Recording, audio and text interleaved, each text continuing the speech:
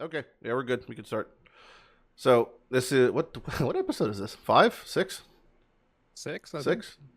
Oh boy. Maybe. 5.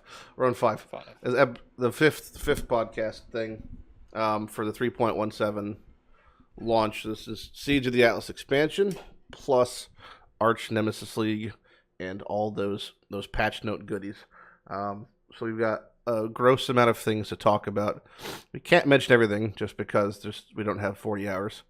We can go into the minutia like beyond belief, especially if we just start speculating bullshit. So we're just going to try to keep it as high and tight as possible, but I still suspect it'll be multiple hours because there's just that much to go over when it comes to trees and league breakdown and all that jazz. So I'm suspecting a long time. That being said, what is everyone's just first impressions? When we were watching the live stream, it was the longest live stream. There's a couple fun facts. Longest live stream without a break in talking. It was the longest live stream as far as discussing an expansion, roughly at 36 minutes. And to me, I was obviously very excited about all of it, but I did start to glaze over about 10 minutes in and confusion. Yeah. So what were all of your thoughts on that? Well, kind of blown away. I didn't expect it to be that big of an expansion. Well, Path maybe 2. not the scope, but like how when we were over it in the next couple hours, but like how they reworked systems that were considered like core, like the Watchstone and that kind of stuff. They were pretty brave in that regard. Yeah. Deleting content they only just recently made simply because it wasn't good. Yeah. I'm excited. For sure. Yeah. I was interested in a lot of it, but I also really, really felt like a ton of it depends on like getting more info and actually playing with it to see how it feels. Yeah. It seemed pretty dependent on that. Yep. Legi? Well, I was really excited as well for the new bosses, especially, but I was really worried when I first watched the stream because it was a lot of information and a lot of changes, and we know that a lot of changes can go really wrong if something is out of balance a bit. So yeah, I was excited, but also very cautious. But yeah, pretty hype. Nice. So the basis of the system is kind of like the Maven witnessing, where there's going to be two different factions with 2 main bosses and 2 sub bosses each. Man down. He's back. There's so there's like the red faction, there's the blue faction basically, and you can witness whichever one you pick, and then you could progress their like storyline and progression as you go. And there's new influence types, and there's a bajillion things inside those buckets. But the biggest update I think to the system is it's a whole other individual. There's a skill tree is no longer individual to regions. There's no more regions. It's global, and all the watchstones are just gone, removed from the game. Every watchstone, every unique watchstone, boop, gone. And yeah, that new influence types is just a lot going on. New currency, new uniques, of which some are like extremely insane. Others not so much. As usual. Yeah. So the watchstones being removed is kind of well, it's not like it's irrelevant, but it's rolled into the entire tree system. So there's not a whole lot to say about that except for the ones that we didn't get back. And without going too much into the tree, are there any specific Watchstone mods that you enjoyed, whether they're unique or not, that you were afraid were going to be removed? So before, we obviously have all the knowledge now, but what Watchstones, when you saw it, you're like, uh-oh, I'm no longer going to have misinformation or whatever? Obviously, we got unique series Watchstone, which is Boom, Populous, and Misinformation. Yep. There's a lot of good stuff added to the map if you use them correctly, but I think the most impactful one that's been removed is removing a mature Watchstone from Harvest. Yeah. Unless there's been some rebalancing of that mechanic, I'm really worried, being honest. Yeah. How are we gonna feel doing Harvest right now? Well, I can't wait to see later in the podcast when we talk about Harvest what it's going to look like. Maybe it'll be there, Leggy. Maybe they added it back in. Maybe. Spoilers. I mean, besides Harvest, the beast stuff, right? Yep. We lost a ton of beasts were pretty good, I think, for a while. Even in SSF, it required a lot of work, but you could farm them and now it's going to be a lot of work, and you can kind of farm them. Yeah. Just to clarify, you're referring to the specific targeting beasts, like of the caverns, of the sands, that ones? Both, actually. Or the less common of the 2-pair one? Yeah, so we lost that Watchstone, and then we lost a little bit of targeting as well. Yeah. I think the one that I'm gonna miss the most. Mhm. Oh, are you still gonna talk about beasts? You can keep going. No, you're good. It's the Geomancy Watchstone, Yes. which is Oh yeah. it's the one That's that is really really easy to roll. It's not one of those mature stones that takes thousands of ults to roll. It's something you can hit with like a dozen ults, a handful of ults early on, and it increases the chance for 6 sockets to drop in map significantly. Yeah. Up to the point where you would find like a full inventory by just tossing in an Alk and Go map. And it was pretty much the most consistent and easy way to farm a 6 link early on in SSF. Yeah, it's the It would just shower you in fusings, and that's going to be items found have a chance to drop with maximum sockets. So anytime a body or 2-hand dropped, it had, when you had 4 stones with the echoes thing, it'd be a 2.5% chance of anything dropping 6 socket. And that one, obviously when that ramped up, you'd be, this is adding, like, it could even Drop be a like lot. 100 jewelers per map easy. You could be gaining from something like this on like a really even juice setting. just the low tier roll that is 400 waiting right there. Yep. Pretty easy to hit with like 50 ults. Yep. And that alone already made a significant impact, especially if you had multiple of them. Yeah, it was like passive income. Yeah, for sure. So now I'm kind of worried, how are we going to get our first 6 link, right? We're back to just being No- at the mercy of fusings. No more tainted fusings. I Those know. are gone, so We- it's going to be annoying again. Just gotta pray we don't need 5k for the first one. We briefly talked last podcast about Scourge, and we're not going to talk too much about just the previous league or expansion in general, but is there anything from Scourge that is now gone that you particularly think you'll miss, like Tainted Fusings? Divine Blessings, or the Tainted Blessings, rather. Those are base game, I thought. Those are That's base, the best yeah. game, yeah. I thought they said they were getting rid of them. I didn't Don't think so. All right, well, ignore me then. Hey, Iron, Tainted Oils, I think they're like You part of stink. the base game. Oh no. you stink. That's it. Tainted Oils are also base Okay. game, but about as rare as a mirror in some say, so who knows? Some of those things are really, really rare. I still have never found a Sacred Orb, which is fun. But yeah, I don't think I'm going to miss anything from Scourge. Maybe Mythic Orbs, even though I'd never actually had anything useful with those. Yeah, But I was gonna say Mythic Ops too. Those were like the most fun to me. yeah, it's but just fun. honestly, I'm not really missing anything about Scourge. Yeah, Like, same sure, here. I think I missed the loot explosions, I suppose. The from Magic maps, I Finding. mean, let's be real. Like, Well, the maps were, not, for me, not even in the loot explosion part that I enjoyed. It was just mapping with Scourge, not like a Scourge map. Yeah, the actual Yeah. quantity and rarity from the Yeah. monsters at the very end of like a long map like Tower. That's the part I'll miss. Actually being able to yeah. the Magic Find gear and find a lot of uniques, and it's gonna be a lot harder in the was future. I was guess. asked pretty commonly. I saw people in chat who maybe Scourge was their first league talking about building MF for next league. And just to clarify, those sort of MFing scenarios like Scourge or like Harvest, those don't come up too often. So Those are very rare. it's maybe like once every 4 or 5 leagues. Like once a year maybe there's like a league where that type of thing is possible. And I don't think Archnemesis will be that, but who knows? There's a lot of interesting stacking things in Archnemesis. I'm trying to personally. I'm trying to be very positive about Archnemesis because to me, on paper, it's kind of depressing where there's like no known uniques, base items, new bases, bosses, new mob Yeah. types. I don't think there's anything particularly new at all introduced in Archnemesis, unless I missed something massive. But there could be some secret shit. Who knows? What are your guys' first thoughts about Archnemesis as a league, or just in general? I think I'm very openly hating the league straight away. I think it's gonna be absolutely terrible and boring. So Really? that's my first impression of it, and I think we're just gonna keep skipping it from like week 2 if you want to play protocol efficiently. I mean, So- Ritual was like one of the only exceptions, but generally, when a league comes out with an expansion every year, it's a pretty shit league. Yeah. And it's like it's on purpose not supposed to be that exciting because you're supposed to care about the new expansion.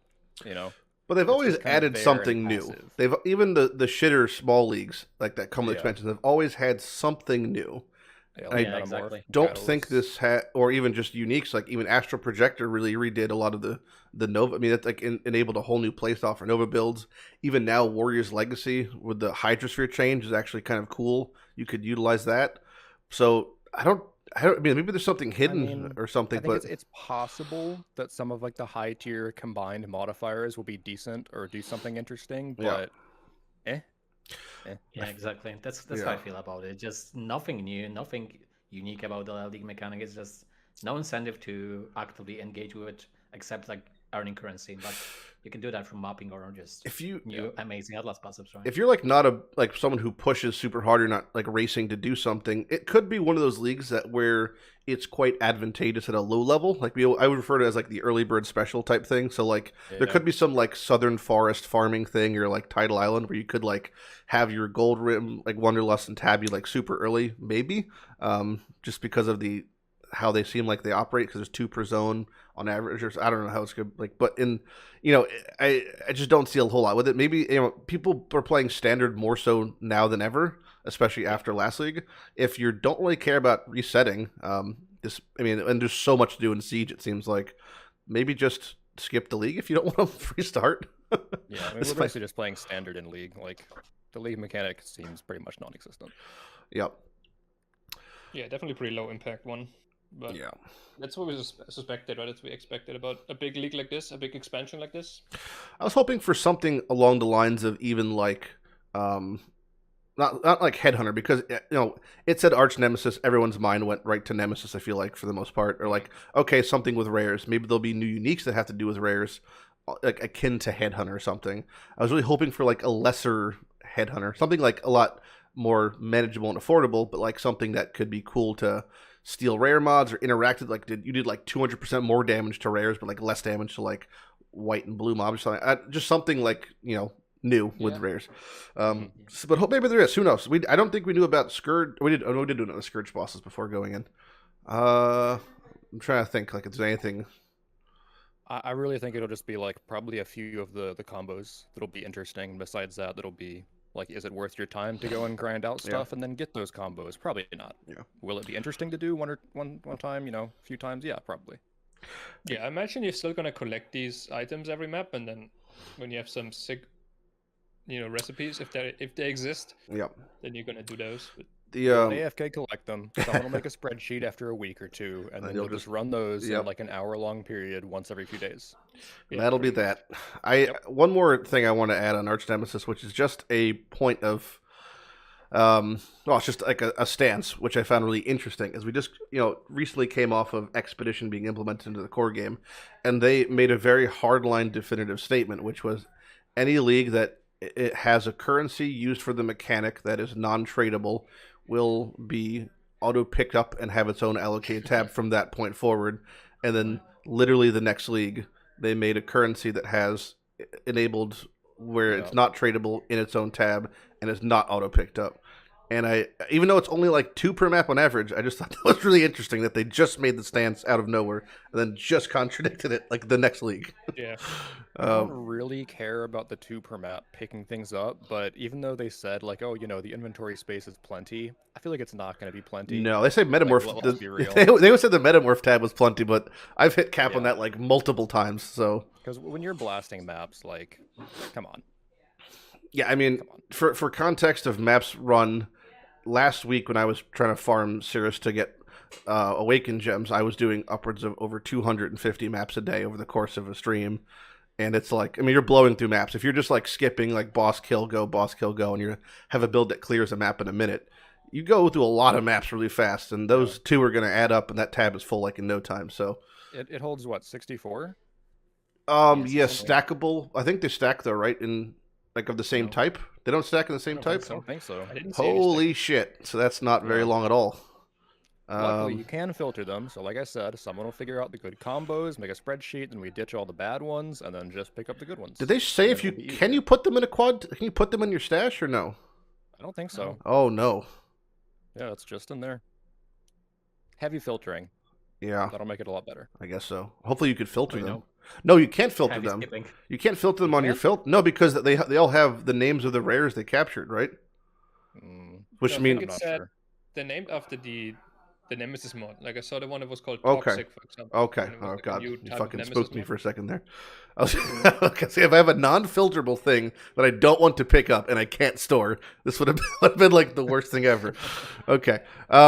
Anyway, so that's enough about Nemesis. We'll see. I mean, honestly, it could be the best league ever in feel, and that'll be fantastic. But it literally can't be anything better than the worst league that has Like, added ask something me in a new. week from now, and I can answer, but it's really hard to predict this one. Well, we'll put a pin in it until the mid league podcast. And we'll see if it's just blowing our asses out of excitement. I doubt it though. Thoroughly. Thoroughly. So there's 13 new div cards, 14 new uniques, 16 plus new forms of currency. Most of the new forms of currency come from the new expansion. Plus there's a couple things with like storing sextants, which we'll get to later on anyway. But let's look at a couple of the new div cards and uniques they added, just because those things are fun.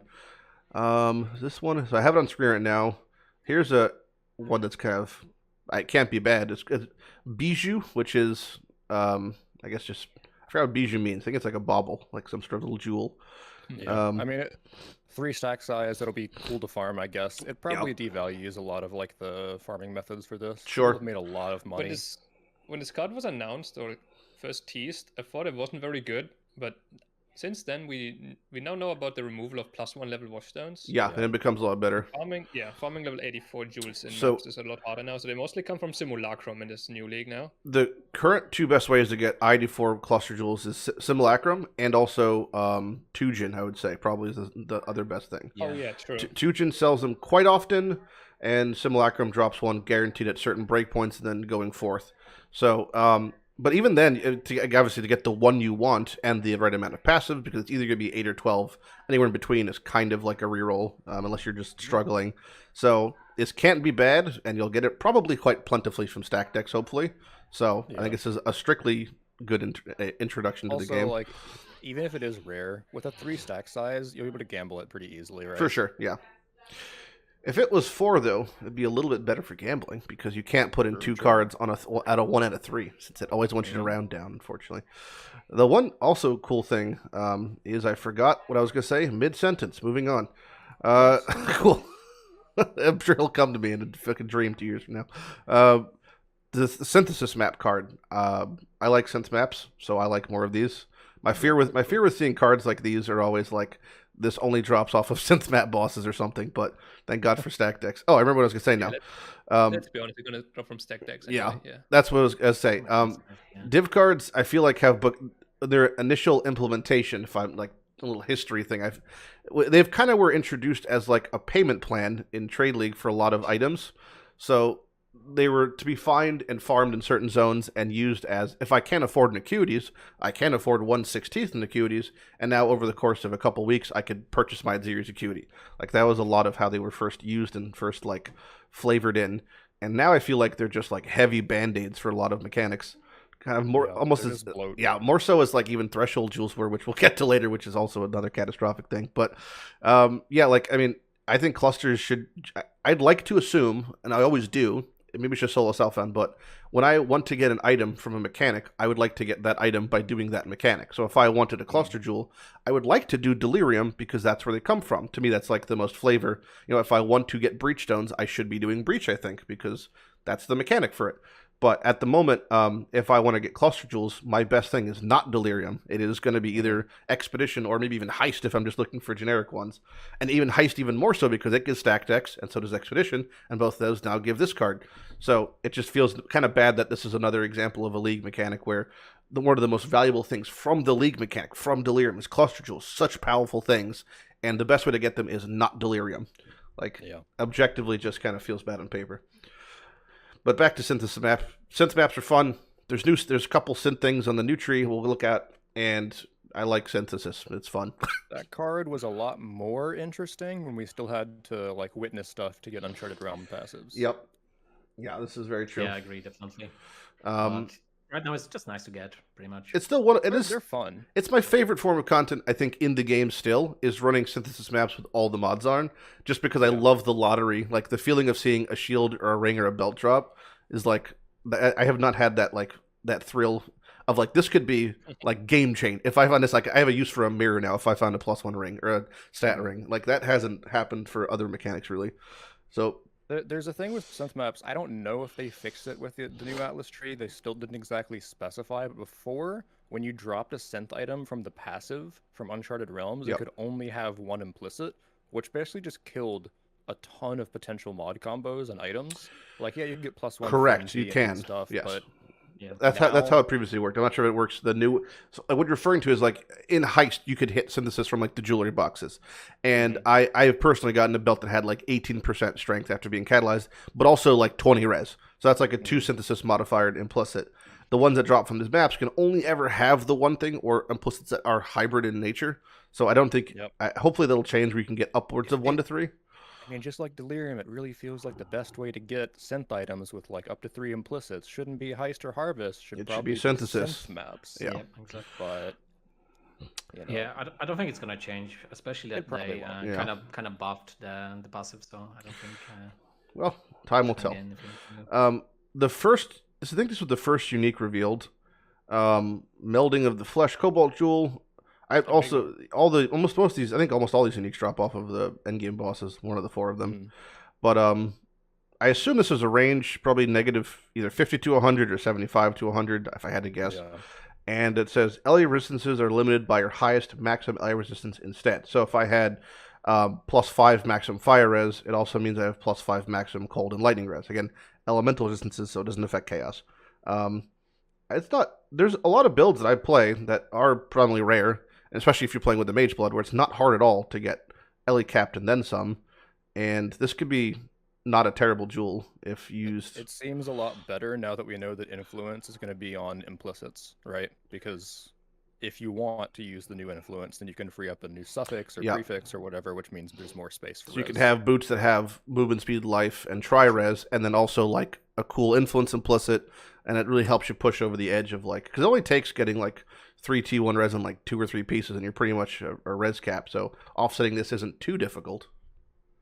Yeah, this plus Divine Flesh. Yeah, I think this jewel. Yeah, I think this jewel is absolutely insane if you invest properly into the character and utilizing it.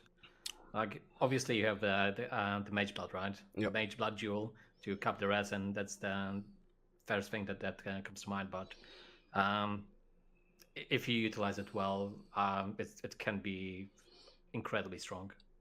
For context of uniques, it wouldn't really take a whole lot to get super high. So if you had, I've gone blank. What is the name of that shield? Has the max cold res, the block one? Aegis Aurora? No. Aegis Aurora. Yeah, Aegis Aurora. So if you had Aegis Aurora and you had like even like one of the Doriani boots that gives you like a 25 purity, like that's at 84 cold res, and now you're capped plus tree. You're at 90 res right there. You have 90 capped. There's a lot on the tree too. There's a lot of max res that you can get 6 max res in the entire bottom side of the tree, I think, or 5 or 6, one of the 2. So you can pretty much hit 90 all res with this jewel plus a couple cheeky items. And I mean, granted, you'll be allocating certain slots, but like for those builds that don't need a ton of uniques, this is like super good. I mean, that's my issue with this jewel, is that there aren't many good combinations for it, right? There aren't many items. Like, you're looking for items that scale a single max res, right? Yeah. To benefit from this jewel, and there are not many like combinations or items that do that. The Aegis Aurora is probably the main use of this jewel, I imagine, because that's actually a really strong item. And the Rise of the Phoenix, maybe, Yeah, those are but then using Rise of the Phoenix, which is like exactly. They did add, didn't they add the max res to the base mod pool of shields too? They did, but it's only like +1 or 2. Yeah, it's not going to be like the number you'd want is like something that gives like 5 or 6 upwards of that to really gain value, because you could always just use Brass Dome now. The new Brass Dome has +5 max res, and I'd probably just rather run that than even worry about all the allocating, and then I could also not have to use a shield and like so. Yeah, the Brass Dome Aurora build seems like it's like a thing about this, because the Brass Dome would scale your armor for Aegis Aurora, and you just gotta find some energy shield somewhere, maybe a Doyani jewel, and sounds like you might be pretty immortal right there. Yeah, you max hard to kill. So much of the viability of like all of these things really depends on the new influence implicits. Oh yeah. Also, you guys haven't mentioned the Yanis yet, but that's like the other main use of this jewel. Legi did. Oh, he did? Okay, sorry. Why would you ignore my poor boy Legi? He gets classic. No. He's a sad. He mentioned it and no one heard him. No, he didn't even say it out loud. He's just. All right, I mentioned it. It's okay. To me. Thank you. One little pat in your head. We're just going through this as it's being shown in the fucking reveal thing, so I guess we're just jumping to maps now, I guess, because here it is. The map tab has a dedicated sub-tab for Elder, Shaper, and Conqueror maps. Fantastic. I probably should have been added about 2 years ago.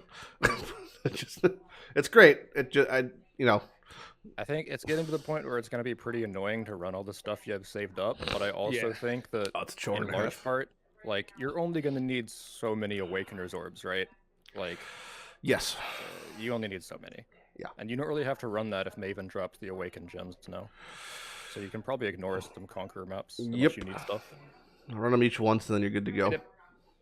It also appears that those will be a bit rarer. We'll see it on the Atlas passive tree later, but it looks to me that Conqueror maps might be rarer drops in Shape and Elder Guardians anyway. Could be. Crystallized Omniscience as an amulet. I love this one. This one is Flavor Town, USA. It's very, very spicy.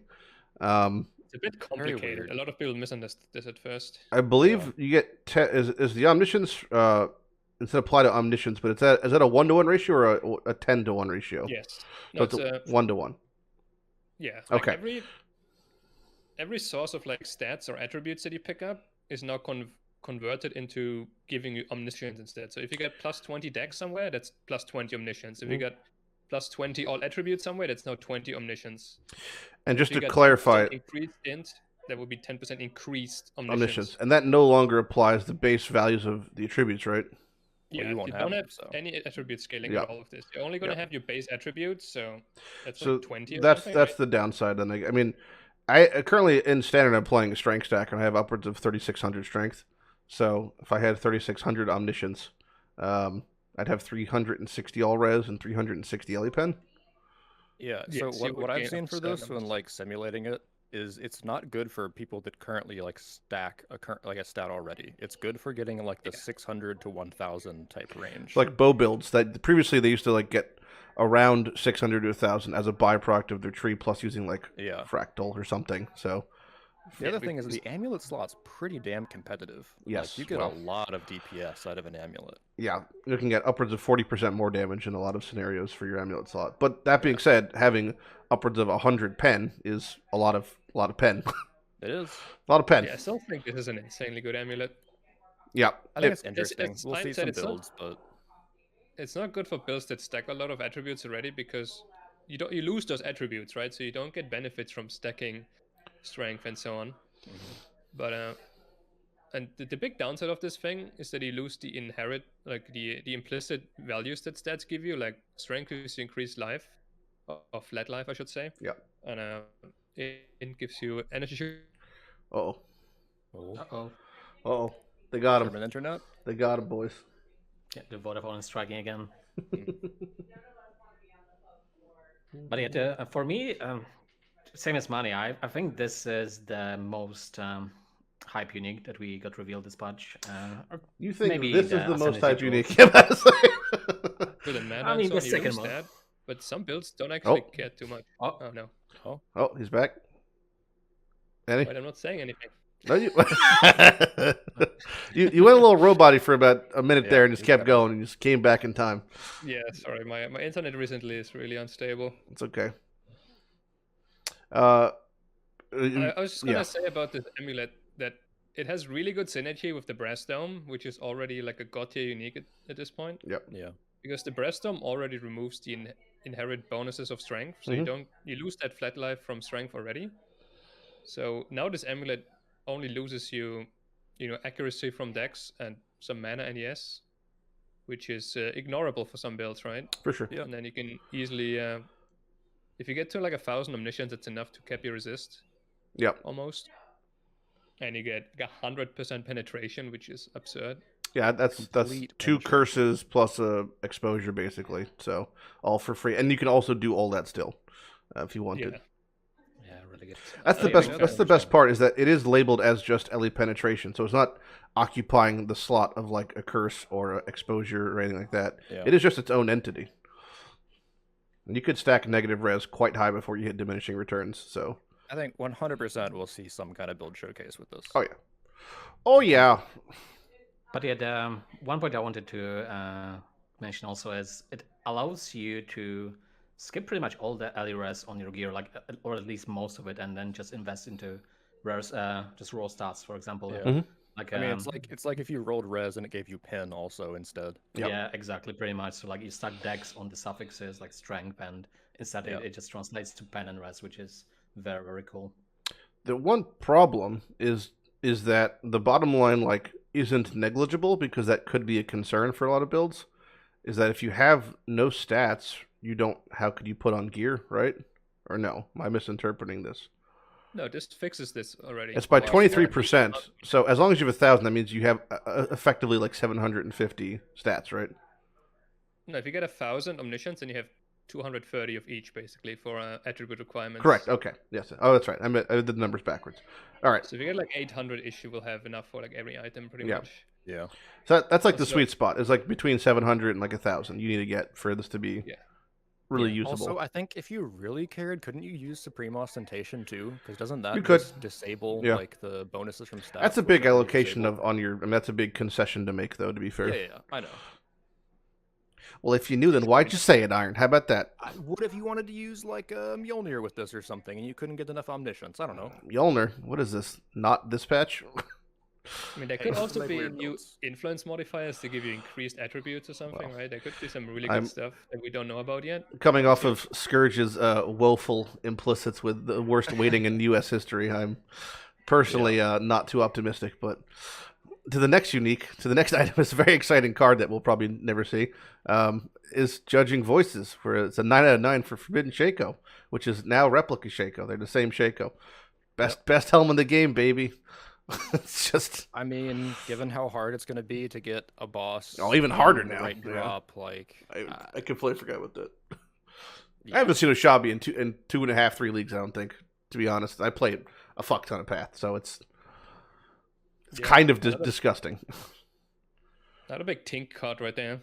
Just run heist, get stacked decks, and then gamble, just like all the rare cards, right? Yep, Very stack exciting. decks. Yeah, Woohoo. Leggy, you just came out of Scourge with about 850 divines you farmed out.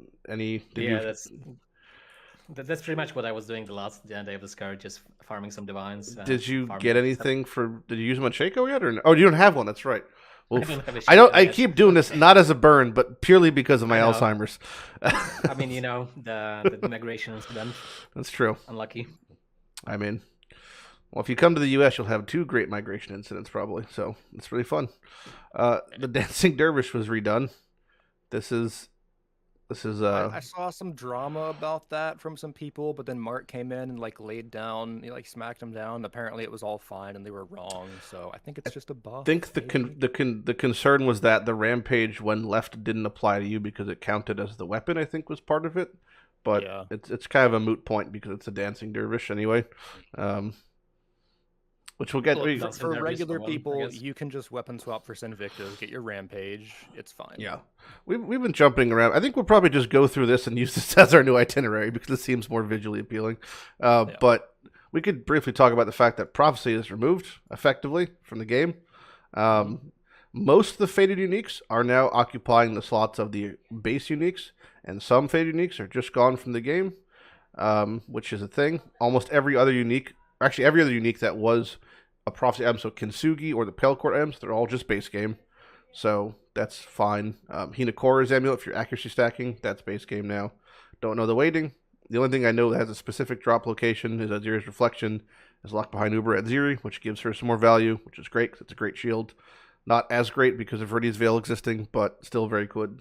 Good shields. I was one of those players that like had an entire quad tab for prophecies that I saved up and used. You got so much juice out of prophecies if you use them well. I'm gonna miss my frogs, dude. The I love frogs, rats, hidden reinforcements, tempests. Tempests were just quant modifiers, so that was great. And like you can get monstrous treasure now, but it's just through a Kirak mission, which means you can't juice it with anything. You can't apply passives to it. So like it's cool that it's there, but realistically, it's kind of not. I think just like previously, if you don't have that node from Strongbox that says they're all rare and corrupted, it becomes like a lot worse. And as long as that applies, that's fine. But previously, Zana things didn't gain the abilities of Echo. So if you had Echo stuff and Zana gave you a map, her map was in a different dimension apparently. That didn't work with Echoes. So Yeah, they already confirmed that It's the passives same. don't work on Keurig maps. So if they don't work in character maps, it's gonna be shit, basically. Yeah. I mean, Monster Treasure without the 500% quant from Strongbox is Sextant. Like, Oh, and yeah, and also, do I really want to spend 30 Scour Alks and Vals across the map? And no, I Yeah. don't. Like, it's gonna be significantly worse. So it'll be a thing you just see, but yeah, I mean, everything else being in the base for prophecy, there's not many prophecy uniques that are like inherently amazing. I would say it'd be kind of cool to see Ural's Fostering be used again, just 'cause it looks cool. It's such an iconic body armor, but it's not great. Yeah. Hailcourt was annoying. I'm glad it's gone. Yep. Prophecy is being handled good okay, I riddance. think. It's Like not this amazing, ties it's not into a similar thing to like the removal of Watchstones. I feel like they're getting a lot braver actually removing content that is just not good. They have to. For years they Yeah. haven't removed anything, right? They just kept Yep. putting stuff on, and Remove Harvest some Wind. things were not great, and people didn't like them that much. But they were just kept in there for the people that like them. But now they're actually making Well, some more they- business decisions to you know, actually remove things. They've entered like Duke Nukem Forever phase with Path 2, where it's in like this limbo state of being perpetually behind schedule and nothing's being shown. And I think they have, as an Advent, they have to just start cutting chaff aggressively, kind of, because there is simply about 200% of the game that has to fit into like 100% at the moment coming into Path 2. There's gonna be a whole other swath of shit they're adding on, so they gotta Even start the cutting. things they have is like another thing they have to worry about when they add new content, right? How is this going to interact with all the prophecies? They have to like test all of these interactions, right? And Yep. that's one less thing they're going to have to do in the future now. Streamlining in Path is a spooky thing because obviously there's a fear of losing complexity and losing depth. But I think that the prophecy change was one that really didn't offend too many people. I think it's just a better I'm gonna miss implementation. the juice, but I'm glad it's happening. The biggest thing we lost, if anything, is just leveling uniques. They removed effectively 30 leveling uniques from the game, with all the faded versions becoming the overall versions. They also did remove some, like completely remove some fated uniques that were actually used by some people, right? Like the Ephigon comes to mind. Ephigon Amulet was the surprised there was blind that one. accuracy one. But I they might just rip that idea and put it on a unique. I could see that maybe, or I don't know. Maybe there's an interaction. The game is based off of a pile of spaghetti code. Who knows how the fuck it's working on the back end? Yeah. Speaking of ripping off, I could totally see them doing a new form of Prophecy League in the future, something that has like a similar concept but different. And then I mean, what they is said now that these like the faded temporary uniques, solution faded like, uniques might come. it was just temporary to have them drop from bosses, right? Exactly. So Yeah. they're gonna do something with it. I think that we're Well, definitely like they removed Parandus and they removed Navali. Both of these had like they spent time developing the characters, modeling, paying voice actors, all that type of stuff. I don't think they're just gonna throw that away. I think we're gonna see like Forsaken Masters too, with like a set of masters that are gonna be removed from the game slowly, then reintroduced as a chunk. That's my speculation. Deep Xana. State, yeah. Maybe. Well, let's see. Maybe Sana is scattering all of these abandoned people and he's just gonna come back next league. Yeah. Just like a giant bang bus of fucking masters Gonna be rolling around. the endgame boss, while Perondus and Navali are like the mini bosses. Oh, that'd be This is a amazing. boring div card, so I'm gonna get some water. It is a bit of, well, yeah, not a whole lot to it. Pandemonious as just an amulet. It's a really good amulet. It's a great amulet, honestly, Yeah. but It's a good amulet. it's It's not as like rare and unfarmable anymore as it used to be no. years ago. It's just gonna, if you want one, even in SSF, you can farm it. Yep. If you It's okay. focus on the breach passives and so on. So Yeah, it's Cool. But yeah, I have to say this card really annoys me because it Oh, shit. encompasses everything that is wrong with the div card, right? So it gives you a boss unique from not a boss, right? Yep. And it's big stack size, and the boss unique is kind of whatever. So I really dislike cards like that. So yeah. There's two types of cards I hate, and this is one of them. And the other one is just the fact that they'll have endgame items like double corrupted. Like I like them in practice, but in reality, you're never gonna find them and farm them. It's just like, having a double corrupted Asenath card is cool, but it's like so extremely rare that in no case, like actual event, will you actually acquire it. Or like the double corrupted Savior card, like it drops off of the boss that drops Savior. Like it would take. I mean, you could probably kill 10,000 Sirius and not even get a fucking set of that Stuff thing. from Shaper actually. Oh, whatever. it's just Yeah. cards that like designed to be traded. You're not supposed to actually find 10 of them yourself. Which just feels like, again, like what the fuck is the point of that type of thing? Here's another helmet. Iron's gone, so we could talk about Very this cool helmet. looking. It's very The cool only looking. Yeah. It looks cool, seems bad. It looks like what is her name? Who's the person in Dark Souls that tends to the fire? Am I going crazy? Fire? No, hold on. No idea. I'm gonna Google things. Maybe. Fire Watcher Dark Souls. Very Souls nice 2, 3. spelling there. It'll get there in the end. Mm-hmm. What I'm thinking. No, not Fire Watcher. Who's the lady? Oh, that's what I meant. But what is? My memory is not correct of this, is it? Not really. It's a stretch. No, there's nothing. There's nothing really going on here. Yep. I think it's just the covered eyes with the face. You see where I'm going? Maybe something. I mean, if that's all it is, then it looks like AM from Dota. You're not wrong. Anyway, Fair enough. it's got a cool tagline, but it's a kind of an irrelevant thing because it's an on-kill effect. On kill. And the thing that people have heard complaining about, which is the weirdest thing, where it's like, oh, the chance is too low. Well, it could be a 2% chance. If it's an on-kill effect, it's triggering all the time anyway, so it's irrelevant when you're mapping. The whole point is when you're bossing, it does nothing. Like, it would have to have, like, 600 base ES to be usable or something. Yo, Vol Breach enjoyers? Rise up. Rise up. No, I mean, no. Yeah, it's Especially on because kill the just doesn't do downside it. too, right? The less recharge rate significantly nerfed. They're 33%. Yeah. This seems like, much like the boot they revealed yesterday, which we'll get to in a second, seems like the drop that they use to fill half the drops of a boss that isn't good. Like, Yep. it's one of those. I was exactly about to say just that. the same It's thing? Really No. surprising Well, that it drops from the boss. But this They thing made common is boss interesting. drops like Cirrus Helmet, though, that are really Reading strong. Light. Oh, they can be, yeah. They can be very This good. has 3D art that looks very cool. It looks like an alt art. It does. It's very strong. I like it. Yes. And just to clarify for those who are confused, reduced elemental res means it's bringing you closer to 0 because it's a reduced value. So it's not like if you were stacking negative and you had reduced, it'd bring you closer to 0, not deeper negative. Yeah, it does it. It's not minus res. It makes the res you have less impactful. Correct. So it is Whether that's anti-Doriani's minus or in a way. This was being compared to like mirror tier staffs in standard, and it was better. I think it's 25%. When we're looking, I think someone did the POB numbers, but it's 25 to 30% better than the best possible rare staff in most case uses. Which sounds about right. It obviously has a downside, and it has two downsides. One downside is your res is massively reduced, meaning you have to counteract that. The second downside is, which is a lot less impactful, but the fact that it's triple damage means it negates all double damage, which is a metric that people do stack. You can't have both. It just overrides it. If they added quadruple damage, that means all your forms of triple and double would also be nullified. So it is these overriding damage. And I guess if you want to say the third thing that could be bad with it is if for some reason you have no increased damage, it doesn't really give you a ton of damage, but that's going to be like never going to happen. So also, like low-key, you can use the staff nodes on the tree, and those are nuts. They're so strong. Yep.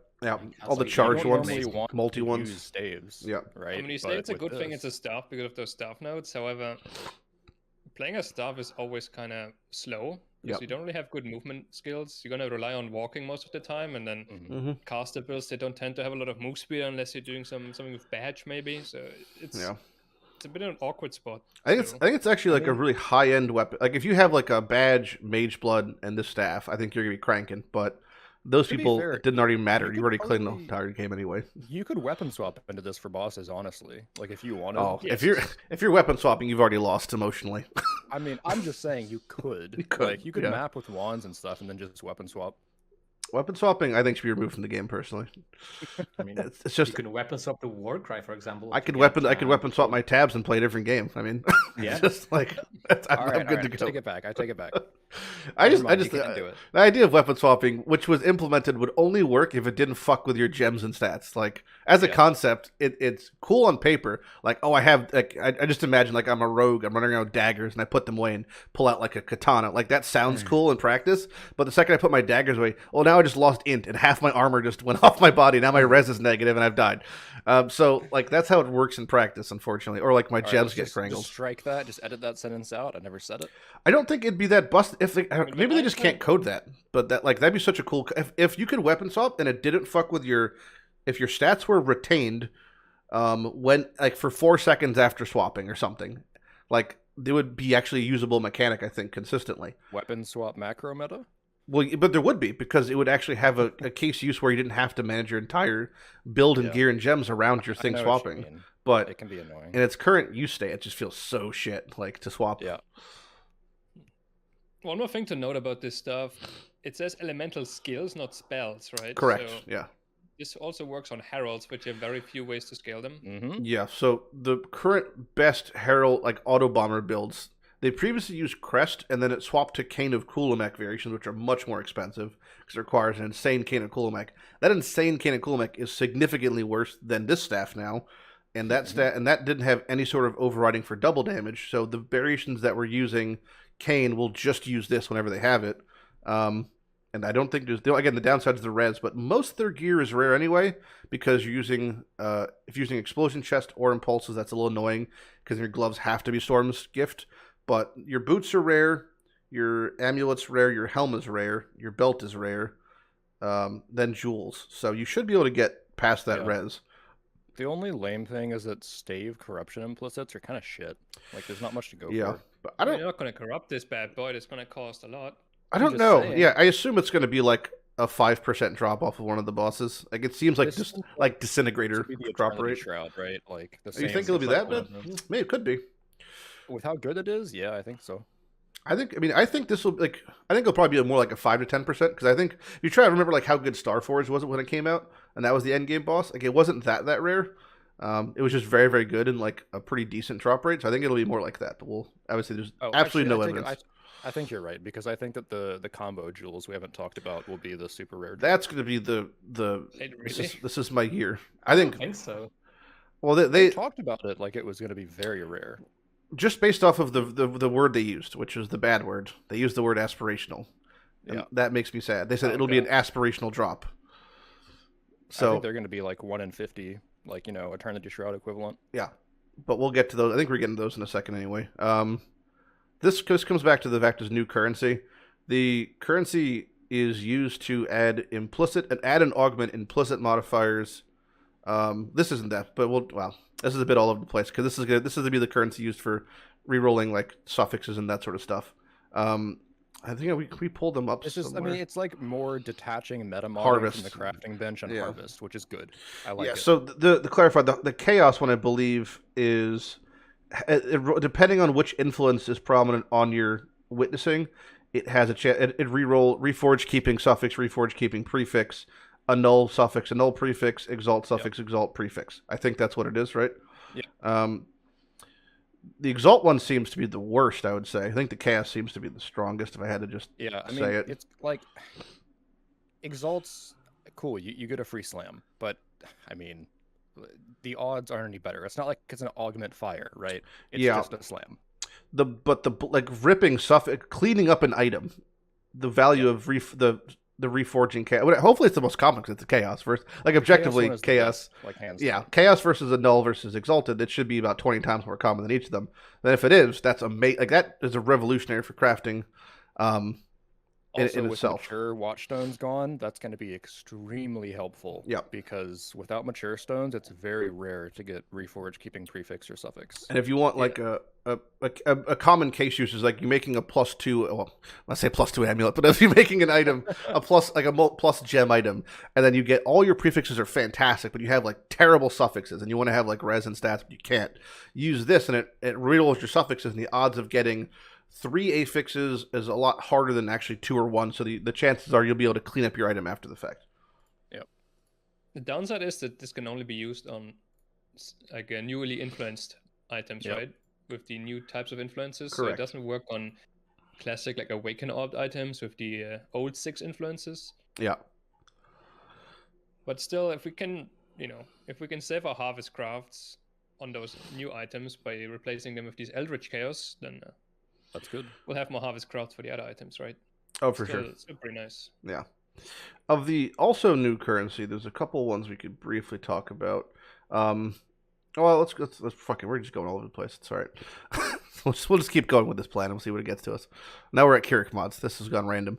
That's okay though. I think we should just bring it up with the Atlas passive, to be honest. Sure. The Keurig mods Because, one? for example, yeah, I would say because first all of them impression kind of was rely on that. Yeah. Yeah, exactly. Well, there's new stone here. precise technique. Wow. Good Wow. to have an EO for, non-elemental skills, but besides that, it's not that useful. Its uses, big uses are like accuracy stacking if you didn't want to invest in crit, which is a decision to Not make. really a thing. And then CI RT builds. Yeah. I guess. Like I said, I don't think it's going to be used hardly at all, but for the few builds that were basically like EO style builds, but not elemental, it's good that they have the option. That's I basically see it being used for like hardcore builds more than softcore builds, really. Right? Just to get more damage without having to fully invest in the crit. Yeah, Yeah, exactly. Like left side like champion bow builds, for example, right? Yep. Well, you have a Very- lot of life. In That's the hardcore, thing. though. Yeah, I was gonna It's say hard to- getting 7,000 accuracy accuracy is going to be a little bit it's a much. lot. But I mean, it's 40% more damage. Are you gonna pick up like 5 nodes of accuracy, and you're gonna get It's like more 7 than or just 8K? 5 nodes. Like getting Or like extra nodes that you would, because you have to get like 4K accuracy anyway to Yeah. hit 100% of the time, and now you're gonna double it again. yeah. I mean, we'll see. I'm not a hardcore player, so I can't really comment on those builds. I thought you were hardcore. I mean, yeah, I Super agree though. hardcore. It's niche. It's obviously not something you pick up a lot. Yeah. It has a use, and it's new, right? Yep, It buffs some builds that are pretty weak right now, so that's nice. for sure. Without getting into the tree, which we really don't have to for this at least, it's the Watchstones we talked about were gone. It's been replaced with a Voidstone system. So instead of having a bajillion Watchstones, you just have 4 Voidstones. And these gives you extra passes on your tree as you're progressing, and it also makes your maps more of them up to 16. So you currently have maps that go from 1 to 16, scaling upwards. There are a couple of base 16s, I think like 5 or 6 or something. But if you wanted to do all your maps 16, you could put in your 4 Voidstones, and all your maps are 16.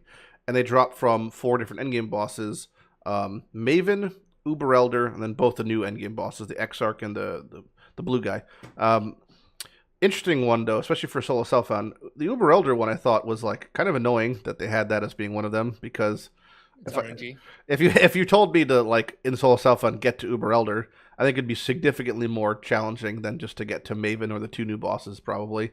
Because the level of gating is, I have to do on average like 10 Shapers and 10 Elders, which each require 4 maps each, and then I have to get Uber Elder because the fragment waiting. Most likely you'll just go to Heist and farm out stack decks so you can get 4 of those Uber Elder fragment cards. But yeah, with that comes Sextant modifiers, and there's a bunch of interesting Sextant modifiers and also some new Sextant currency, because they just crunched Sextants into, instead of having, was it Simple and Prime? Those are the 2 lesser ones, I think. Yep. It's just Awakened. Awakened and then Elevated now. So, which is, I think, is a good. I talked about this change a week before they revealed it. I was like, I don't know why they just don't crunch the Sextants. It just like seems kind of pointless. And then they did it, so that was fun. So you just put Sextants on the stones. They affect a bunch of things. I think they're objectively a lot stronger now. And then you could also use this compassy thing to like seal away your Sextants. So yeah, instead of removing a Watchstone that had a good Sextant on it, you can just use the new currency to save the Sextant. And where they this didn't want to get rid of becomes especially important is if you roll like, so this one, the example they showed here is unique bosses drop an additional Conquer map, right? Which would be cool. But you could seal this, and then when you get 4 of them, you could put all 4 on your Voidstones, and then you could just run a couple maps, and you'll get multiple Conquer maps dropping from each boss, I think. Because you can't stack the same Sextant so far. I assume that's how it worked. If it doesn't work like that, then that's a little bit sad. I mean, you let's say a different scenario. You could save it until you're running like a twin city square map. I think they said that I thought they tweeted that twin maps wouldn't give you double maps. Okay, we're both wrong. Conqueror maps. So maybe it's just twice as worse than I thought they were. I think one of the good example is there is Sextant modifier that drops a Scarab when you kill a possessed monster, so you can save that for later and pick up let's say Science on the passive tree, which we still retain. So. A system to bank them is also fine either way. Any way you slice it, it's very elegant solution, to be honest. Yeah. I like when Legi says elegant. So you mentioned the Voidstones. It's actually a very big change to the game, I'd say, is that you can't... Sextants are supposed to be something very endgame now. So you can't even use a Sextant before you unlock one of those Voidstones. So before you beat one of those, they call them pinnacle bosses, right? Yep. Very endgame bosses. Before you beat one of those 4, you don't even have the option to use a Sextant anymore. Yeah. So they want it to be very endgame. Which also makes me think that the power level is a lot higher than objectively if they want them to be more towards endgame. I hope. Yeah. I mean, I also said they might drop more. Not sure. It's a bit weird, but I think or I suspect that the Atlas passive tree will kind of fill like the lack of stuff in maps from early Sextants. yeah.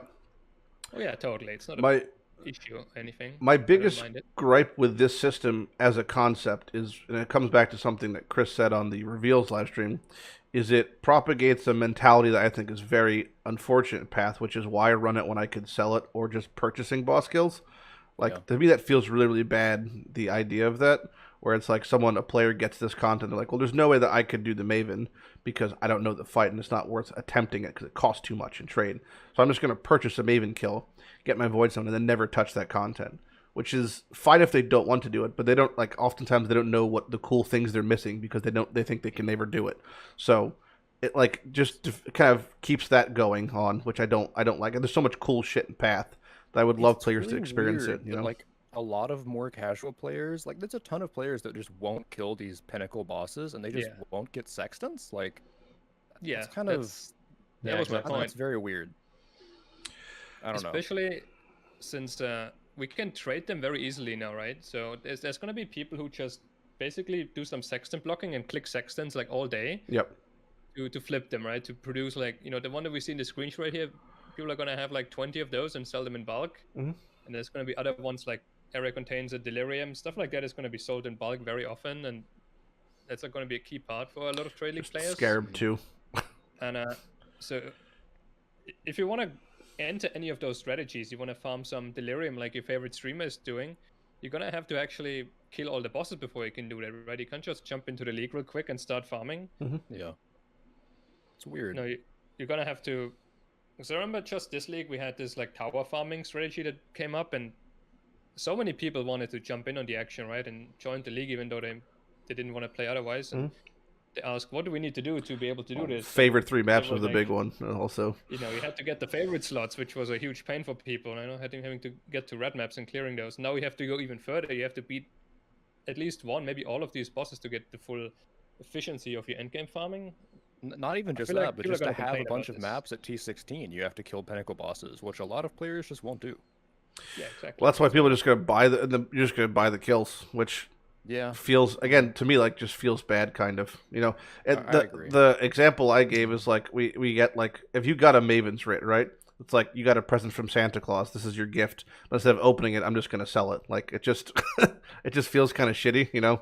Like, I'd love to do, like, imagine, like, people would be, like, a lot of people told me, like, oh, I'd love to do Maven, but it being too exalted, there's no, like, I can't afford to do this ever. Because I'm not going to be able to learn to fight. Like, if I need like 3 runs to learn it, there's not enough portals for me to, like, learn. I mean, my build can do it, but I can't because I don't have the knowledge. But it's just the cost of entry is so high, and now that cost of entry is a little bit mandatory to access a large chunk of the content in the end game. Here's a tip for players that are trying to learn stuff that I've given out a lot. It really helped me back in the day. Play tanky builds. Besides that, find a carry, like someone to carry your boss fights if that's your thing that, you know, you're like friends with, whatever you trust, and say, hey, I'm practicing this fight. I'm going to take up the first 3 portals or however many they need to, you know, be confident they can still finish it. Yep. I want to try and get as far as I can. And then after that, if I can't do it, you take over. That way, you don't have to worry about losing it. You're still going to get it no matter what. But every time, you can get better and better, and you can practice. Yep. It's very helpful. So pay that man extra to do that. You're wasting his fucking time now. Step 1 is to find friends, though. They want us to schedule our guild meetings in the guild hideout, so who knows? Oh, God, yeah. But yeah, there's going to be a lot of Watchstone there's a lot of Sextant, not Watchstones, those are dead. There's going to be a lot of Sextant modifiers. I'm sure it'll be really cool, hopefully. The power levels seem to be objectively higher, and the downsides are like, obviously downsides are massive. A lot of these are like negligible. Like 100% more damage sounds bad, but if the boss dies in half a second, it's kind of irrelevant. So a lot of these seem to be higher power, so I look forward to seeing those higher power ones. Since we talked about the Sextants right now, should we also mention the removal of Nemesis Sextants? Sure, yeah, so Nem 3 is gone. I'll pull that up just so people know what that is. Rip. What's it called? Is it rare monsters drop basic currency? Is that what it's called? Was it stone? Is it platinum stones? No, it's not a Watchstone modifier. Oh, it's sorry, a Sextant Sextant. modifier. I'm freaking out. I was thinking of the Beyond one. There is a thing for it, or there was on Watchstones too. Yeah, but all it said was that was rares drop 3 basic currencies. That's all it said, right? Yeah, Nemesis rare in particular. So I'm surprised it doesn't happen sooner. Yeah. Really. I'm sad to see it go because it's really fun to like juice up stuff to the max and see the results. But my hands and my wrists will thank me a lot for it being gone. I think it's more okay because you don't need tens of thousands of alterations to roll Watchstones anymore, so that kind of balances out a bit. Yep. A really niche thing that no one will probably care about, but I'm really sad about, is that the next time we get reliquaries, keys, yeah, there's not going to be a way to farm them. Because previously they dropped from NIM 3. I farmed hundreds of them for fun. Like during Ultimatum, it was so much fun, so much dopamine. That's gone now. It's not a thing. You're just going to have to just hope. Yep. Also, you need a lot of exalts in SSF, to like craft some in-game items. That's a big exalt sink, and there's not a great way to really target that anymore. mean, there's other good ways to get exalts. Yeah, but like I got if you hundreds just of them without ever specifically doing a want Nemesis that, map. I'm gonna miss it, but it should be gone. Yeah. It was just way too degenerate at this point. It's also like like if you a watch final people blow who to found these pre-fractured non-stop in maps. Trail League, Yeah. like this, they had to come up. Like the biggest hurdles about farming Nemesis free was not how to clear the maps, but how to loot. Yeah. Like they had like specific macros and like mouse wheel things to like loot efficiently, and the looting took longer than actually clearing the map. It's like ridiculous, right? It has nothing to do with PoE anymore. I'm really happy it's gone as well. It's just It's a real 1%er problem.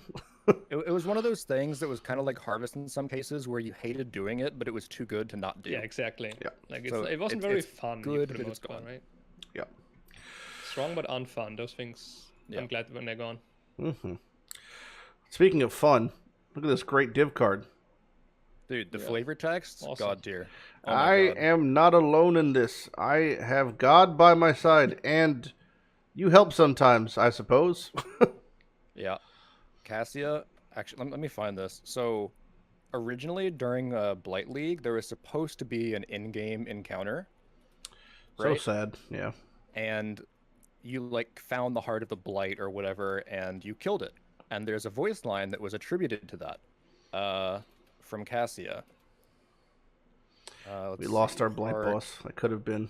of the Blight Blight, the and Blight lore. heart. So, I do like Alright. Blight. hold Blight on. feels good. I gotta find it. Basically, like this whole thing. Oh, here it is. So after Blightheart defeat, she's so just stuck up. So this is the line: Exile, I can't believe it. We destroyed it. We destroyed the source of the Blight. This may not cleanse Rayclast immediately, but it is the turning point in the war against this foul rot. Growths are still out there, spreading and consuming and possessing, but without the beating black heart, it's simply a matter of time until Rayclast is free once and for all. And it's all thanks to me.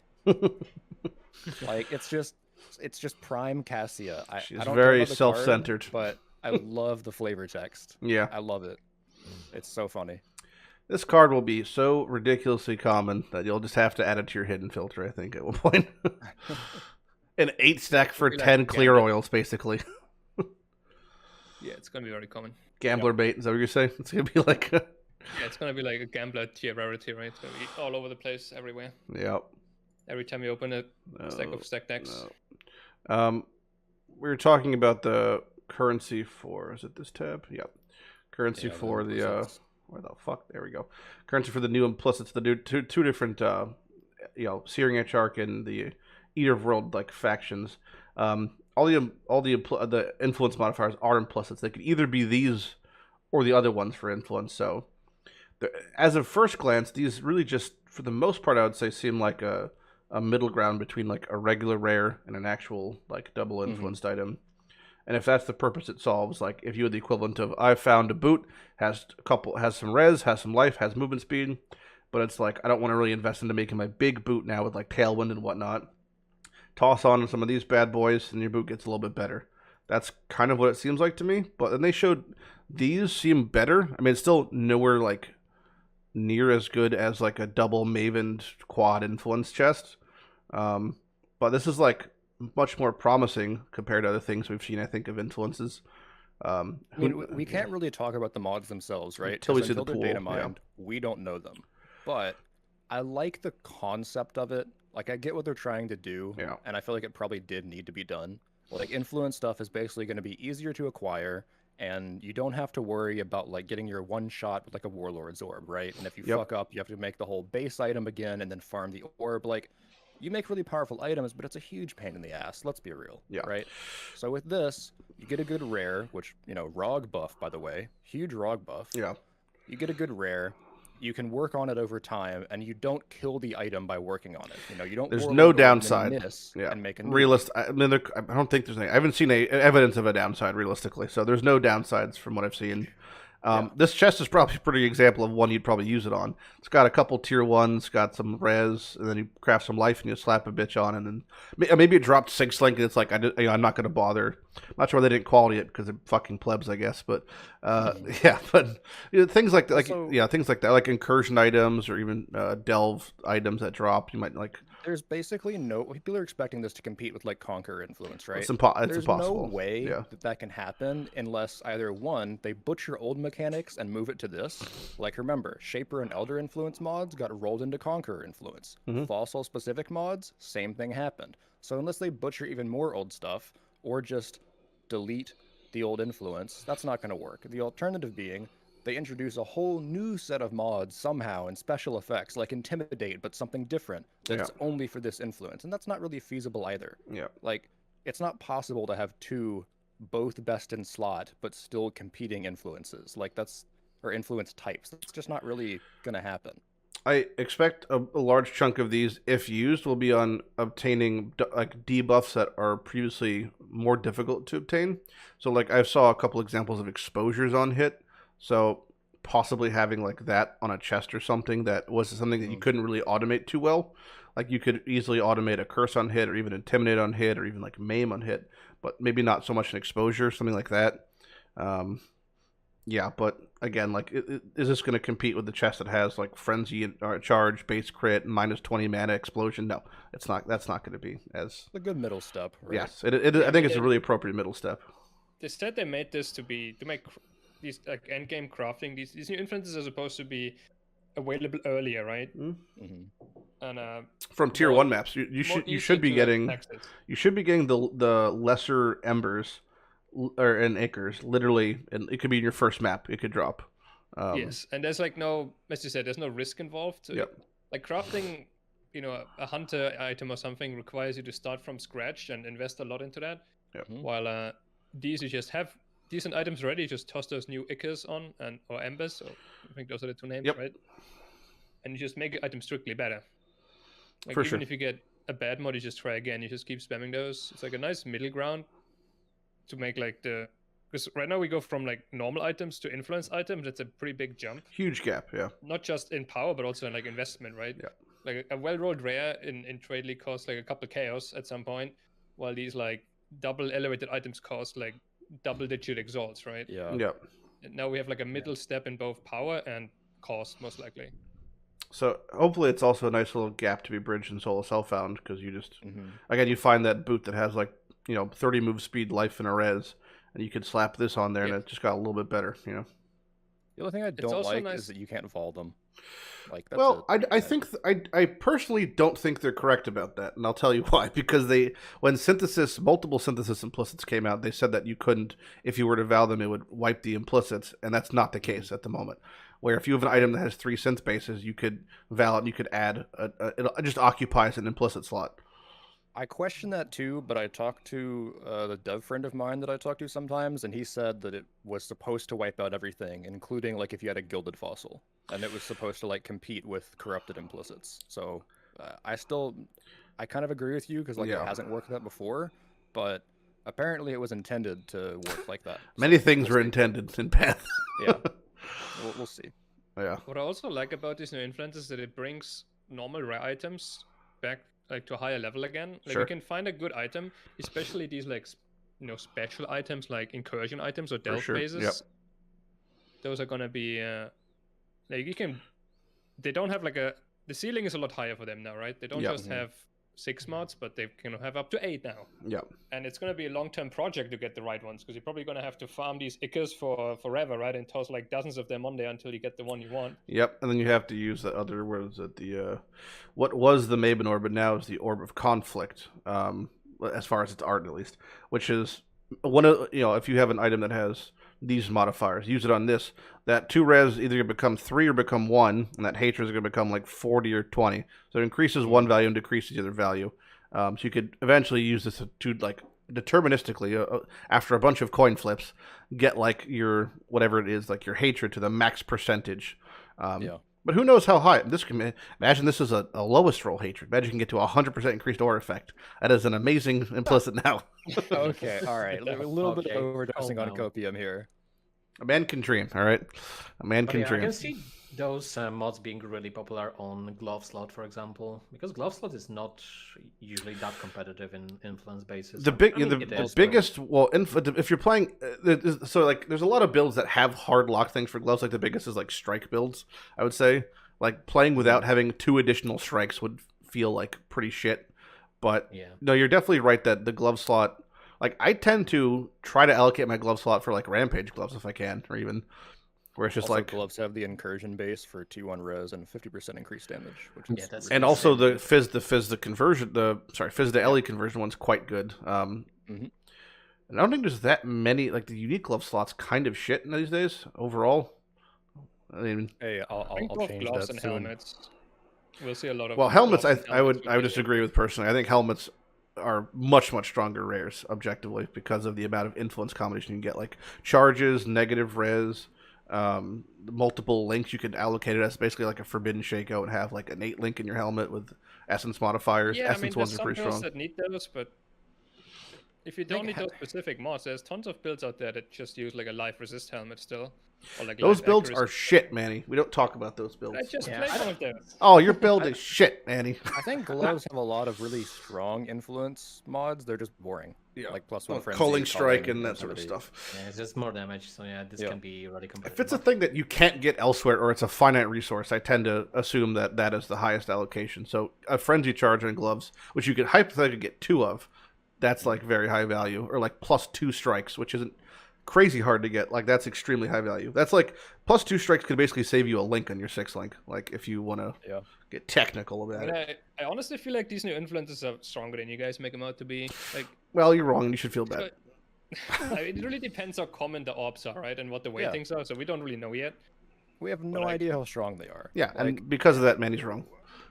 We gotta wait, and we gotta wait for it to be data mined and all that. The way to go for like a lot of slots, unless you need specifically like +2 strikes or something.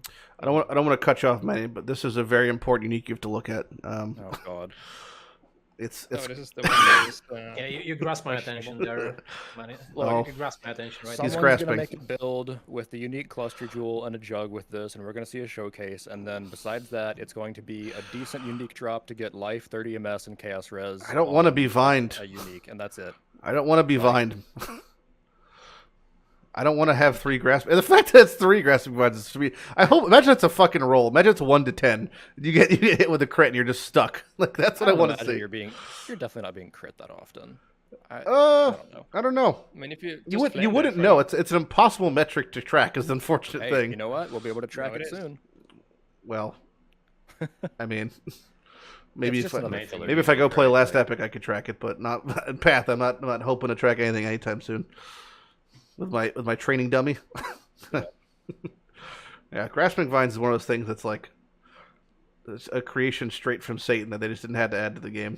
It's a thing that you can't really stop for most builds. We need filler uniques. They have to exist. It's a filler unique.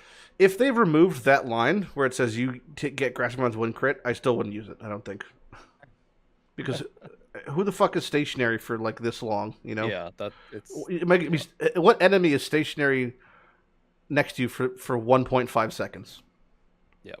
There's easier ways to get inflicting poison. There's easier ways to get reduced crit. Like, I mean, monsters won't lose the grasping vines like players do when they flame dash, right? So if the enemy is like stationary just for a second, he's gonna have 2 of those vines, and I don't know how much they slow, but it's a decent amount, right?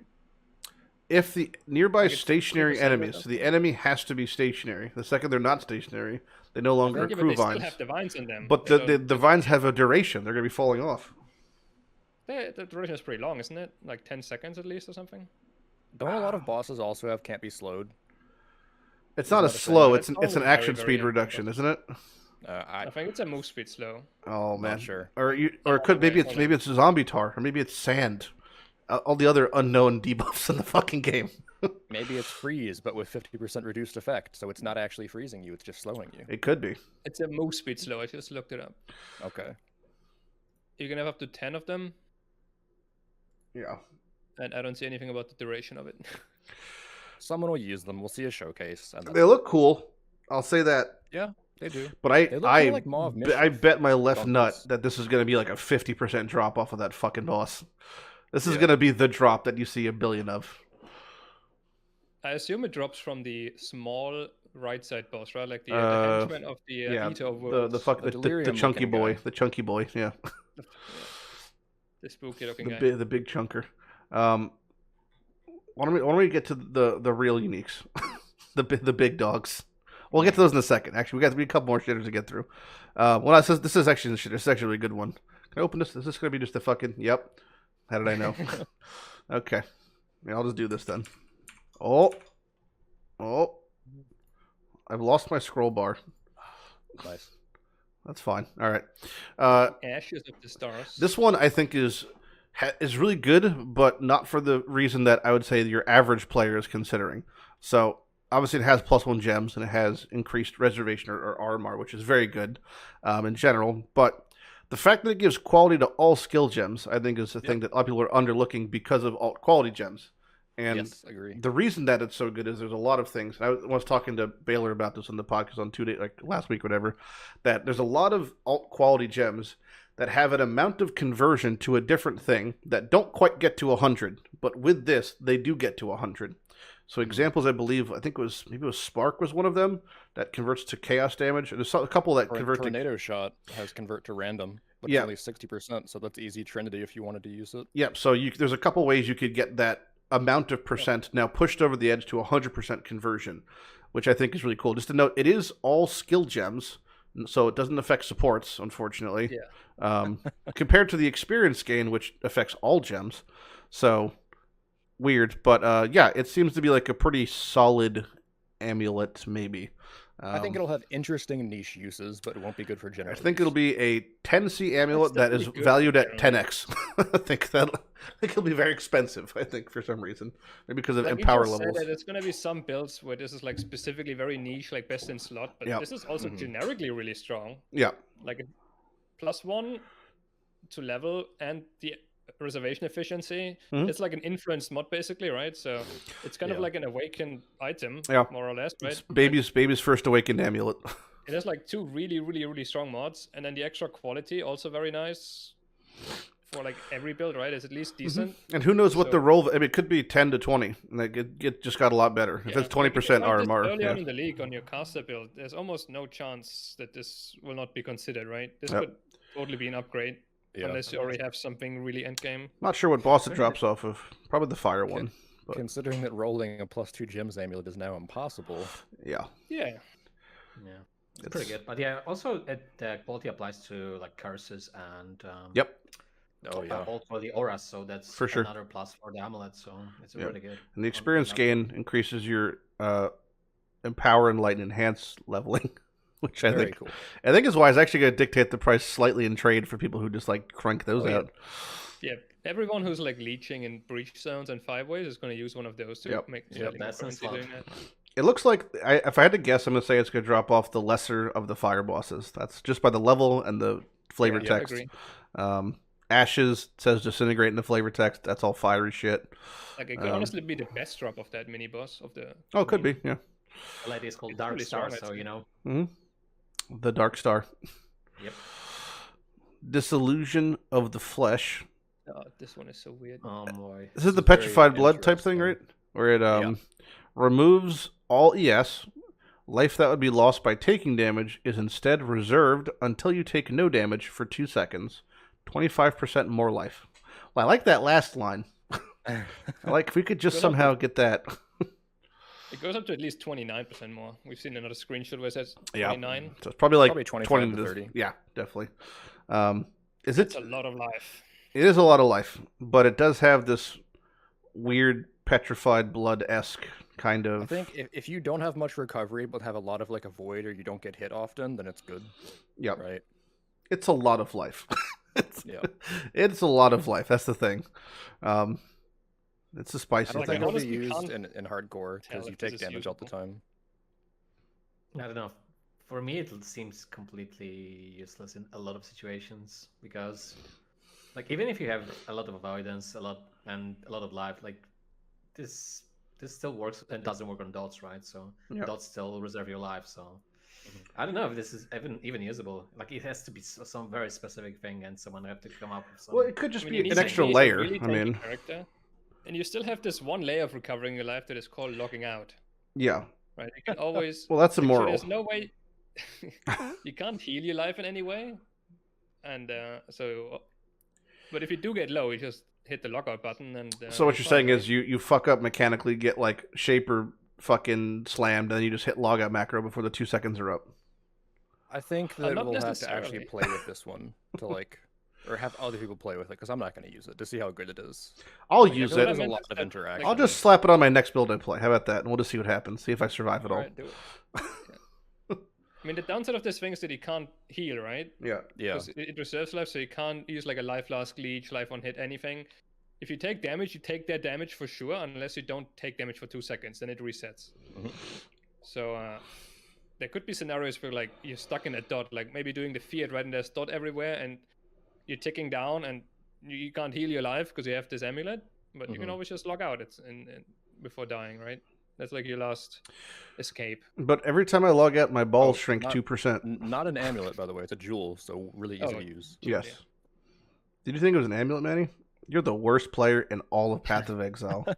You reported. Actually, when I looked at that in the reveal and talked about it on stream, I thought it was a helmet for like the first 10 minutes. A helmet? Yeah, I don't know Oh, why. You Like, put the that on armor your looks helmet. like a You put that on your head and you see what happens. What helmets is limit to 1? How many heads do you have? I was very tired. Okay. Oh my god, no excuse. All right. Polaric Devastation Opal Ring. It's an opal ring, so it's I-80 This one or level This 80. one just seemed bad, right?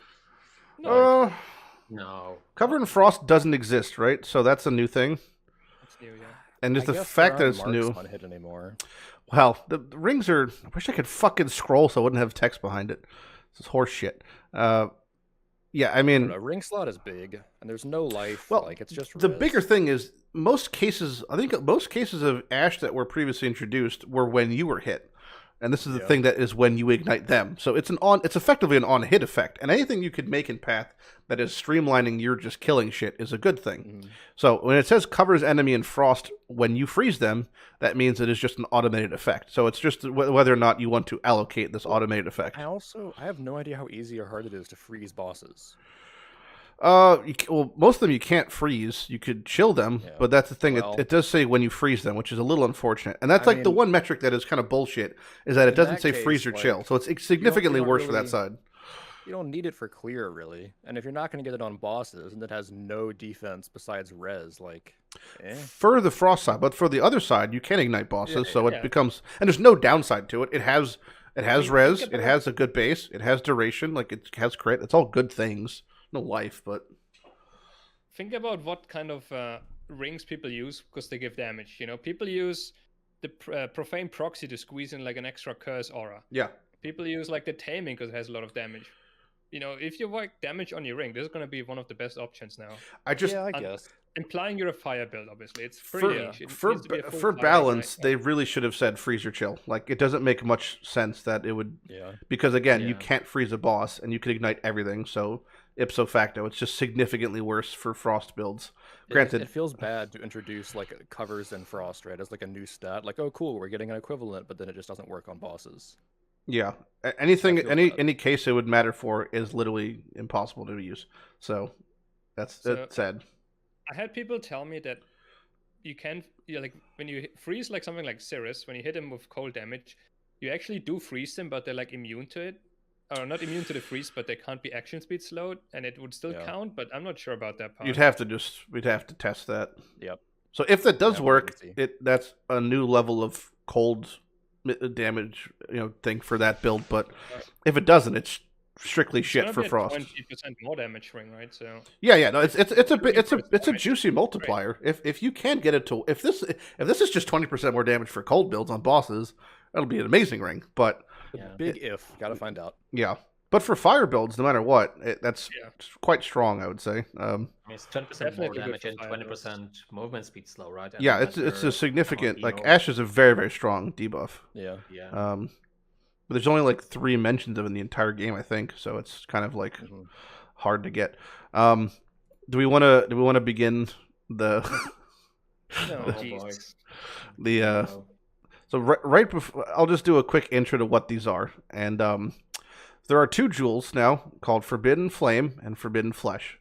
Where I assume each one drop off of each boss because that's how they're named and labeled. They're prismatic, limit to 1, and they drop corrupted.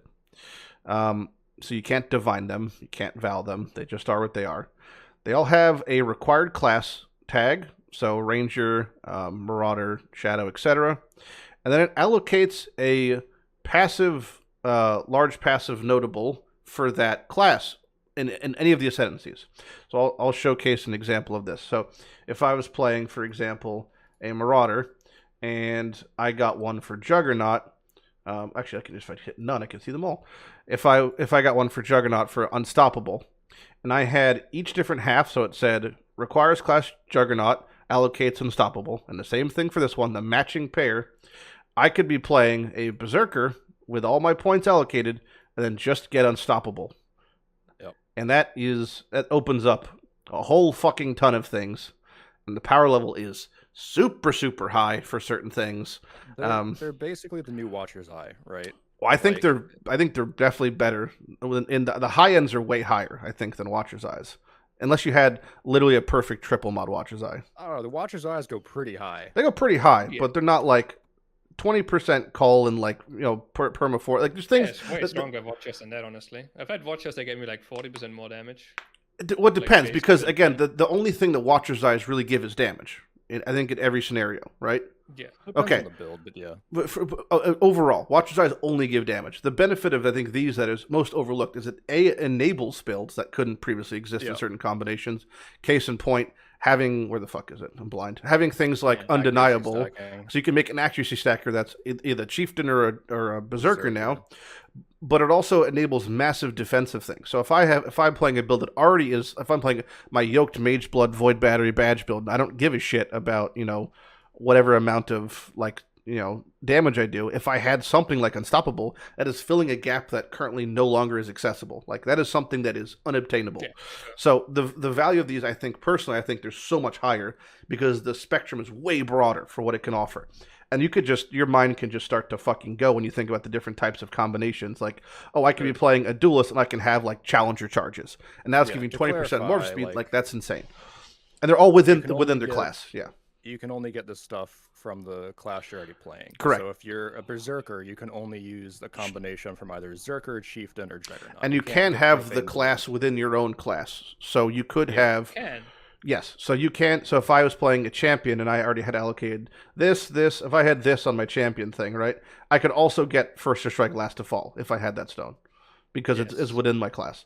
It's So kind of like an ascendancy point anoint in a way. it is just Yeah. you're just allocating 2 jewels to a ascendancy point, which the value again is as your mind can go. And there are of like I think it was 141 or something ascendancies, including or I think not including Scion, different combinations. There are only a couple are actual dead stats. One in case in points is like Wind Ward, because unless you're playing a Deadeye, that phrasing of Gale Force literally doesn't exist.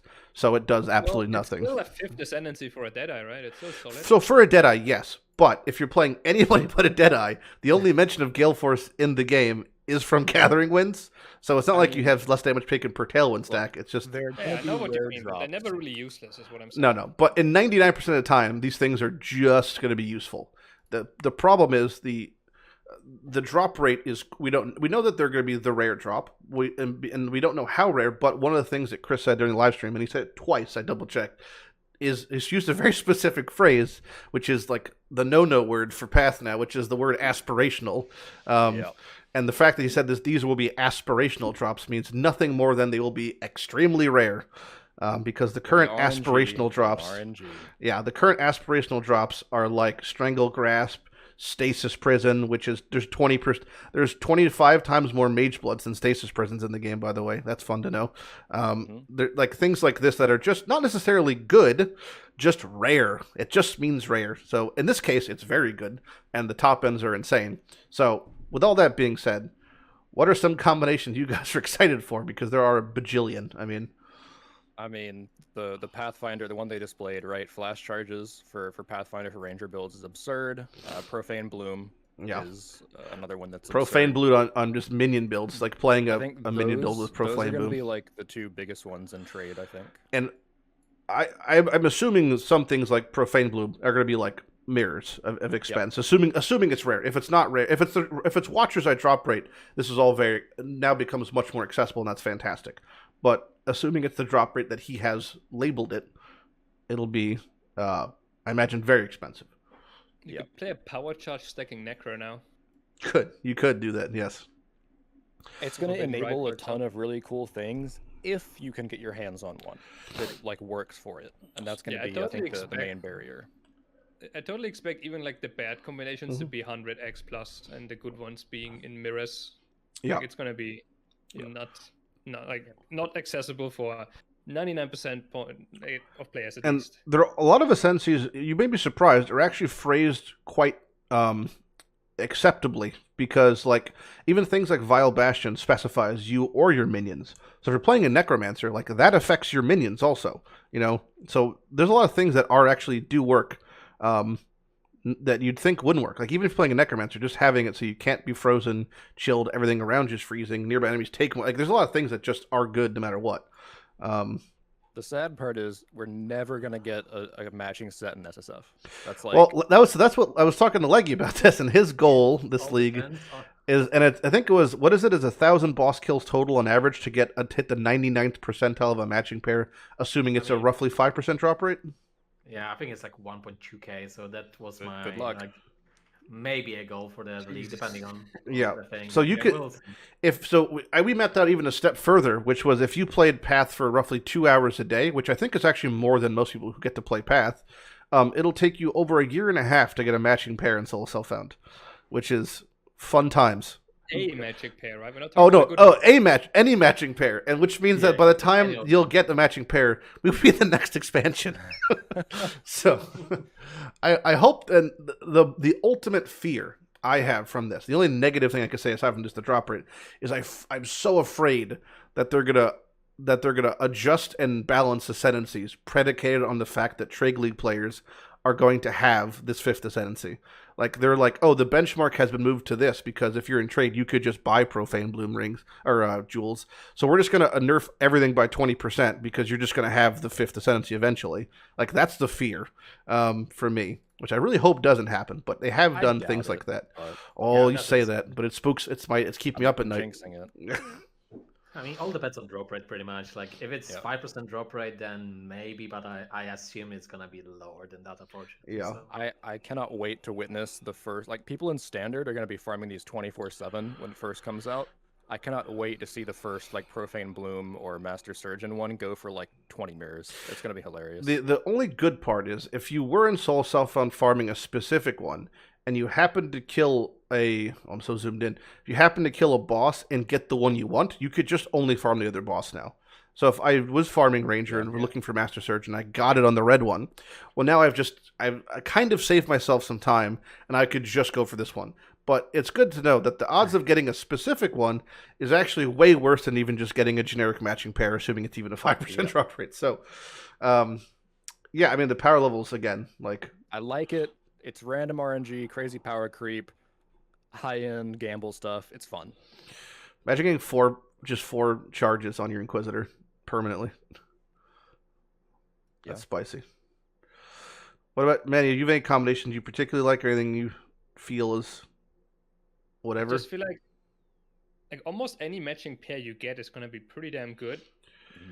like more than half of them, right? So Oh, I most could of them. totally see Yeah. myself just as soon as I get like a Reroll, matching pair, yeah. I'm gonna try to Oh, reroll it's around 100% same. The second you get this, just drop what you're doing and reroll pretty much.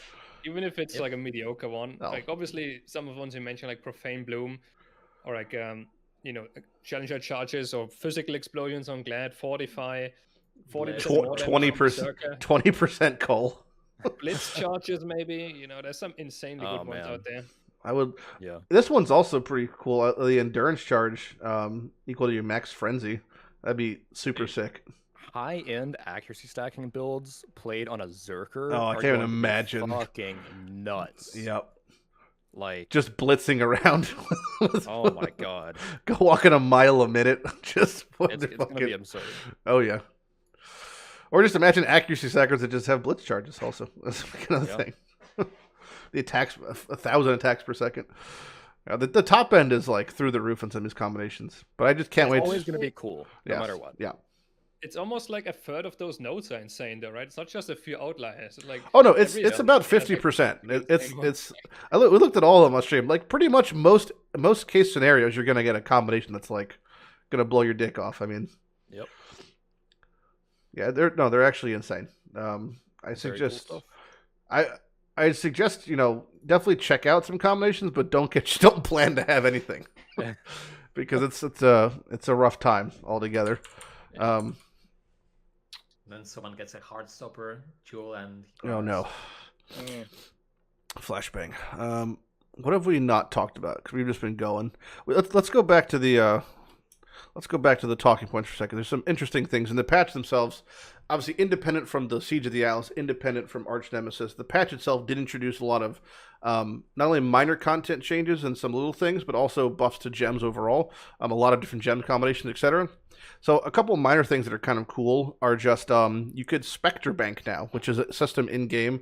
If you ask me, of the 1,000 quality of life things Path should have implemented, Spectre Bank was like one of the ones I did not think they could ever do, and it's kind of cool that they implemented that. So if you're ever playing a Spectre build, you can now save Spectres up to your maximum, I believe they phrased it, which is a spicy thing. Anybody have played a Spectre build in any amount of time? Not really. Minions, Nice. don't bleed. Oh boy. All right. Well, that's a good thing. It's cool. You could also, That was always nice. yeah. I mean, if it's just a quality of life thing, having multiple blights in a single area is a thing now, which I didn't even. Not like crazy impactful, but as good that matches the other mechanics. 'Cause I think Legion had that, Abyss had that. It was the only one of those mechanics that for some reason had a hard cap where it's like can have one or more blights. It just didn't have one or more. It just was always one. So, Yeah, the other one if that you has get a a kept Sextant, expedition, right? like- You kind of have two of those right now. yeah, yep.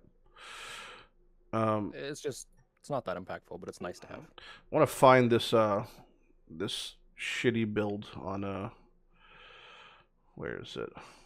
I mean, it's going to be funny when you do a map that has like this guaranteed Blight implicit and you put a Scarab on it and it procs a third one and there's like 3 cusses on your screen.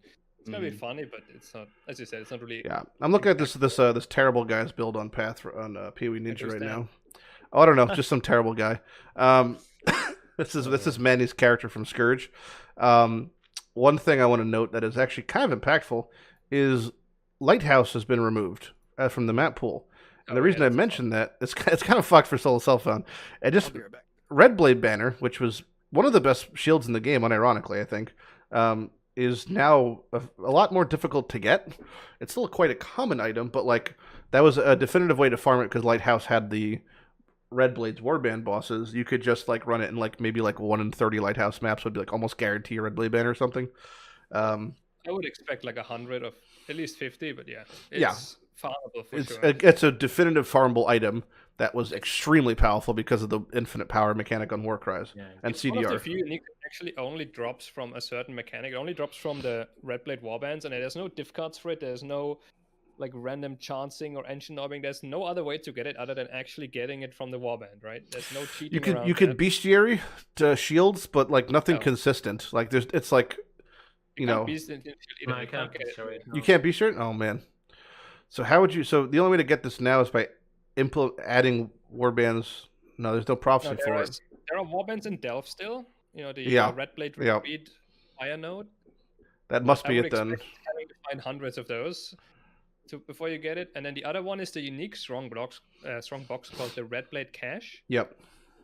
It's obviously all unique strong boxes are pretty damn rare, but it's one of the more common ones out of those really rare strong boxes. And this one actually has the extra line that it always drops one of the free Red Blade uniques. So if you find that strong box, very high chance to get the banner. That's probably going to be the best way to farm it. A hard thing to farm because of the strongbox nodes of the tree, none of them had anything to do with unique strongboxes, I'm pretty sure. Yes. We do have Santa Ambush though, so if you just spam hundreds and thousands of boxes, you might find one eventually, but yeah, it's going to be a pain in the ass to find. Yeah, and it was such a good shield. Like, yeah, it is so good for like a lot of Berserker builds, and none of them got nerfed in any way. They keep getting praised by content creators like Kobe. People are going to leak start this build, and I expect Red Blade banner to be like 20 exalts in the first week. I think it's going to be really expensive and rare. It also looks really fucking cool. It's a cool looking shield. Cool. But yeah, that's an interesting little thing that like. You have infinite power. I mean that's fucking sick. Yeah, I mean even if you don't know what that means, just to say it out loud gives you like full mass, right? Like I have infinite power. It's good. That means what? Yeah, that's literally playing Berserker, right? I mean, it is. Infinite power, amazing shield, right? Still, I think top 5 worst pictures of all sentences. It's this man yelling. Just the one of like it's like a 10-year-old drew it. But all right. There's blood everywhere. What more do you need? Oh that's boy. Exactly what Pee-wee's all about. That's not blood. That's actually strawberry jam. He just dropped his donut, and this is what happened. He's very angry because he dropped his donut. Rewards from the Maven were buffed, so they buffed Maven drops. They can pull up that patch. I need to look that up. Yeah, I forgot. The gist of it is all the belts gain +1 max charge of their respected charges. Okay. That's a big buff. That's pretty big buff. So especially for the brutal charge, the chest went to 40%, I think, right? 40% less fizz and chaos damage taken. It's absurd. When insane. People actually finally going to use it now. What the fuck is the patch? It's so defensive now. And 10% life regen when hit. Doppelgangers, guys. I mean, you can maybe even think about some unthinkable things like dropping determination from your belt. Well, low-key, if my unique comes out as is, that chest is going to be fucking busted with it. Too bad its drop rate is absolutely abysmal. Yep. It is really rare. It's like a 1%. It is a 1% drop rate off of Maven. I like the buffs. It's supposed to be good. Yeah. It's really fucking rare. The other thing was, so all the belts got +1 max charge, which is great, especially Arn's Anguish, which is the builds that use them. The brutal charge one is like really nice. I like that one a lot because it also has life on it. The other ones don't have life, which feels bad. But Legacy of Fury, the shit drop from her, no longer has a negative res, and also has nearby enemies are scorched, and also has it drops scorched ground while moving. Instead of it's just more consistent. So what is the baseline scorch in that regard? What does scorch do? 15. Scorch lowers the enemy elemental resistance. Yeah, 15. I want to say 15 maybe. So it's a nearby enemies have -15 res aura. That's a lot of damage. Yeah, I'll pull up the actual item in all its glory, so we can just imagine. It sounds like another unique. They would actually be like if you get this they already updated it. Maven kill, then. Yeah, maybe so it's also what it doesn't. So it also has 50% increased effective scorch. So the scorch you apply is increased. It is a 30 move speed boot. So it's more than 20% minus rest, then, right? -22. Yeah. Not too shabby. And then it also does prolift the damage in a way. So it's burn. Very usable on Ignite builds. Like I would see myself using that early league, for example. If I played like explosive arrow and get. Also, look how it looks. It's cool looking. Wait, surely it's not. That's Abreth hooves. Wait a second. Yeah. What the fuck? It does look like it. No, that's just Abreth hooves. No, the top is it not? Shiny.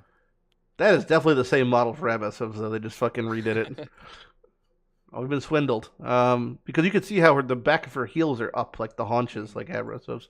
Anyway, that boot got buffed. That was one of the bigger. I have so many fucking tabs now. Like they needed buffs. They got significant ones. And in these tabs, the right tab. Who knows? There we go.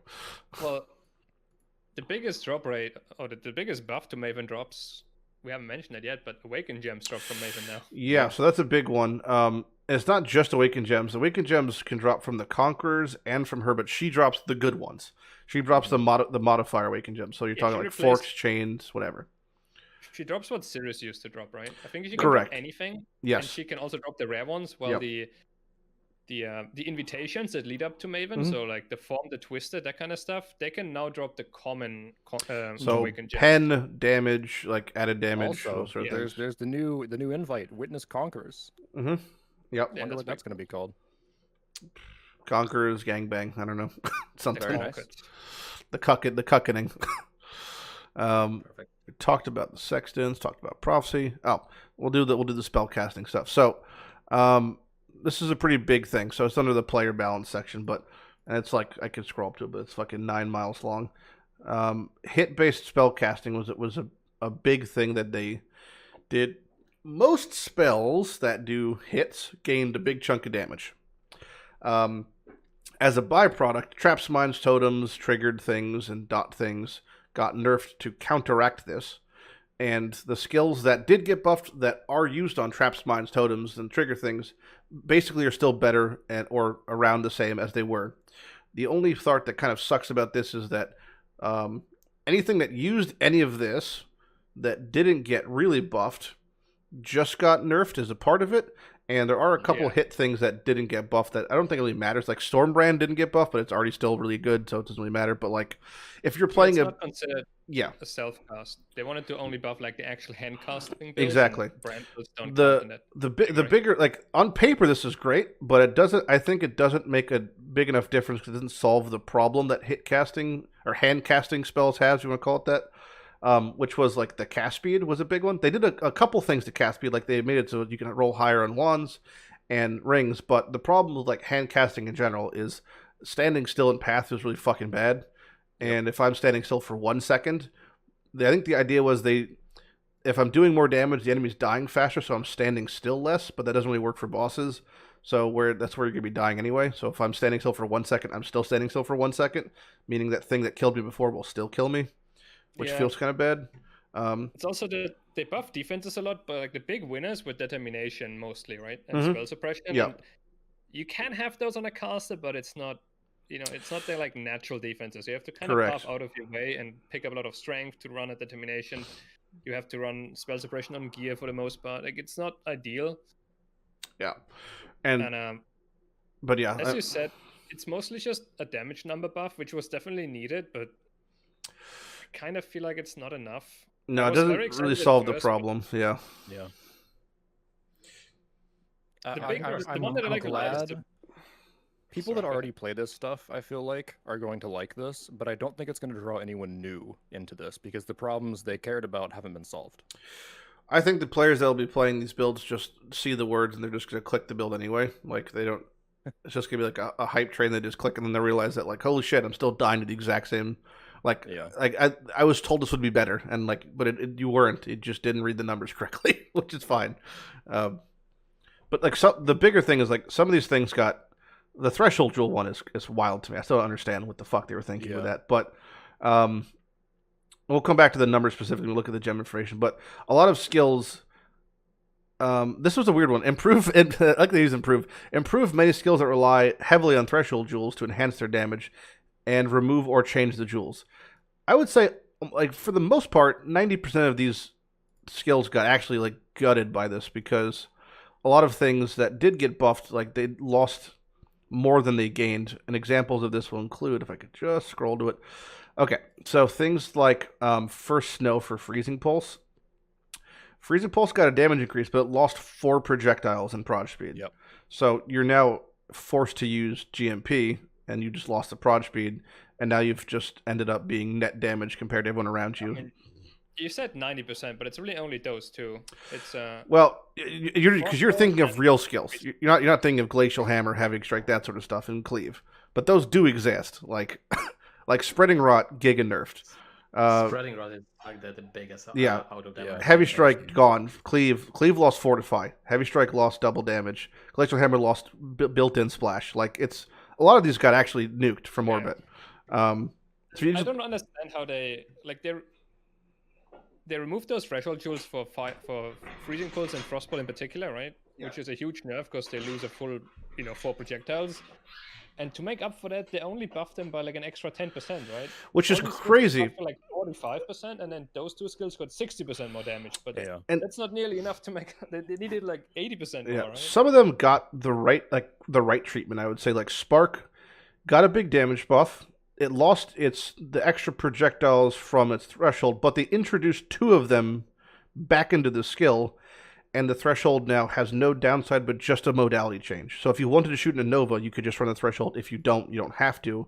And it also gained like mass damage effectiveness. So this one, like Spark, and I think EK also, although it lost a lot of projectiles, it did gain some back. Like it gained something. It didn't get totally shafted. Yeah. Which is Quick interruption. Yeah. There's a new teaser. Oh. More implicits. Defensive ones sweet. on boots. Oh boy. Those are not bad. They Oh, said I'm some looking at hefty things. defensive implicits are possible to obtain with the new Eldritch orbs. Stun avoidance and elemental ailment avoidance. Yeah, I mean that's we don't know the exact numbers, but you would never, in an endgame Not boot, like you would. those are influence mods on boots. Yeah, they're also higher value on boots, but that's Yeah. so that's again, this is a good example of like if you just had a boot that just had like 30 res and like or 30 movement speed, some res in life, you slap this on, you'd be very happy, but Mhm. in no scenario was this going to be outweighing what you could currently reach with boots. Yep. Even if they got to like 40%, the boot slot is like the best slot in the game for a lot of things. So it's like Once you get to the point where you can have influence boots, like you can afford to do that, you're going to use them. yeah. For sure. But they're definitely like that's nice. Again, if you were just going and you slammed an orb and you hit that, you would Yeah. be very excited. Yeah, that's nice. It is truly acting as like a middling, type craft boot thing. It's not going to be as exciting, but it's definitely needed. But yeah, back to thresholds. Just yeah. So it was a couple sad. I mean, it was just like a lot of them. Most of them, I would say. I mean, if you could look it through the like hazardous research was you still lost more than you gained previously, so it's still a nerf. Ring of Blade still a nerf. Spreading Rot nerf. Freezing Pulse didn't gain him. Frostbolt didn't gain him. Spark and EK got the things back in. Ground Slam lost stuff. Heavy Strike lost stuff. Cleave lost Fortify straight up. Glacial lost things. Viper Strike, I believe, didn't gain. People were saying it got like crazy nerfed, but there aren't many that play it, so. Yeah. I don't think it gained back. No, it didn't gain back any of the stuff from the gem. So yeah, really, it's only EK and Spark survived the threshold removal. Yeah. And then like the paltry reward is very funny to me. That instead of A rare. Yeah. Crimson Cobalt of Radiantful. Very cool. I was expecting a medium cluster. That's what I was expecting to see or something. No way. But like That'd be awesome. that'd be for like a 5-link. That's something they've talked about forever. But yeah, that's brutal. I mean, at that point in the game, you really needed like something, and you didn't get it. Mm-hmm. I'm especially sad here for EK Yeah. because they made these threshold jewels. They removed them as a quest reward because with the argumentation that like they're not mandatory anymore because they reworked them. Yep. But like in the case of EK, it's still mandatory, right? Nobody's gonna play non-Nova No, EK. because The skill becomes Yep. 8 times better at least, right? It's Yeah. so much better. Yep. That one is. I feel like I almost wish they would have made it Nova by default and removed like the whole non-Nova EK. Sure. Because ever since they added the Nova jewel, nobody has ever played without. Correct. Like, Yeah. it's- There's absolutely no point. Like, it's so bad. Also, like now double legacy threshold jewels for EK and standard. Get 10 extra projectiles. Yep. 10. Wow. Yeah. Wow. Bot chest. Wow. Yeah. I mean, overall, I feel like there's some specific like spells, like Frostbolt Ice Nova is one of them, or like Bladefall Blade Blast. Those were like already kind of okay, right? They were like, those are like the high end of the ones that are buffed, and those could definitely be like solid league starters now, There was or a at least like couple, I think. above average. But Did I lose? the ones that were already Oh yeah. on like the low end, like I don't know what Crackling Lance or along those skills along those lines, their damage buff was not nearly enough to make No. those good. There was a couple that did get buffed that I was very excited about. Like for me, the number one was Winter Orb. Seeing that, Yeah. like it's already really good if you can invest into it in a very large way, and they buffed it substantially. Like the more frequency while channeling is like a huge buff. And the damage effectiveness, it's 50% more. So it went from 100. Oh yeah, but yeah, you understand. It already was doubled, so it's like 25% more. Yeah, so it's pretty high. Like a lot of numbers. Like Arc went up huge in damage if you're self casting. Even Reap space damage went up. So I was really surprised they buffed Reap in that way. But they only buffed the hit card, right? The dot, yeah, they buffed the almost every single dot didn't really get its dot touched. Most things it was just the hit and then the damage effectiveness. Exactly. They wanted like hit-based self-casters to be buffed, and they made sure not to buff anything else by mistake. They made really sure not to. Yeah. I mean, there's some collateral nerfs. Those are apparently fine, but there's definitely no collateral buffs anywhere. Yes, yeah. Sounds like PoE. And then a lot of the supports got like hugely nerfed, like Unleash having Unleash and like even like the cast when channeling, cast on crit got nerfed in like 3 different ways, I think, technically. Also, Rip, Soul Mantle, Poet's Pen, and Costarys, and Mjolnir. Yes, yeah, those got really hit. Like so, their CDR went from 0.15 to 0.25, which is a huge difference in triggering. Well, and then spell's still 50% more base damage, though, right? Yeah, but If they use the buff spells. yeah, so what? Yeah, it does definitely feel worse. You also lost projectiles and Frostbolt if you're doing that, if you're playing that variation of it. But that's also not including just the negative multiplier on top of cast on crit, because cast on crit itself got it less. That's true. And also the Awaken I was really surprised that all the Awaken variations got the exact same nerfs pretty much. Like I was expecting them to be like significantly better, but they are pretty much the same. And then Soul Mental just lost the totem, which is my boy. Then the one I was most offended about was Spellslinger, to be honest, because I was like, Spellslinger already had was quad nerfed in the mana nerf patch, and they got nerfed again. And Spell Totem also 49%. Previously was 28. It's brutal, like absolutely brutal. A lot of the those nerfs, they're not really nerfs, right? Because all the spells that you use of them are buffed. So that's the thing. There's some exceptions where there's some skills that didn't get buffed and they suffer from these nerfs here.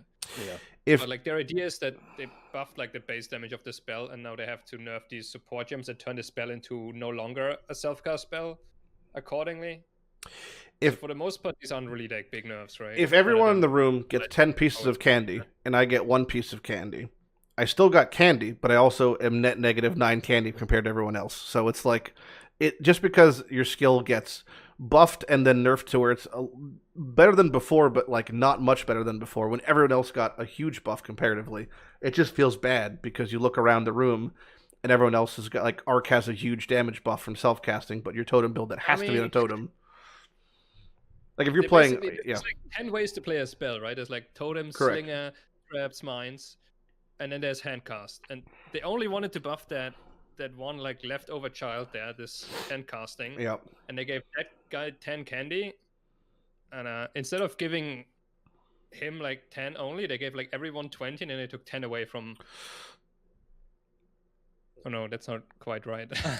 You know what I mean? Listen, this candy analogy does not translate to EU. I understand that. Yeah, on a part a little bit. If we went, maybe we could to like Soviet Russia bread line. You're getting your bread ration. Like traps and mines and totems. The point was not to really nerf them, and they haven't gotten worse, right? Other than Soul Mantle being a particular nerf, because it has been like the only item that they ever use for years, which is fine in my opinion. Bring some diversity in there. Well, the thing is, I think the people who are playing totem builds that use Soul Mantle are not going to play a totem build and use a rare chest. They're just not going to play a totem build. Yeah, true. That's the difference. I think it's just in Path in general. It's like if your thing didn't get buffed in a patch, it effectively got nerfed, like because everything else is now better. Like there's that massive disparity between like what the haves and the have-nots. You can play a nerf build, but if you could bypass your nerf build's deficit with gear, then it's kind of irrelevant. But like it's hard getting +1 totem only exists in one other place in the entire game. And it's on Shaper Shields, so it's like there's a couple things that's hard to get, you know. But like other case scenarios, like things like Ice Trap or things like Lightning Trap got like giga buffed. Basically, the numbers like went through the roof. Hear me out. Maybe one of the new influences gives +1 totem on chests. If it does, then we've come full circle. That's fantastic. You know, but yeah. instead of being like a cheap unique, it would now be like an endgame craft that would give you a +1 totem. I Maybe like that's that. what they want. The problem is that getting to the end game in a totem build when you're now casting half as many totems feels pretty shit. Like that's the biggest part. Is like obviously it's very hard to have like the stepping stones to make every field progressively feel good, like every build progressively feel good. That's obviously a really tricky thing. And I think this entire influence system is a great step in making it so like from the gap of like level 70 to level 90 should be a lot smoother now. When you're crafting your own stuff, when you're finding your own stuff. But that's still like on a build to build case basis. Because some builds just like have giga gaps where they just feel like shit. Whether they're traveling or they don't have the appropriate things they need. Like that's a kind of an impossible problem. And it's just like, Path of Exile is basically crop rotating their solutions where they have like 4 plots of problems and they can only really address one at a time. But every time they do, a whole other thing pops up behind them. Like they're not that they're balancing themselves into a corner, but the room has no corners. It's a fucking circle. They're just constantly dancing, and it's gonna be like a ridiculous expectation that like I think the idea of like your build surviving much more than 3 months is a lot harder now. I think in general, like there's a reason that people in standard like often tell me I'd love to play standard. I'd love to like min max a build, but I'm always so afraid that like the next patch is the one that guts it, and like that thought is a lot more prevalent now. Like the volatility of builds being nuked is a lot more real because they're like you said earlier, like they're aggressively removing content from the game. They're also aggressively nerfing things in huge swaths and buffing things in huge swaths. If you're not playing the thing that got buffed, like it's just a lot more encouraged to follow the trend now as far as what is getting buffed. Like if hit based spells are being buffed, like if you play those, it'll feel good this patch. Next patch they're doing something else, and you should probably follow that thing. Like that mentality is a lot more pushed now. I feel like true. But you could like case in point, you could look at this terrible player's build right here. You can do whatever the fuck you want. Like it's Path of Exile. It's a modular game. If you throw the time at it, you'll make your shit build do well.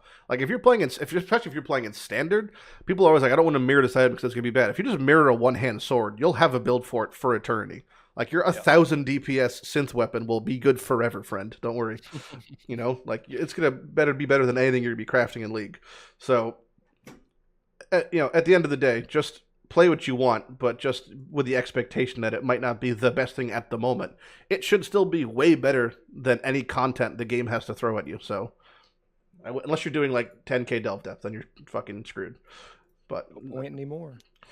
I see those cast speed changes down there, and I wish you would have seen more of those. I thought they were going to do them on the spells. I didn't think they were just going to be like a 5% increase on a ring or something. But that being said, the wand ones are kind of insane. Like the one-hand casts being 30. I like the ring ones more, honestly. Yeah, the rings. Well, the thing is, the rings are good because you can catalyze them for sure. But for me, like the wand one is also a big gap. Like if you had a profane wand with a tier 1 cast speed roll, like, and you also use like one of the was not regrading lenses. What are they called? The heist currencies. Yeah. You can get like 65% cast speed on a wand now. Like that for like a build like Winter that just got buffed. Like that's really, that's really spicy though. I'm just saying in general, the potential of it's really nice. I wish they would have given us like maybe notes on the tree that buff cast speed by a lot, but somehow only for self cast. Like a big self cast with like 10 task speed per node or something. Currently, not that you're picking up cast speed too much, but I would say the best cast speed on the tree is probably still Nimbleness. That's like the one you're picking up. Low, right? Yeah, it has like these 3 points combined. I've literally even seen players path through cast. Like normally, almost everyone's leaving Witch through the fucking left or right. I've seen people path through cast speed because it's such a drought of obtaining it that it's even just worth just like getting those extra couple just because it's like I need it. Like it feels terrible to play path the cast speed, but like that nimbleness, there's not a whole lot to pick up that also has other good things like a multi and cast speed. I'm pretty sure it's the only piece of the entire tree. There's a couple things where it's like dual wielding, here and there, but like most things, it's just there's not a lot of cast speed representation compared to every other metric on the tree. It's just like definitely an underdeveloped one. That's why I feel like the buff to the cast speed on rings is actually pretty significant. If I was starting a caster in this upcoming league, I would totally just pick up some white rings, and the first couple of harvests I find, when I see Reforged Caster, I trust it on a ring. It's guaranteed cast speed. It's a 1 in 3 to hit the tier 1 roll and get like 2 16 cast speed rings early on. Yep. 16 times Amulets 1.2. too, a lot. So it's 19% cast speed when catalyzed on rings, right?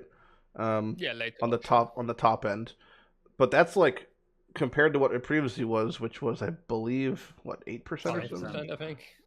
8 5 to times 7 or something. It was terrible. It was Yeah, like a it was dead bad. roll for the most part. 30. So it was 38, and it was what is the top? It's 8%. So it's times 1.2 times 2, and you literally have double the cast speed, just straight up.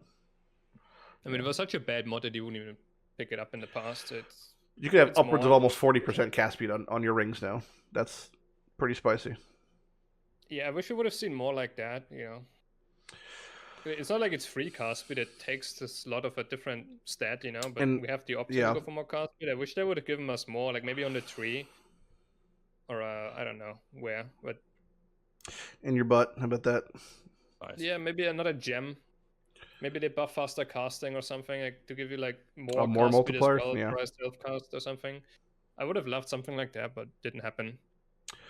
Well, it's a good thing this isn't the buff about, hit casting spells, but it is. So who knows? All things look really good, though. I mean, of the things they buffed, in general. The other section of buff things was hit-based bow attacks. Yes. Which- Oh, that's Iron's specialty, I think. that is. Personally, and of the bow builds I've played, I never thought they really needed a buff once you just tossed enough money at them. But I guess the problem was You had to prior toss to a lot of tossing the stuff. money at Yeah, them. right. The goal is to make them league stat viable now. So the biggest thing in here, easily, like there's a whole bunch of random changes and comprehensive stuff. Easily the biggest change is easy access to Sniper's Mark with the new support, Mhm. right? If you go with Deadeye and you get the Mark node, which is very good, and you use 2020 Sniper's Mark, it's literally 80% more damage. Yeah, the Well, focal point, and just to clarify, the buff to it now has, so the way that they did the mark thing, just because it all kind of ties in, is they removed the mark from Ringcraft, but mark is now a support that applies globally when you hit things. So if I just have like a sniper's mark in like my boot that's linked to the mark support, every time I hit a rare or unique or a boss, it applies that mark, and then it lasts infinitely on bosses, which is kind of cool. Mhm. I don't know. I'm not sure how it works with phase changes or immunity or splitting for Ceres, but I guess we'll figure that Yeah. out. But yeah, the increased sniper's mark is already bananas. I'm really surprised it still hasn't been nerfed. I mean, like it's kind of crazy, Yep, but same here. they increase the effect of it, and they also make it so it transfers to enemies when another enemy when marked enemies dies. I don't know what the range of that is. It doesn't say. It just says your mark transfers. Is that just if it's just like screen wide? That's kind of bananas. I don't know if that's the case though, because it doesn't say nearby, which was like the afraid part. I was like, oh, it's say nearby, which means it could mean anything.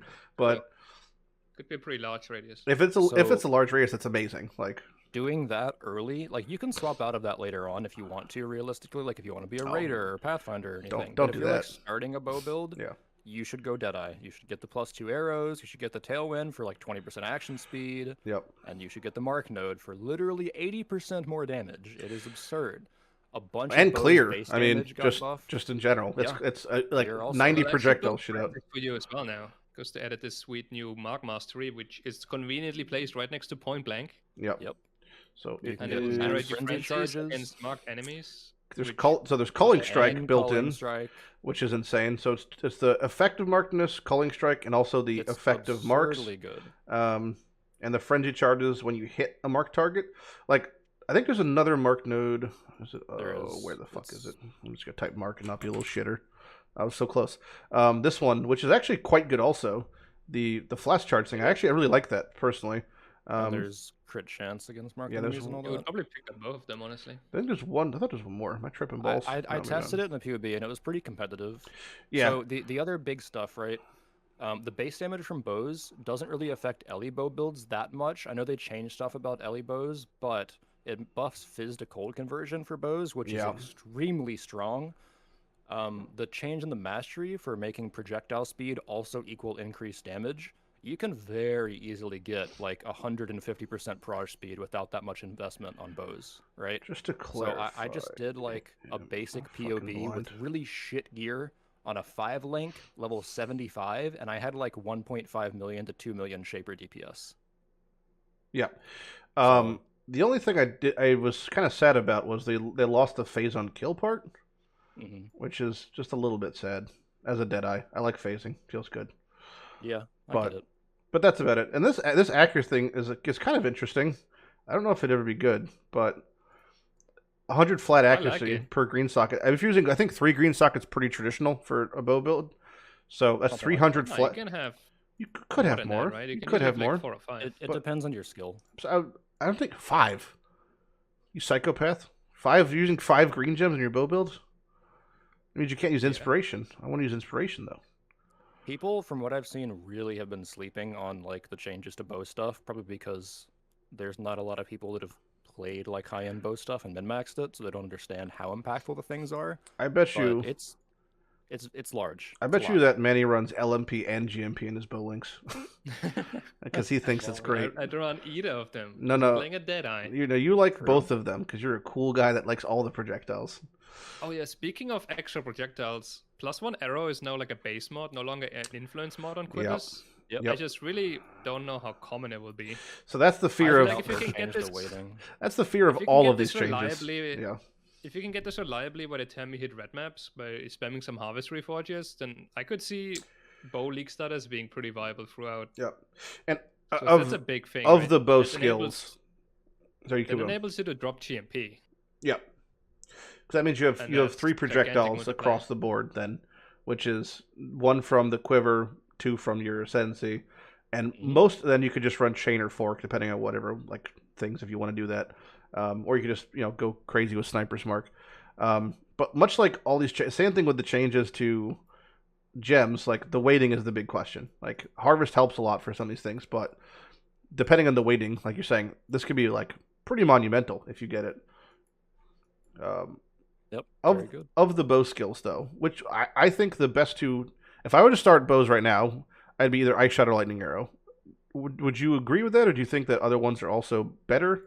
If you go Trinity, then you do Lightning Arrow pretty much always. If you're going Fizz to Cold, which I think is better but maybe harder to like min-max, then you go Ice Shot, and then once you get a Watcher's Eye with Cold conversion, then you swap to Tornado Shot.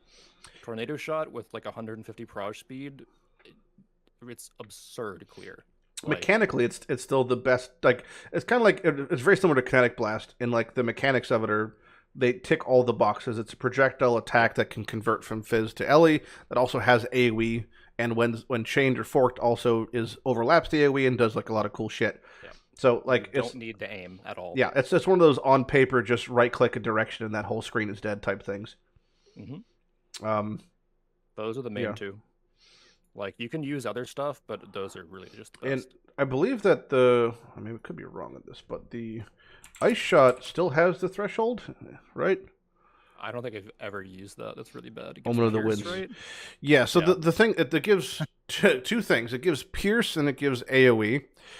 If you're playing a Deadeye, You don't want Pierce. why Pierce? Because chain also, or also like fork is kind of slept on, especially if you have awakened fork. It's very good, but Yep. You never use the jewel, honestly. yeah. So you don't have to worry about that if you're starting it. I think also, I mean, inherently, it's a cold build that has big AoE. There's our cold skill that has big AoE, so feels good, man, because cold Yep. feels good. You start with Ice Shot, then you use Barrage single target again, and then once you get enough conversion, you swap to Tornado Shot. Yep. And then you don't need any secondary clearing because TS does it all. Yep. Anything else from bows you guys want to talk about? I have a question to you, Iron. How's the Hydrosphere nerf when we're talking about Tornado Shot? Is it very impactful? Because that's been one of the. It means you nerfs. can't use TS as single target anymore. TS with like proper Hydrosphere stuff, in theory, was like double barrage damage, but it was really, really finicky because you had to have Hydro at like an exact position. like Eye of your Winter. cursor at an Yeah. exact position, Yeah. like and then the boss moves. So in reality, it was probably like 25 to 50% more damage than barrage.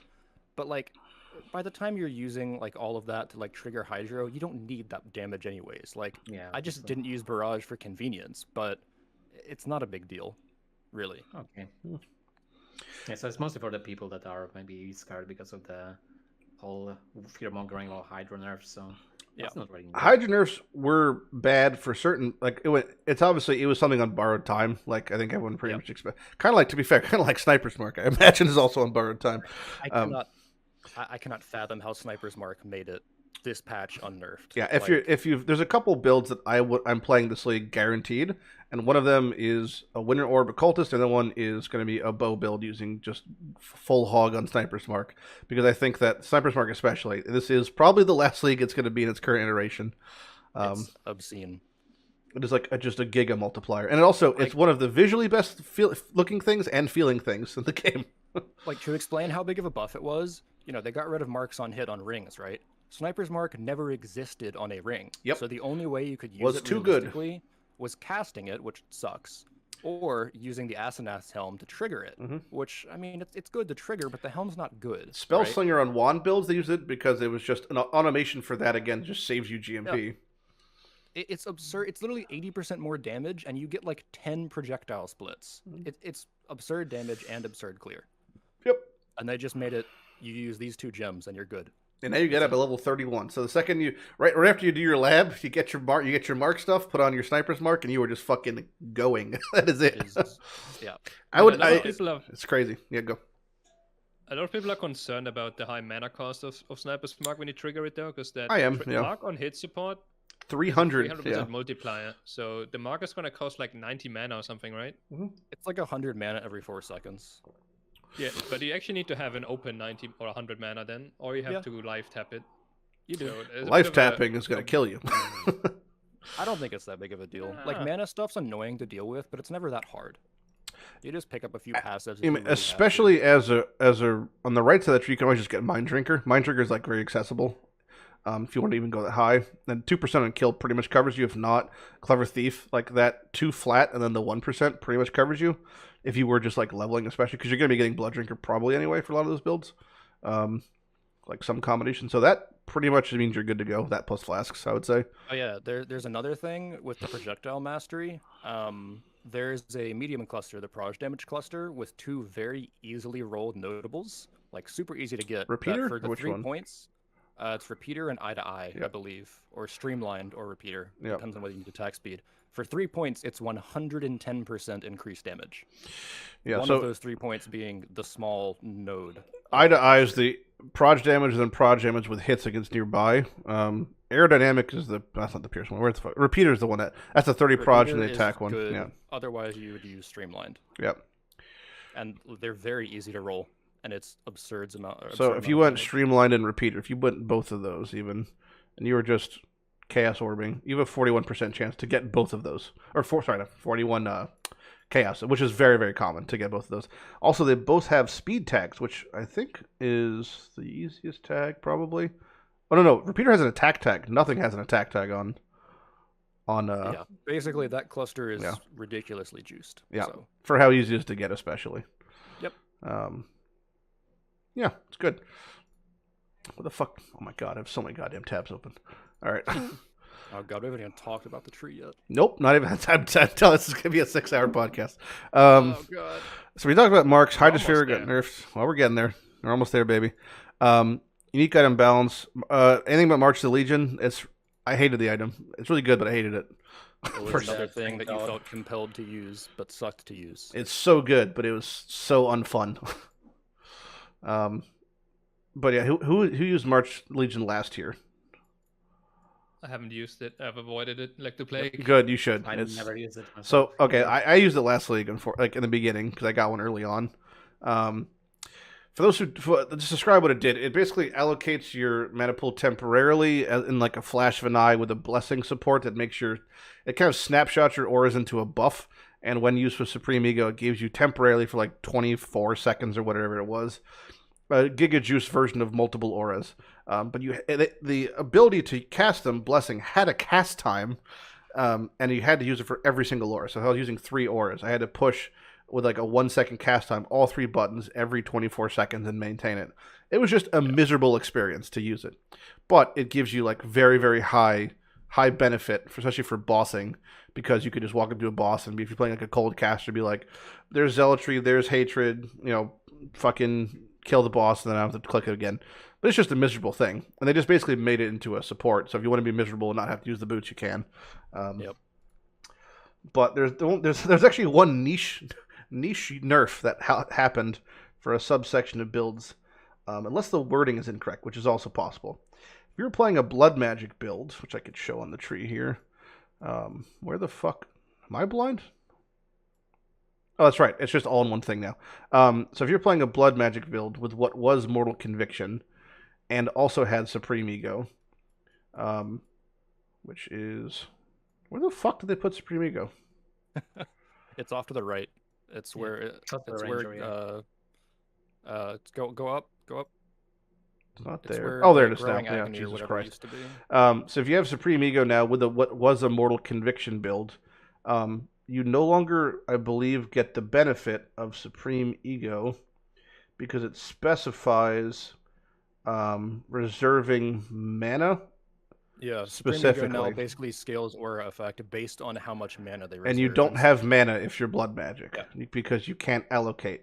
So it also another niche thing, but Supreme Ego used to work on Vol auras, but if they're not reserving mana, it no they're longer Vol applies. auras, Yeah. no effect. So that's actually if you're playing a blood magic build that used one aura, which was most of them did because they had a free one. So they would be like, I'm playing my blood magic. I'm using Pride. That's like a juiced version of Pride.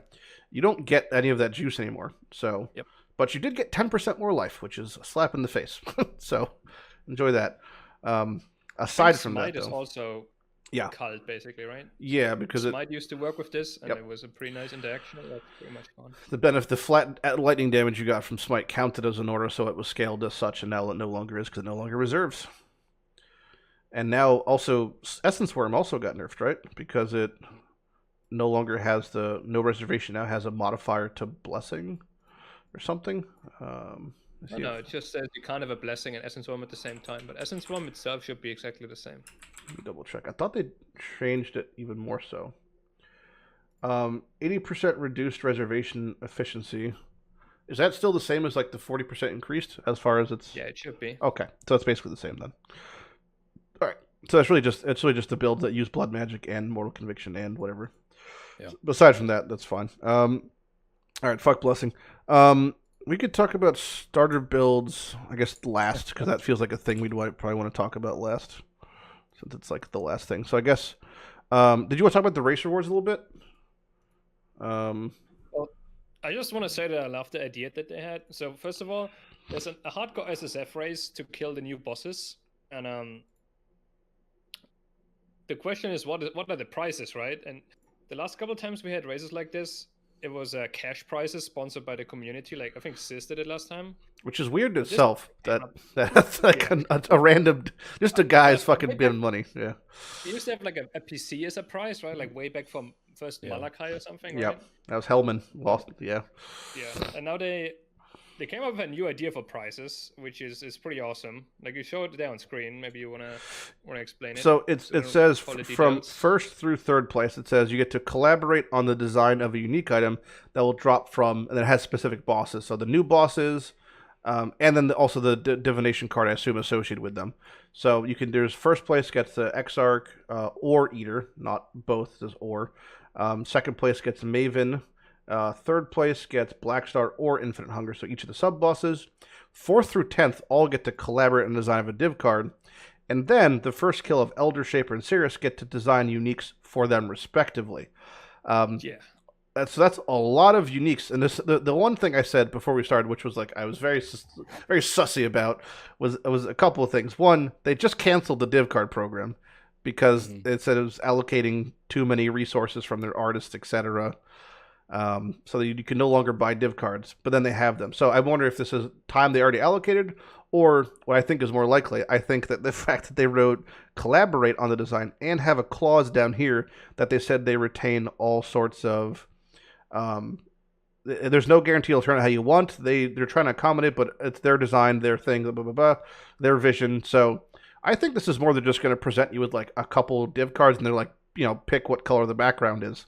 Like that's how I think it's going to be. But I can comment on how that like works internally some if you want, because I'm designing a unique right now. Sure, yeah. I've done a div card myself, and normally the way it works is like as far as you get to pick the art, the name, the style, the direction of the art, where like what drops, the flavor text, all that stuff.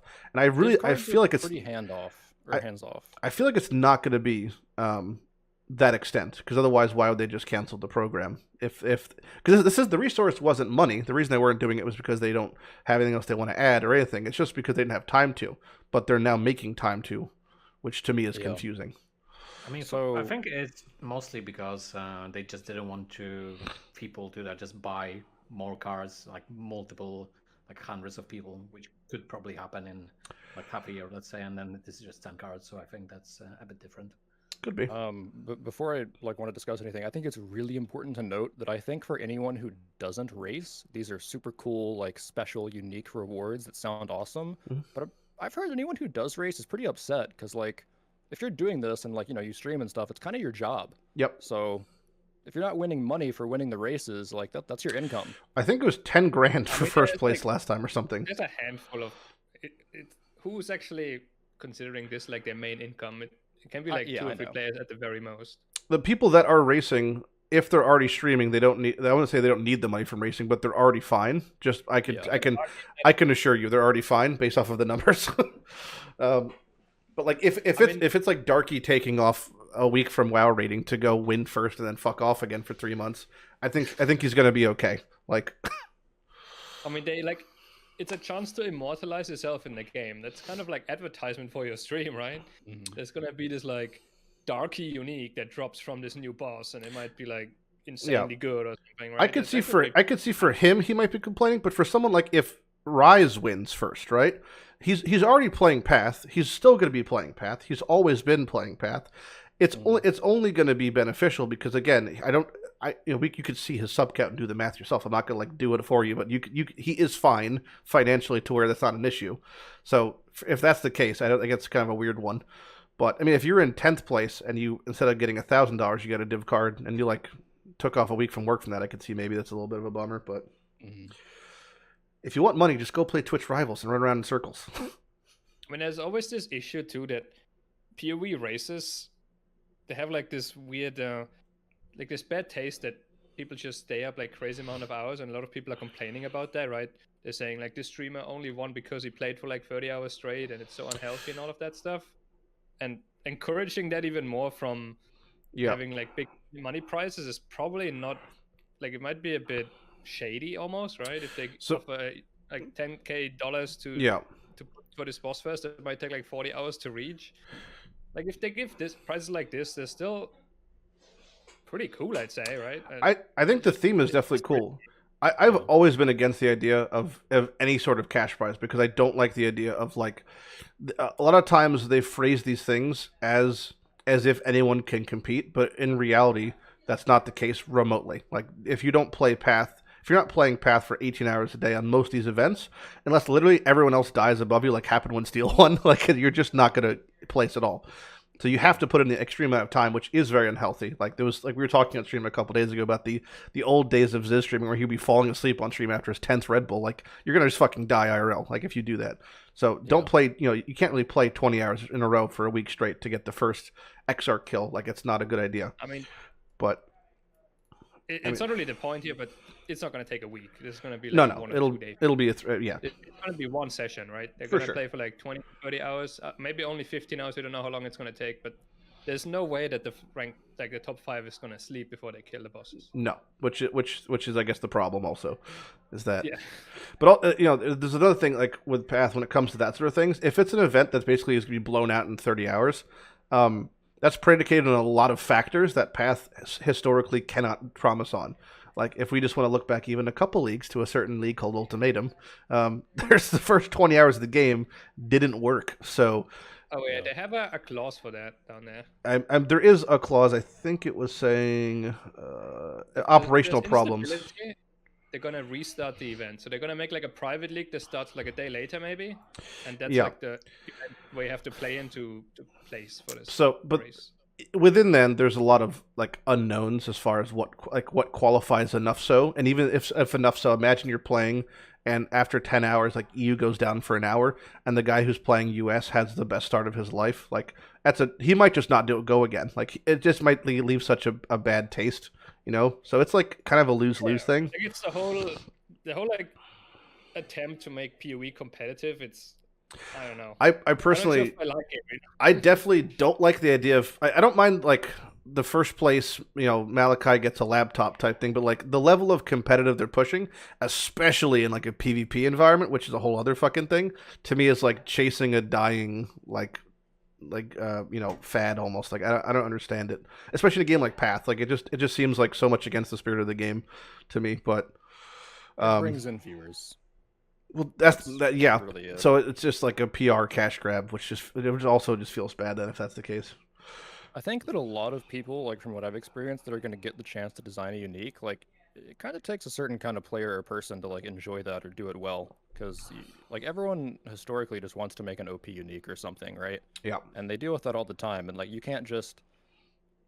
It's very much not like you just go to them with like a fully designed item with like certain stats and say like, all right, I want this, and they're like, all right, yeah, this will work, this stat won't. It's like the way that it's been for me is you start off with like a theme, right?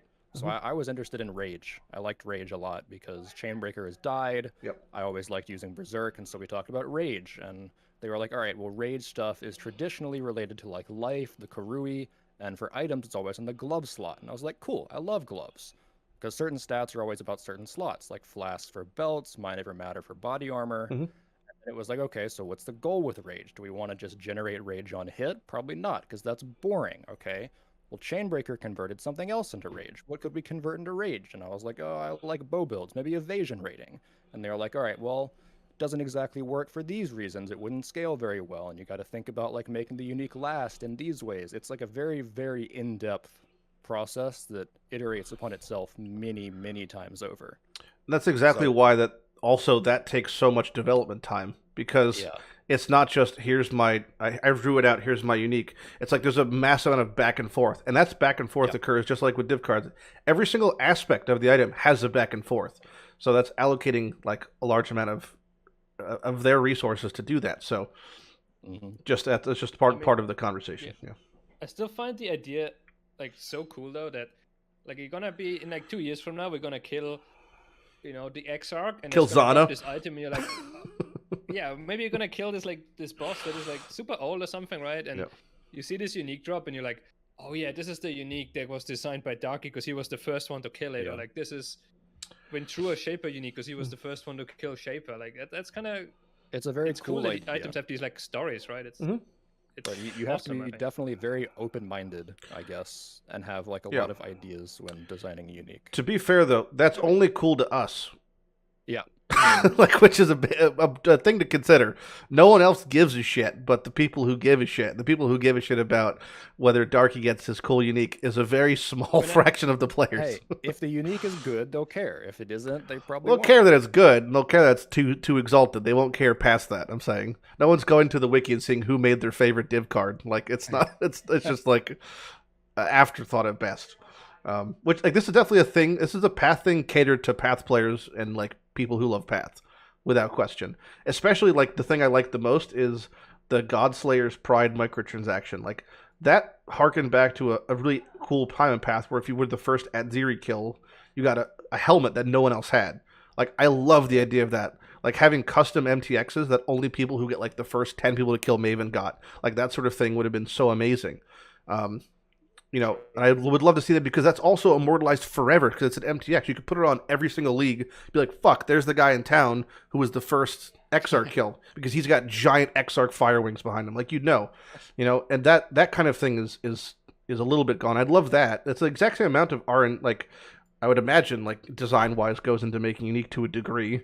It's just more visual, but, like, yeah, like that's to me that's more like kind of like a showing off thing, which I think would be a lot more cool than like 10 grand. But obviously 10 grand is pretty spicy. I also thought it said gay pride when I first read it for some reason. It said gay pride microtransaction. I was like, is it Pride Month? I was like, what? I didn't think it was. Not quite the same. You're just reading what you want to read. I do. I really want a gay pride microtransaction. Imagine if there is. It's the exsanguinate microtransaction. I think shits out rainbows like crazy. But yeah, you want to keep going, Iron? About was there anything else you would talk about with the unique process, or see if Legi's still awake? I don't think anyone that's watching this here is gonna like be doing it themselves. So I'm not really giving out advice, right? I'm just saying like it's not as simple as you might think it is. It's really complex. That's all. Yeah. I mean, I only brought this whole topic up because I just love the idea. Maybe it's just me, but Yeah, same. No, the Like, immortality like, thing, yeah. having Yeah, like it's pretty cool players idea. that placed well there, like immortalized in the game, that sounds fucking awesome to me. Yep, I agree. There's a couple places It's where kind of it like the exists. Hall of Grandmasters. Yeah, I was but gonna say instead of, that. like paying your way in, you actually deserve it because you're like, he's just like top tier player that was the first one to kill this boss, right? Which also goes to an interesting point. Like, do you think the prize is appropriately weighted for the difficulty of what you expect the content to be? Because if we're looking back historically, how hard is like a first Maven kill from scratch or a first Cirrus 8 kill from scratch? It's a race, right? It doesn't matter how hard it is. You have to be Yeah. the first one. Do you think Or that, the first like, man. one of the bigger complaints I've heard regarding path races historically from those who enjoy path is the amount of entropy in the game can cause a lot of fluctuations. That can be good or bad. A good case point of this is RNG. even people are basically RNG. So like when you're racing, like a funny moment in path racing history was one where Tai, I think it was Tai, got a tabby to drop and then like put it on and wasn't like training with that in mind, and then his mana was too high and it fucked him up and he ended up throwing because of it or something. Because he's like I think he went in a 4-link instead of a 3-link and it fucked everything up. Like 1 or 2 races ago, Karn had to grind for like an entire day or 2 to get a specific Elder Guardian to drop because there was no way to like swap between Steel did them. that for 3 days straight. I think he was looking for Yeah. one map or something, but like that That's level. exactly why they excluded Uber Elder for the. Yes. You have to only kill 3 of the 4. Well, Uber Elder is still there for the bonus yeah, prizes. it's like a bonus prize. Yeah. Well, you still get to design a unique for Uber. I mean, we're gonna get a new unique for Shaper, Awakener, and Uber Elder. That's the most exciting part for me. Is that content like Shaper and Uber Elder is getting. I mean, I don't think Uber Elder needs unique. The guy has like fucking 9 uniques, but Shaper is like dead content. You know, like you only do Shaper to get to Uber Elder after like you get your flask, if that. And to me, that's like a new Shaper unique is kind of spicy. So I'm looking forward to I don't not that I don't give a shit. Like I'll be very excited. Like even when I see a Dune QBRE drop, I think of fucking Moors. Like that's like a old reference in Path. But like I see that or was it Rich J Money? One of the two. I don't know. Whoever made that unique. Like I see these. Cool. I see that and I think of it. But only people who like play Path forever or really care about like the deep state lore of Path. Like that we care about that. But aside from that, I think the most exciting part of all this is the fact that these 3 bosses are gonna get a new unique. Like to me, that's the most exciting part. Like Uber Elder has insane uniques. I mean, Awakener has some really insane uniques. I can't wait to see like what can you imagine thematically to even add to those. Like what is that? What is there? Like like a new like a Shaper unique bow. Like that'd be fucking cool. Like there's a lot of cool things they could do. Yeah, gonna have to see. But the worst part is Shape is a caster, disgusting Frostbolt, so it has to be a caster unique, right? Frostbolt has 19 projectiles. That's what it's gonna be. Yeah, maybe he has the threshold. But you can only kill grasping vined mobs. That's what it's gonna have. Oh jeez. You, Manni and Legi, you both are going for a first kill on something or no? No. I think I'm gonna try to rush to the boss as soon as I can, but But casually, not like not for this thing, right? No, it's not for hardcore, just for fun, pretty much. I'm playing in softcore as well, and I'm probably gonna be heavily crippled by my internet anyway. I fully expect to not be able to play for half the day, so. Is that because you're downloading 4 terabytes of horse porn, or why is that? Yeah, and I can't stop, so. Okay. Just gotta keep going. Understandable. It's the quantity that really gets to you, doesn't it? It's a crippling problem. There's still some left out there that I have to get. It's every last fractal variation of horses I can find. Oh boy, enough about horse porn. Do we want to do the thing, the Atlas Passivary? Is it time? We should. It's been a long time already. We're just getting close to the 3-hour mark here. So the Atlas Pass. I mean, where the fuck is it? Oh god, the tabs. The infinite so how tabs. do we do this? Do we go by mechanics? I think we'll probably just go down the list one at a time, like this. I think it's the easiest way. Okay. Just because it's all in alphabetical order, and we can talk about each one as we go. And I made this thing last night, which only really applies to the builds that have comparable values. So there's there's things for like shrines and things for base currency, which we can't compare because there wasn't comparable notes. But I just like tossed a lot of them in and wrote like which ones are applicable and what where. So should we first like explain how the whole thing actually works? So, yeah. So like each map completion gives you a skill point. Yes, right? so every single map you complete gets you one passive point on your Atlas passive tree, and I think was it 17 are locked behind endgame bosses, so you could pretty I much think it's reach. every single Maven invitation you do for the first time. Yeah, so you could reach So, anything without ever doing the endgame content. Yes. At any point in time, like this the way, like this tree I have right here, I still have 28 points. So this is like I've just gotten to like tier 13 or 14 maps, assuming this is filled out pretty much. So you can get pretty deep, and there's obviously like a passage tree. There's a lot of things to do and a lot of ways to go, but you do start from the bottom, which is weird compared to the middle. I was expecting a middle start. One more thing to mention is that they reworked the tree in the way that, in the past, every completion would give you 1% chance for maps to drop 1 tier higher. Yeah. That is completely gone. You have to pick it up in this tree now. Yeah, it looks So like it's some of these are the nodes. Exactly that. You can click on the middle thing, and it lights up the matching ones. So this is the map clusters, so it Similar lights category, up yeah. all 3 of the same categories.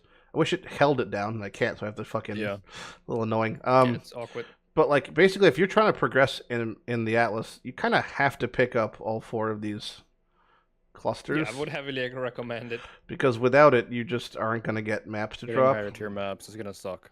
You can 3-to-1 them, and you can Harbinger orb them, but that's not a consistent method at all, and you're going to be constantly netting negative. But yeah, there's a lot of stuff. So we'll just go through it one at a time.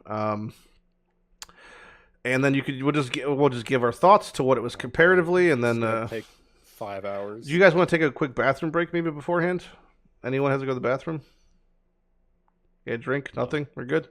I'm good. All right, big I think we babies. should mention one thing before we all start this, right? Yes. That in previous iteration of the Atlas, it was really important to rush to like invitation levels and like all the conquerors, stuff like that, to unlock the tree. And right now, it kind of doesn't matter at all. So all you care about is just complete the maps, right? Yep. That's the bulk of the progression. Right? Quantity over quality. Yeah. Yeah, exactly. So that you don't have to like, I don't know, do really difficult content to just progress your Atlas. So No, I this think is that's an much, insanely much, good much more streamlined and accessible for a newer player to reach Yeah. the content they want to do. If you're a new player or you're a casual player and you're like, I really just want to focus on Expedition, you can you'll pick up every single Expedition node by the time you're in like tier 6 maps. So you can focus on whatever you want to focus on, and of course there's ways to efficiently path around and tie shit together, and there's going to be a best method for whatever, like obviously because it's just a passive tree. It'll be solved in like 2 weeks. But yeah, you can focus on whatever you want to focus on. You can go at your own pace, and it's very accessible early on. That's the emphasis. Like one of the most important things is to note, and this is jumping ahead a little bit, but like by your 4th map, you can have essences in every single zone. Like it is that front loaded in strength potentially if you want to. Like by your 7th map, you can have an essence and a strongbox in every single map you do. If that is what you want to, if that's what you think you value, you can have that, and then it's going to augment your experience accordingly. But we'll look at every single passive. But yeah, like you're saying, you could skip every single fucking boss if you. I mean, you could still get most everything done you want to. So if you're just like after work couple map and goer, that's totally fine. Yeah, so pretty much content is not locked behind like very endgame system, so it's very, very approachable. Yep. All right. Sorry, my internet cut out. I'm back. You good? Oh, what's up with your internet? Is it? What's that? Are you like under attack? No, it's just unstable. The infrastructure sucks. He lives in a bunker. All right. Okay. Why don't we just talk? Is anyone particularly excited about Abyss specifically? Actually, yeah. Okay. Since we have Startup or Keurig Abyss on the map device, Uh-oh. there are a spot where there's this that's Abyssal arming to 100% increase monsters, right? And you can pick it up for like a 2 pointer real quick. Okay, it's not gaming game. Yeah, you're robot mode. He sounds fine. How dare you? Sorry. Just be quiet. Oh. Well, how about I think Legi's doing a similar thing than you're doing, right? So why don't we have him? Yeah, He could represent the robot for now. Okay, let me pull out the tree first. Legi never pulls out. Confirmed. He said that. Okay. Um, All right. So yeah, the really impactful part is, as Manni mentioned, the Abyss on map device. That's exactly what makes this kind of exciting, right? Because you can, for 6 points on the Atlas, yep. just pick up really good stuff for Abyss, which is chance for Abyss and then increased number of monsters and more XP as well. So for like a really early map progression and just for So like, laggy. really small investment chaos-wise, right? You're just gonna get a lot of you're gonna get a lot of XP, a lot of maps, a lot of stuff like that. Yeah. So I think it's very, very strong early on if you like doing the content, obviously. Why is the passive tree so laggy? It's whenever you search for stuff in the search bar, it gets really laggy. Oh my god, it is just a search bar. Yep. Yeah, like he uses GPU and stuff like that. What the fuck? Really yep. Okay. Anyway, but yeah, like he was saying, it's just Abyss is really high top front end value. Yep. It's a lot of mobs early for very cheap. The 6 mod jewels will see some interesting item showcases, but overall probably aren't good. If we look at the comparative values of things, Abyss is, I think, technically worse in most every way if you invested into Watchstones. Yep. But the fact that it's back on for 2 chaos is like the yoked part. Yeah, that's pretty much it. That the late game Abyss is kind of nerfed, but early game Abyss is very, very strong. Well, look at the zoom. 2C for Abyss is, I think, and they've always done it for 2C, which is really weird because I've always considered that such high value compared to other things. But yeah, like 2C Abyss is really good, and like we were my fucking tabs. Like we were just saying, like doubling the monsters in the experience. Or if you do hit even Abyssal Depths, it's a little bit less chance to get Abyssal Depths, assuming you had Watchstones, but get that +3 monster level. There's not a lot of examples of +3 level in the game at the moment, or plus levels at all. So getting ID6 bases from Abyssal Depths is probably the most consistent method to do it for base game items. Yeah, that's an expedition, pretty much, yeah. Yeah, so between this and Expedition, I imagine they'll be pretty spicy. And this is what Iron was talking about, the jewel thing, which is like... Yeah, if you could show the Abyss passives on the skill tree. I could damn well try. So where is Lightless Legion? There we go. Awakened Depths is the... No, that's not the one down. There's one over here. Yeah, I was looking for the Underground Kingdom. So like you can pick up Underground Kingdom really, really early, and then so that makes it so it's like an average like a 12% chance for Abyss to spawn or something like that. Plus the base chance. So which is I think 8, so it's like or 6, so it's like almost a 20%. Well, that's the small nodes, right? Anything? Nope. Yeah, pretty much. So it's like probably close to like a 15 to 20% chance for Abyss to spawn each map by the time you get to like really early on. Yeah, so there's the second Abyss that you can spawn, and then the nodes that give you more XP and more monsters. So they are really close to this one, Abyssal Army. Yep. Yeah. So you can go right up here and grab it. So that's very strong early on if you obviously like to do Abyss. Hold on. Which you might not, right? Good early, unspeculate. Yep. And then you can respect later when you want to gamble for jewels, as Iron said. Reset the tree so I can look at it. The jewel thing's interesting. What the fuck?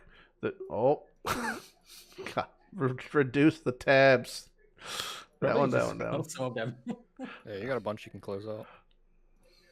We're just gonna talk about free for like 2 hours. 6, 7. I'm sorry, my internet might be completely dying right now. That's okay. Legi is gonna just occupy your body. For the time being. People say that we are the same person all the time anyway, so. Yeah, but you don't have 18 terabytes of horse porn like he does. To be fair. To be fair. No. No, you don't have. I mean, I'm allowing that before the podcast, though, so you know. That's true. I'm gonna go to the bathroom. Be back. Yeah, there was some horse porn, probably. True. I asked Iron, I need to go to the bathroom. 5 minutes in, I gotta go to the bathroom. Like fucking clockwork. Just little baby bladder.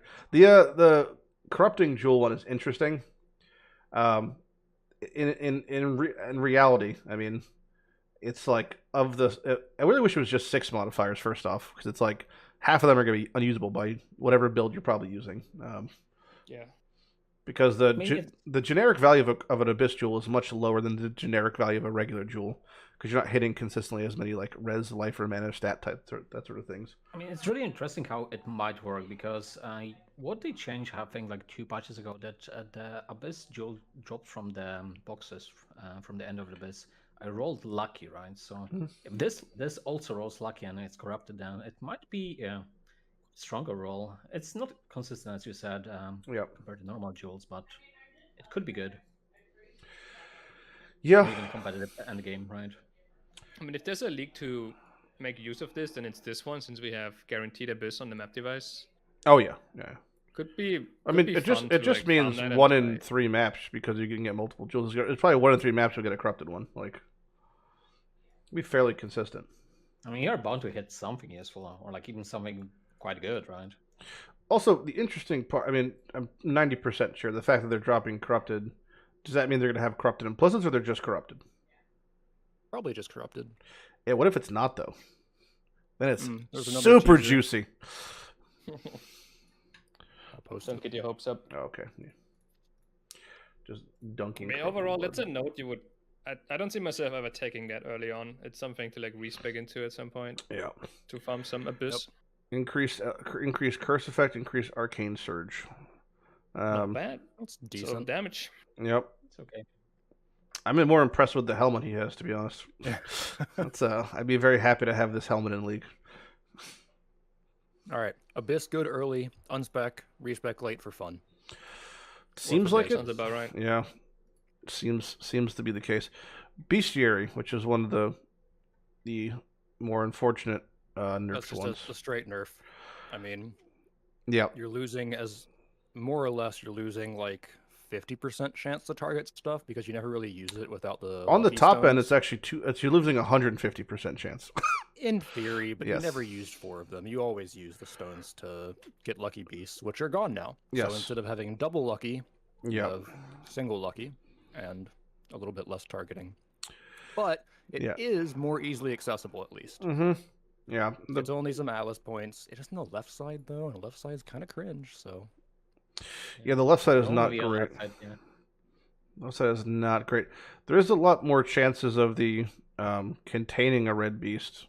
So there should be Yeah. more extra red beasts. They're just not going to be the beast you want. I guess the whole point. But you're missing the most important part. And that is our buddy Einhar is back in action.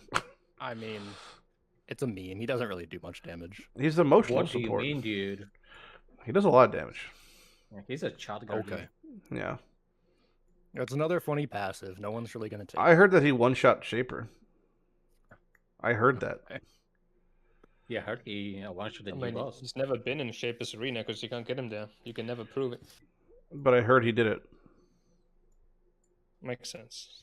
It's also like I accept that. they're not that they're very far apart, but they are kind of far apart, like the top and the bottom Yeah. one. Especially because the one you need Great Migration. I mean, not you don't need it, but there's no fucking way I'm not picking up the extra chance of pairs in Great Migration if I was picking this shit up. I mean, the beast stuff is a lot of points. Like, a lot. Well, the good news is you don't really have to invest in this shit unless you're targeting something specific. Like I'm not going to be picking up Of the Deep ever, like. But I'll pick up the small node, which is the weird part. Yeah. If I was doing Depends beast, what you want. I'd want extra red beast, but I don't really give a shit about the crab. I mean, as much as I love the crab dream. Well, that's imprints, man. Yeah, I mean, categorically, I'm imprinting a lot less than I'm splitting. I mean, Yeah. I'd want Splits are better nowadays. splits, and I'd probably just leave on feral for the fucking ferals for hope. But that's about it. I couldn't give a Bestiary shit. About become really awkward, to be honest. Instead of being like just one region, I don't know. I'm really sad about what they did to it overall. So Yeah, quite it's a nerf. big nerf at the high end.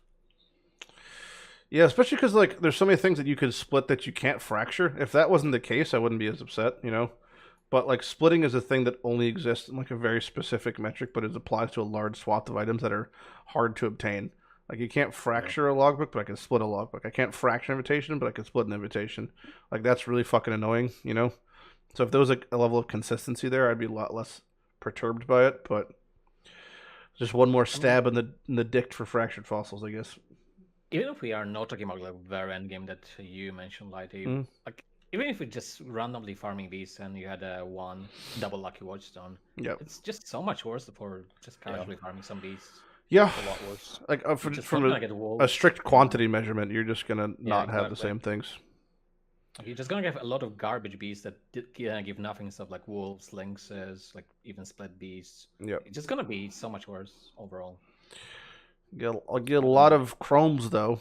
That means your bestiary fills up even quicker, and then you have to deal waste with time. that. And I gotta put them in the Pokeballs and throw them in the trash. Spend chaos. Oh boy. Oh god.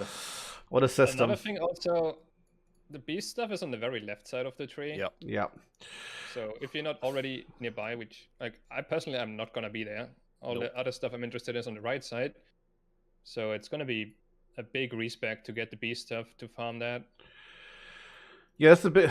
Well, we'll get to it overall, but just in general, the left side of the tree does seem like the sad side of the tree. But Yeah. as At we least for sub hunch, let's say. Yes, For yeah. Trade League, there's a lot. who of knows? stuff there, but Who yeah. knows? And who knows if the red boy is the good boy and the blue boy is the sad boy? Who knows? Maybe red is bad. Maybe just maybe.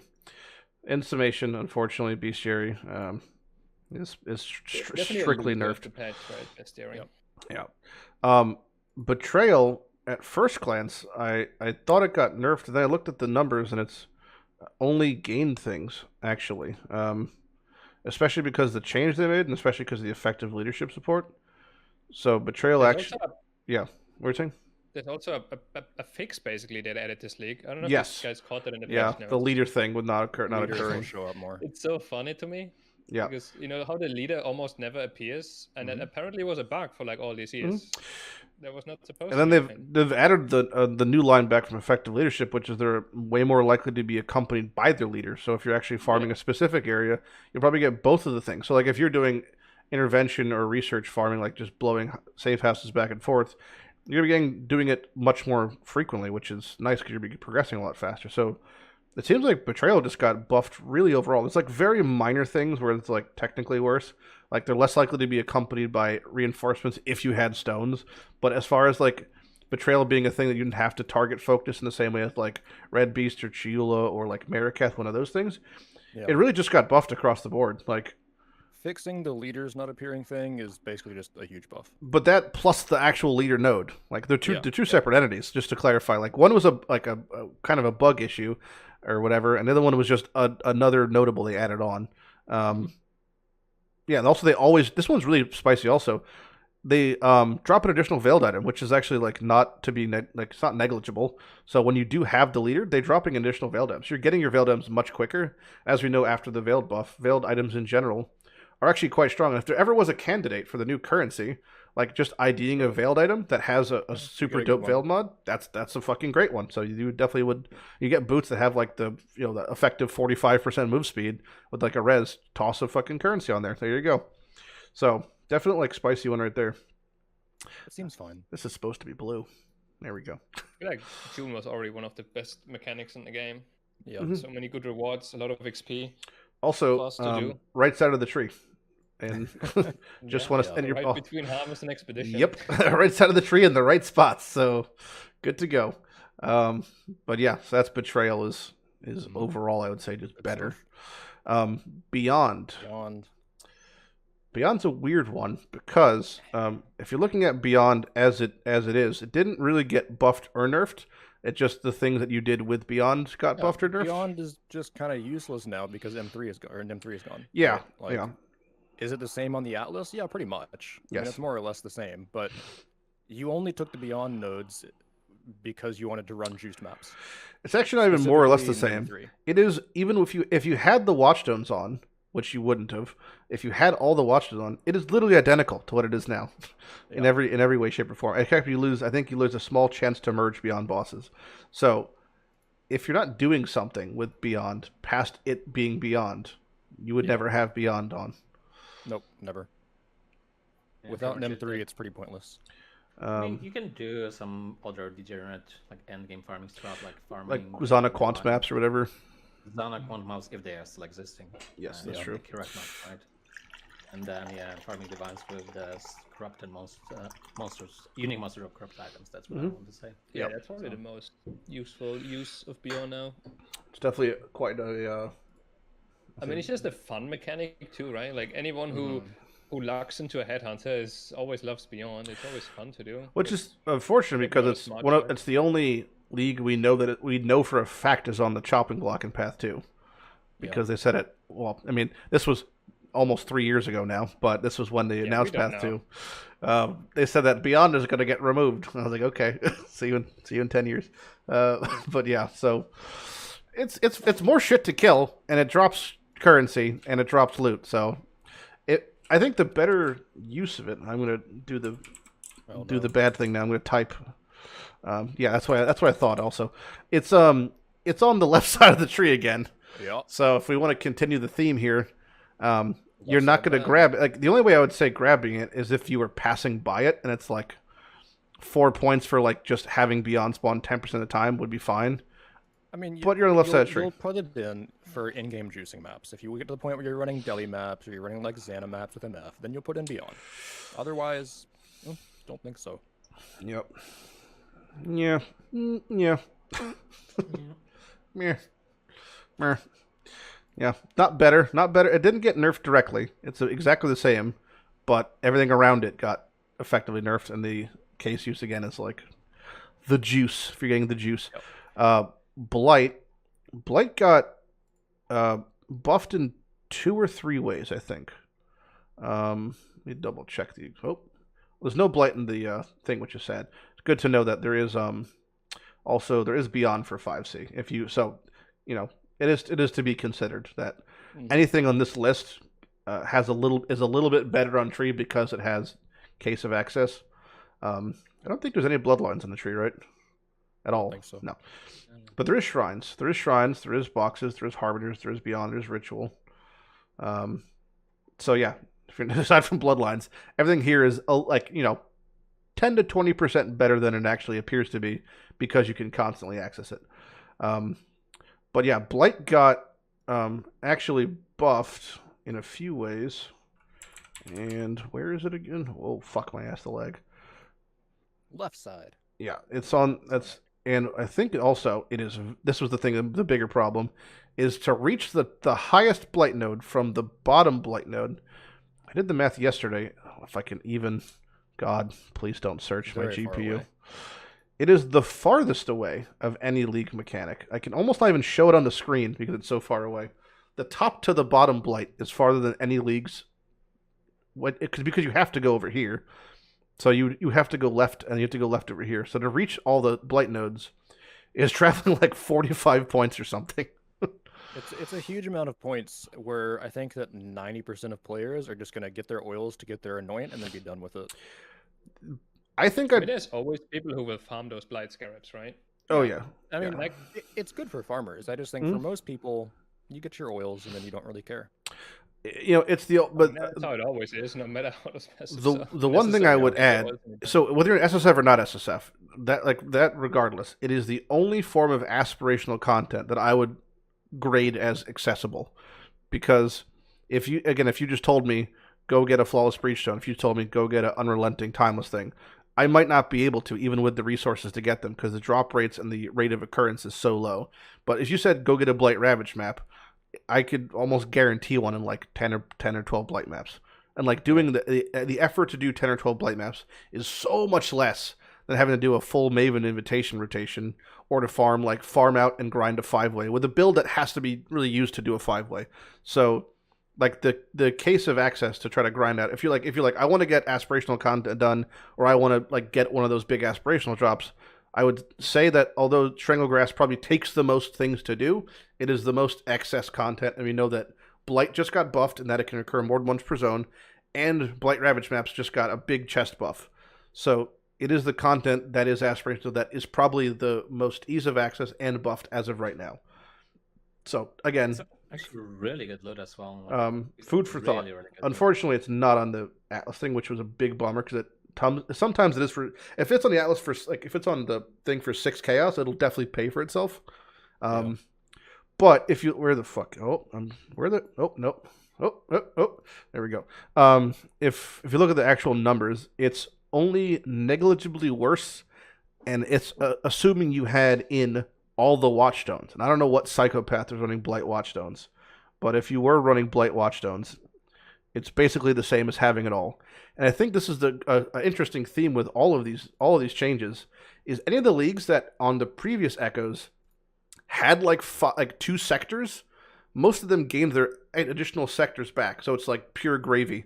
So like it didn't have Mycelial Swarm, we didn't have Distilled Fungus, we didn't have Blight Spawn because they were removed as they got removed from the previous zone. But they're all back now. So we have all that extra shit. Not to mention there's the oil extractor thing, which is a whole other whatever. But yeah, and then Blight's dropping anointed jewelry is like a lotto system in itself. It's like a self-fulfilling prophecy, the fact that it's in the same thing, but I'm not sure where that is compared to them. You could basically skip that. But yeah, I mean, it got buffed across the board because it doubled its notables and nothing really changed. So as a byproduct, it just is better. Yeah. But it's also Blight, so that's like it takes a certain. I mean, Manny, how many Blight maps did it take you to get Stranglegrasp? Like 130 or something? 138 Ravage maps and like 400 or 500 normal Blighted maps. Yeah. Mega lol. Yeah. Those are baby numbers. Yeah. Legi. Yeah, those only took 2 minutes each. Mine was around 120 as well. So like every single person I've asked has got Stranglegrasp. They put in about 100 maps minimum. So I'm assuming the drop rate's 1 in 100, give or take. It could be shit sample sizes, but all of the Uber uniques seem to roughly 1 in 100, which is so unfortunate because the rate in which you could do Blight Ravage maps versus doing 5 ways is like 30 to 1 or something if you were told to farm the content. Like, I mean, it's so much more difficult to ramp up to, like, which is also why Stasis Prison is so expensive, but that's a whole other conversation. But yeah, if you want to farm Blight, what are you saying? One thing that just came to my mind, since you're like comparing Blight, for example, to current Blight with Watchstones, right? Or like, that's what you're doing for every mechanic right now, right? I'm attempting to compare it to what its like previous top end potential was, but keep in mind also we're accessing multiple things at once, so it's But now that we don't have Watchstones anymore, like in the past we could only really farm one mechanic because you can only have one set of Watchstones. 100%. Yes. Yeah. And now that that's gone, maybe you're not farming just Blight anymore. Maybe you combine Blight with like Einhar and Ritual because they're like right next to each other, and that's probably what it's going to come down to for endgame strategies, right? Where you combine the ones that are next to each other. So especially for Trade League, because then you can just buy infinite amount of each Scarab that you need. That's the like general theme seems to be for most things. It's worse to target farm just the one thing, right? It's not as powerful, it's not as good. But overall, you're going to be finding a lot more shit as you progress through the game, and maps are going to be more juiced in general. Yeah.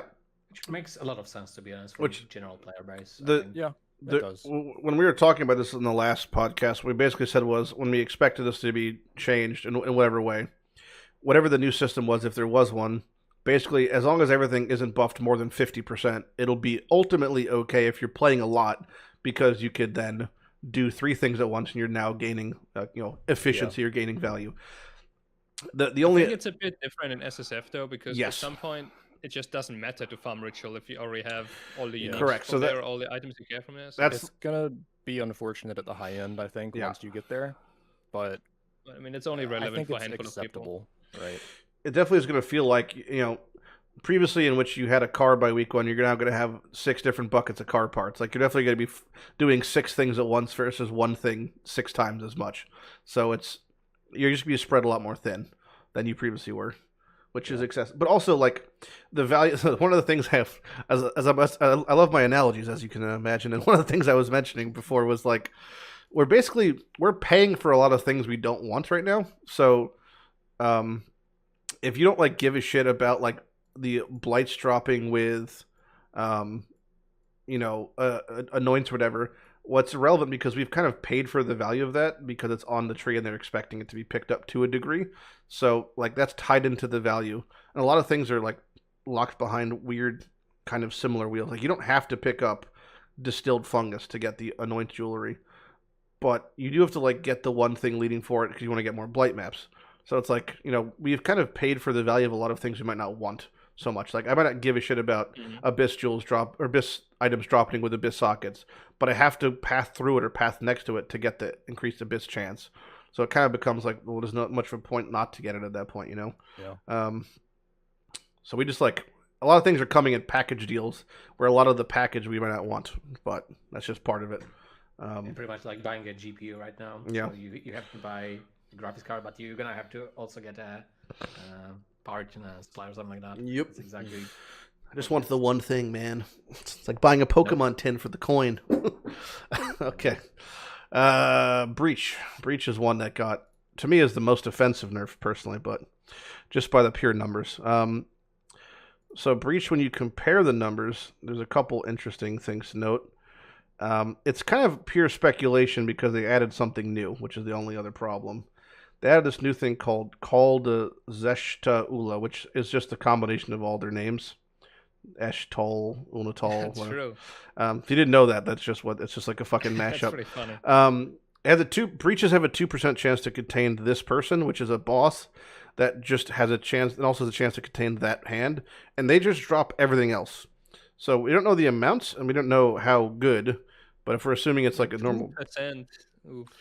Well, it's all bad, to be honest. So it's like just Breach is bad. Assuming you pick this up and you don't spam scarabs or something, you're gonna see this like once a week. You're just running maps normally. I've never low really impact. gotten like all of the Breach passives. Like Flash Breach makes breaches have okay juice, right? But That was it. unless you like, at least in SSF, unless you want like a very specific Breach unique, like what's the point of farming a ton of Breach stones, right?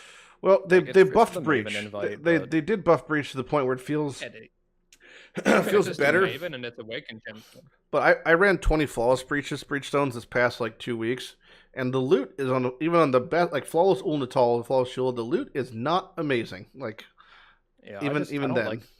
don't like all the extra Breach stuff and Breach stones personally.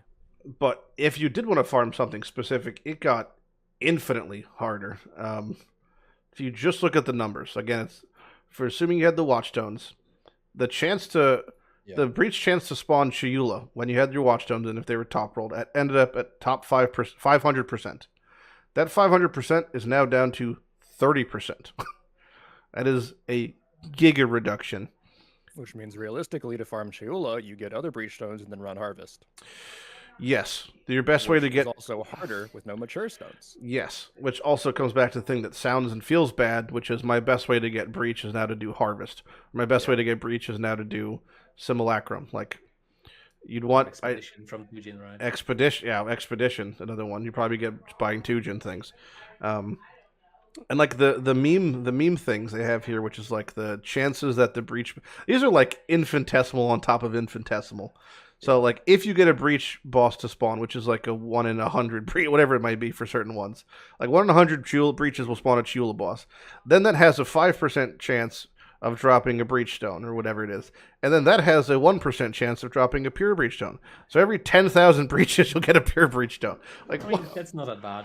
I'll give you my my numbers around that. So I farmed Breach for like a couple of days last week. Are these Scarab numbers or non-Scarab numbers you're giving me? Scarab numbers. Well, yes. that's So, a whole other ball game, though. That's what I'm trying to say. Obviously.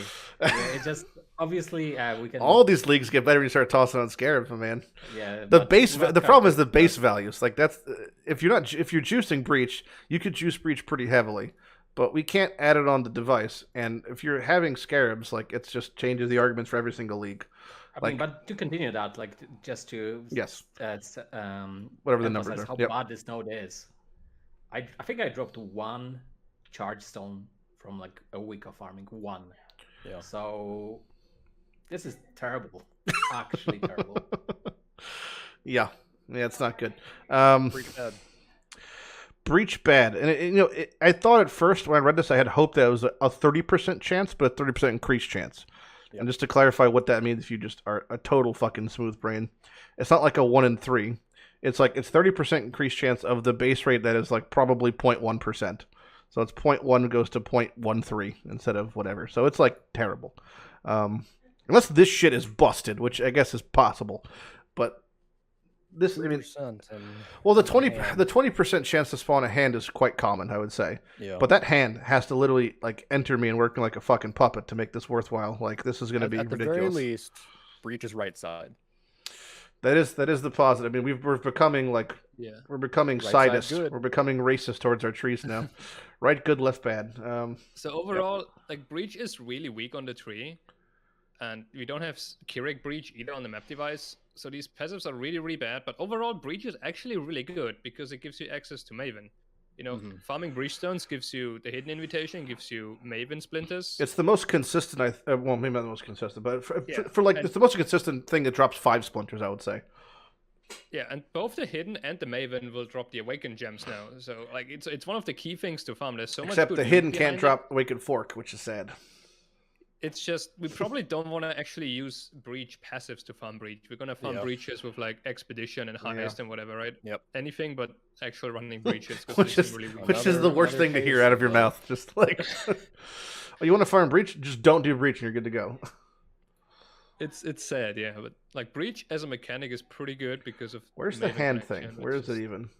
The bottom right, I think. Okay, so you know what? So this is like my personal tree I'm doing for League Start. I'm gonna have to grab the other map shit, but like, I might just get 3 points to get that.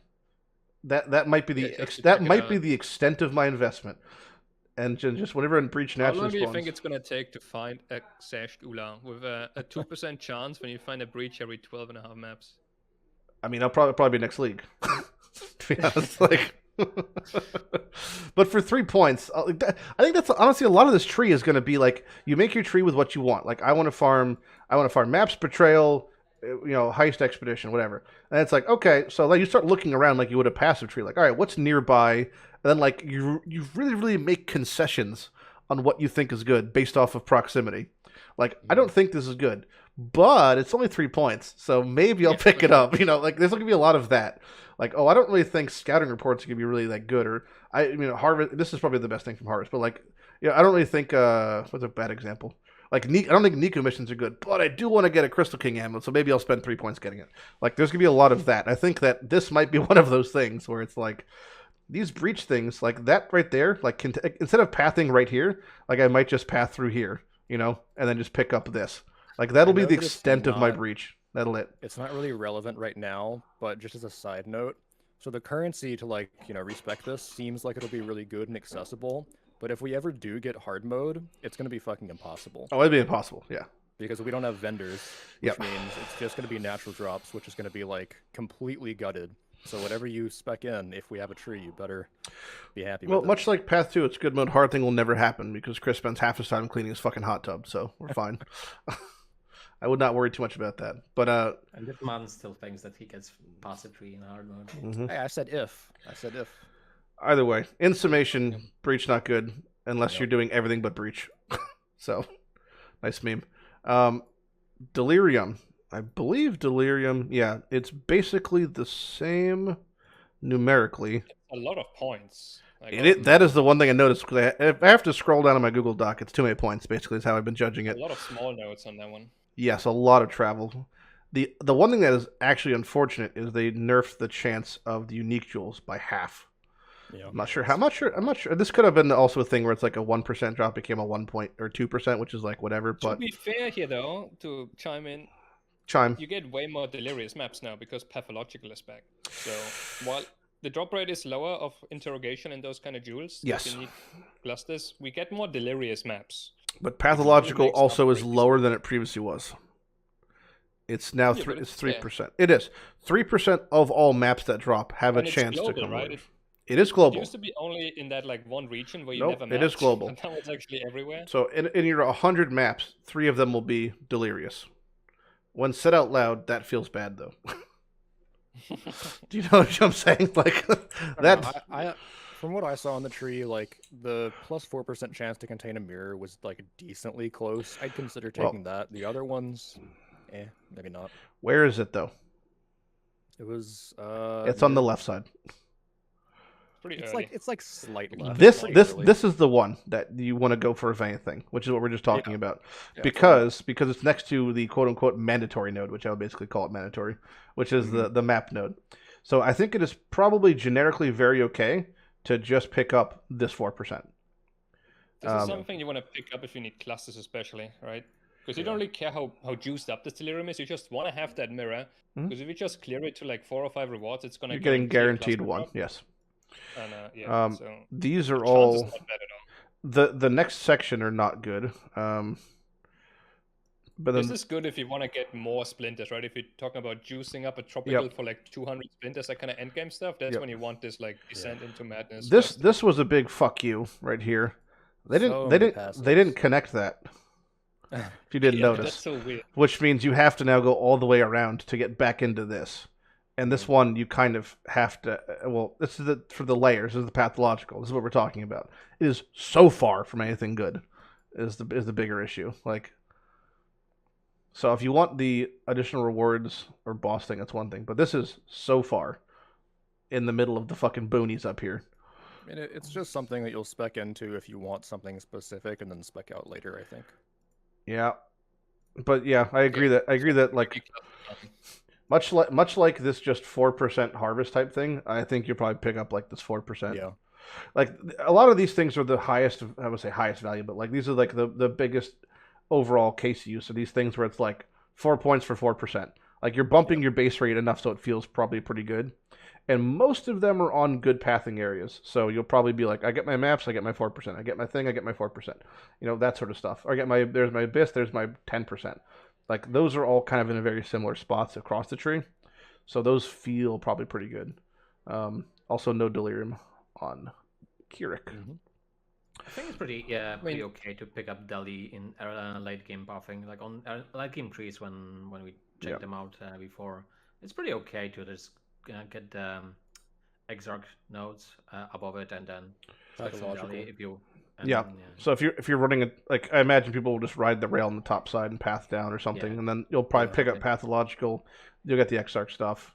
You're not gonna get Ironheart. I mean, interrogation is really strong and it's unnerved. So I feel like a bunch of people want to try to get it in SSF, and then pathological is going to be key for that. Oh, I just build up a lot of Delhi maps. I don't have that bad guy's build anymore. Oh, there it is. Here's that bad player's build. This is the interrogation again, just for those who want to know. And this is all it does is give you Secret of Suffering. I say all as if Secret of Suffering is one of the most busted things in the game, but brittle gives you brittle a lot of cases, and Scorch also, which is really. I mean, if you're playing like this is just a Trinity build, pretty much, yeah. So you're playing Trinity, which means you're getting the benefits of all the alt qualities, which are. They're not all better. They're definitely different, but like I would say the objective power level like of a lot of these Secret of Suffering alt elements are like just. I mean, Brittle's like through the roof. Sap is like super underrated. I still think for like especially tanky builds, which is just 6% less damage or upwards of 10% less damage taken. Can't remember which one. Sap is up to 20. Holy shit! Is that 20 now? Oh my god! Yeah, all right, you accept them for 20% less damage. That is insane. But yeah, and interrogation is really up good. To 30% resist reduction. Like it's just. Those builds like Nightblade didn't get nerfed, right? So this whole like Trinity claw build stuff, either Helix or Lightning Strike, that's going to be pretty meta still. Yeah, and Nightblade's disgusting. I mean, you really just the only thing I got nerfed is added lightning, but that doesn't matter too much, I don't think. But yeah, so for just because of that, interrogation is pretty good because you get that chance to drop unique jewels is an amount. If you're half the amount of occurrence, but it's on all the time, so probably even out. Twice as many bosses, right? And then 50% more unique jewels, but it's still triple the amount. Mm-hmm. Yeah. In total. So yes. Yep. A mandatory node for all your. If you want to get that stuff. Yep. Agreed. Delve. I don't think gained anything really. The Delve nodes are more or less the same, but Delve got killed because they removed like the only thing you could do still in Delve, which was running through the passages with the special mods to get fossils and stuff. I would disagree just for boss spawns. I think for accessing bosses, it's much easier. I'm talking about it from the perspective of like Delve boys, not SSF players. Okay. But yeah, I mean, general public, Delve is amazing to be honest. For definitely for the GP, I think the cities, for getting maps especially early on, the cities shit out maps like crazy, and the boss of the city. Yeah, I mean they're a lot more frequent. Like if you don't really care about going deep or like farming specific fossil, that sort of stuff. Like in general, if you're just like looking for cities, looking for stuff, and looking for bosses, Delve, you really only have to go to like 300, 400 now, and you could find cities aplenty. I mean, but the Delve things, where are they? It's always the big question. Oh god, the leg. Really well placed, actually. Yeah, they're right in the middle. Yes, they are. Okay. Very god, easy to the access. fucking lag from that is bananas. All right, so we have right in the beginning. That's just Nico missions. Then you have, where's the sulfite node? Meme That's node. up here. Yeah, the meme node. This one. This one, I know you liked a lot, right, Manny? I like this one. Not this one. You're thinking of the Azerite one? Is that one still on? Or no, that one's gone. There's No, that one one to still was get actually out, right? back. It was gone last league, but mining byproduct is back now. Yeah. Is it? Really? Yes, which is the chance to also gain equal Azerite. So what this yeah. basically, well, you can explain, but it's just Yeah, the idea is that you're a lazy player and you don't really like delving, but you have a bunch of missions. Yep. And you would like to get resonators because you know your delirium and so on, they dropped fossils, and you don't have any resonators though because you never delved. You can now pick up mining byproducts there for a couple points and just put on your Nico missions, click on the sulfite deposits, and sometimes they're going to give you a couple thousand Azerite. Yep. And then you can just buy some resonators from Nico without ever touching delve if you're just too lazy to delve. yeah. As of right now, if you're casually delving, I can tell from this last league experience post delve buff, I definitely get more resonators from delve, but I don't get nearly as many fossils from delve. Yeah, you totally don't need this if you actually delve. It's weird. Yep. Like it's a delve passive that if you're delving, you don't need this. You need this if you're not delving. Correct. So if you're just kind of like- accruing fossils passively, this is really great, and you're just mapping along. But if you're delving, you could just skip this because you'll have ample Azerite to buy resonators. Which means the other node becomes better, which is this one. This is just passively getting sulfite. It means you don't have to, invest into Nico or do as many Nico missions. You can delve much more frequently. This one actually it got buffed a lot simply because it's global now, right? Correct. Yeah. So it's Because now every you can- single map. You can you can farm your other stuff like harvest and so on, and you will just passively generate sulfite. Well, in the past, you would have to run exactly in that delve region, and you didn't really have much else there. Good to note But that now you also, I don't know why, but this entire wheel is quantity. Yeah, it's global quant. Yeah. Only 1% though. The Check middles the middle are nodes if you haven't. The middle nodes are amazing 5% rarity and 1% quantity. because maps don't have much rarity. Like No. if you're alking a map is like 30 to 45 rarity only or something. So getting an extra 15, that means you're getting like 30% more uniques basically or something, right? It's Yeah. like a huge buff to your rarity. It is. Oh, look, Harvest Boss is a nice meme. But yeah, so I think Delve overall is close to the same, but a little bit buffed. It depends. It's buffed it's about the same, but it's buffed especially if you're not delving but want to use delve, which is very it's just a very weird path thing. With the mining bribe, I remember you liked that a lot last or 2 leagues or whatever the fuck it was in the game. But yeah, delve was good. I really wouldn't suggest going past like 400. It doesn't really feel like there's much of a point personally, but It's just a rewarding side thing to do, right? You're tired of mapping, you just fire up some delve, and actually it's pretty rewarding now. yeah. I know. How deep did you guys go last league? I didn't touch it. Okay, Didn't good. play. 251 to get a challenge, and that's about it. Okay. Yeah, I pretty much stayed around 400, and then I found the difference past the increase in difficulty past that for doing bosses was not rewarded by the difference in rewards. Like at around 400 depth, about 1 in 3 cities had a boss in it, and there was about 3 to 4 cities on a screen. If I were to like have everything unveiled and not black, there's probably 3 to 4 cities on my screen. So about every 50,000 sulfite was almost guaranteed a boss in like 3 to 4 cities, which felt really good. If your goal was farming delve bosses, it feels really good. And getting like specialty fossils is a lot easier now. But if you're trying to like do any sort of degenerate deep stuff, that's like just I wouldn't bother. I don't think it even exists anymore to the same degree. I mean, they kind of made deep delving mostly for prestige now. Yeah, it's like a ladder, I guess is really. It's bad.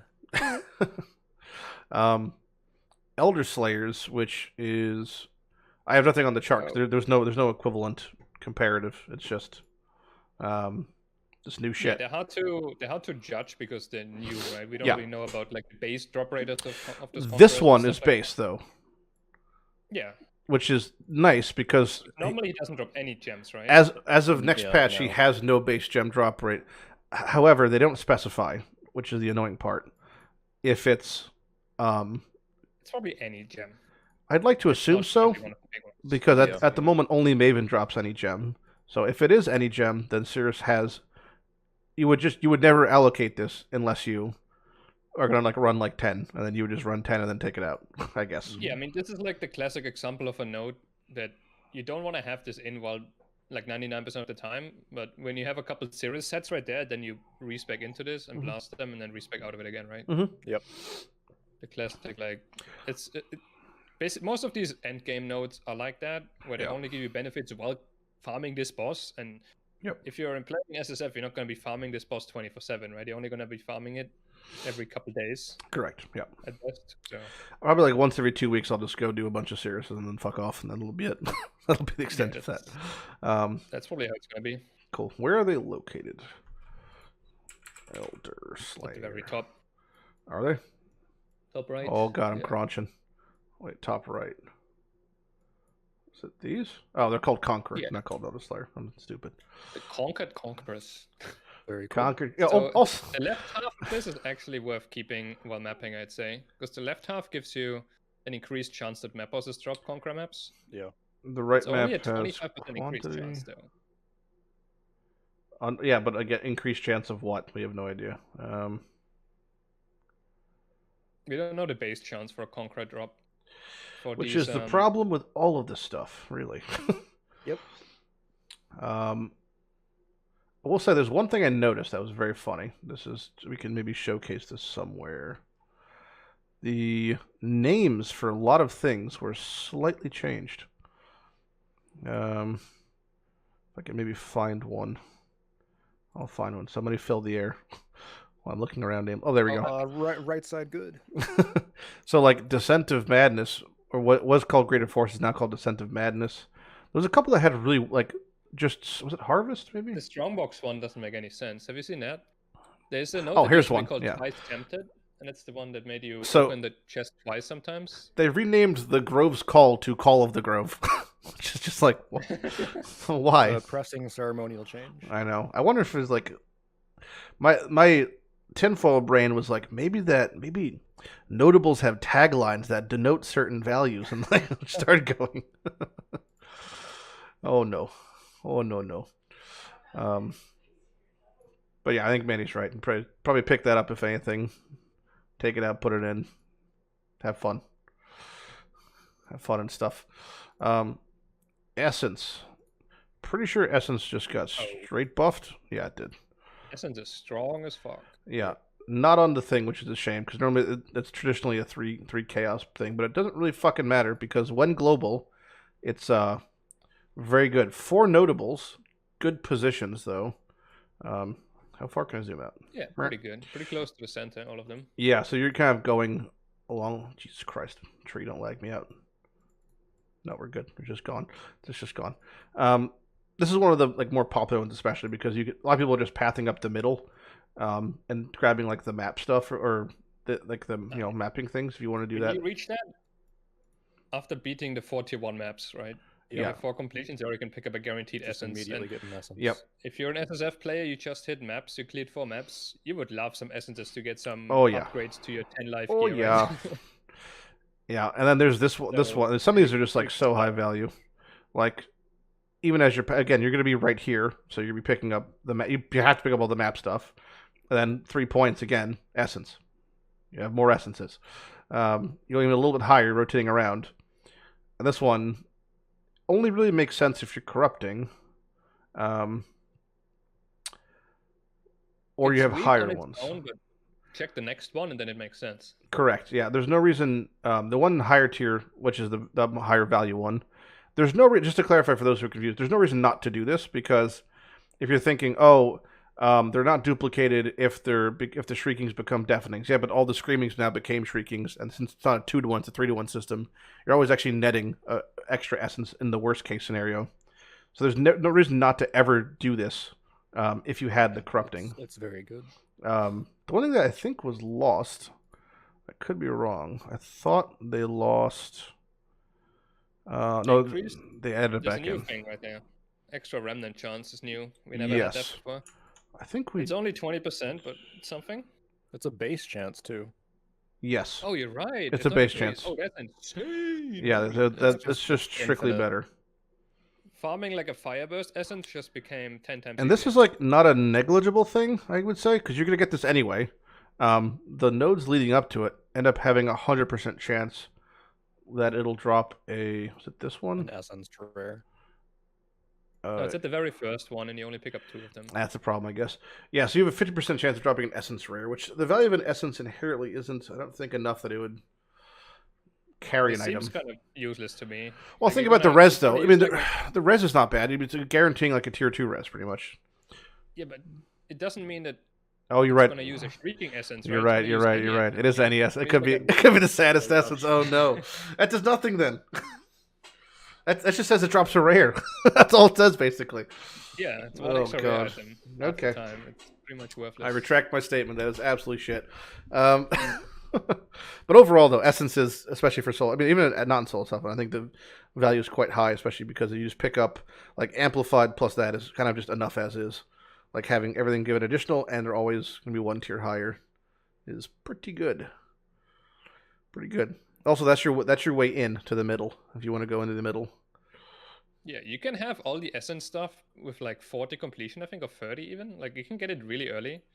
And it's right next to like the middle map nodes that you want to have anyway. So Yep, these. Yep. it's gonna be one of the most popular things to rush for. Like a lot of people are gonna pick up the full essence package on League Start. A lot of like other streamers have been like hyping it up too. It's gonna be pretty popular and good. Not the full package. Oh boy. I mean, imagine a oh, league where we have Yep. essence on the map device, right? And we Yeah. can guarantee 2 or Oh 3 my more. God. And they're all This gonna is be so duplicated, insane. 20% chance for remnant. And they will least swiftly game, nerf yeah. the fuck out of it. That's gonna be nutty. Expedition. I believe Arrive. we've arrived. That's the league we are playing. Yeah, it technically it depends on how you had Watchstones. It's about the same. It didn't really get nerfed or buffed too much. Wait, really? Yeah, if you calculate the amount of value because of Watchstones, but again, that's just the 1-to-1 value, assuming it was the only thing you're farming. If you have Essence passively, and you had any other league occurring at the same time globally, obviously its value is objectively extremely higher than it would be now. Yeah. The high end must be nerfed because, currently we have a 100% increased chance to get reroll currency if you got perfectly rolled stones. Yeah, so that 100% up chance to that, right? goes to 10% chance. Yeah, that's like the very high end though, right? That doesn't. Really Yes, that is a matter. perfect end. So, like general play where you wouldn't have watchstones anyway, then it's basically the same. If you don't have Watchstones, it's just better. I think Oh, in is it? almost every way. Yeah, like a little minor things got nerfed. Like they have 5% less number of monsters and like 10% less suffix. But again, you have the base value of this built in now, and everything's occurring at once. So as a byproduct, it's effectively better as a like a global league. It's definitely better.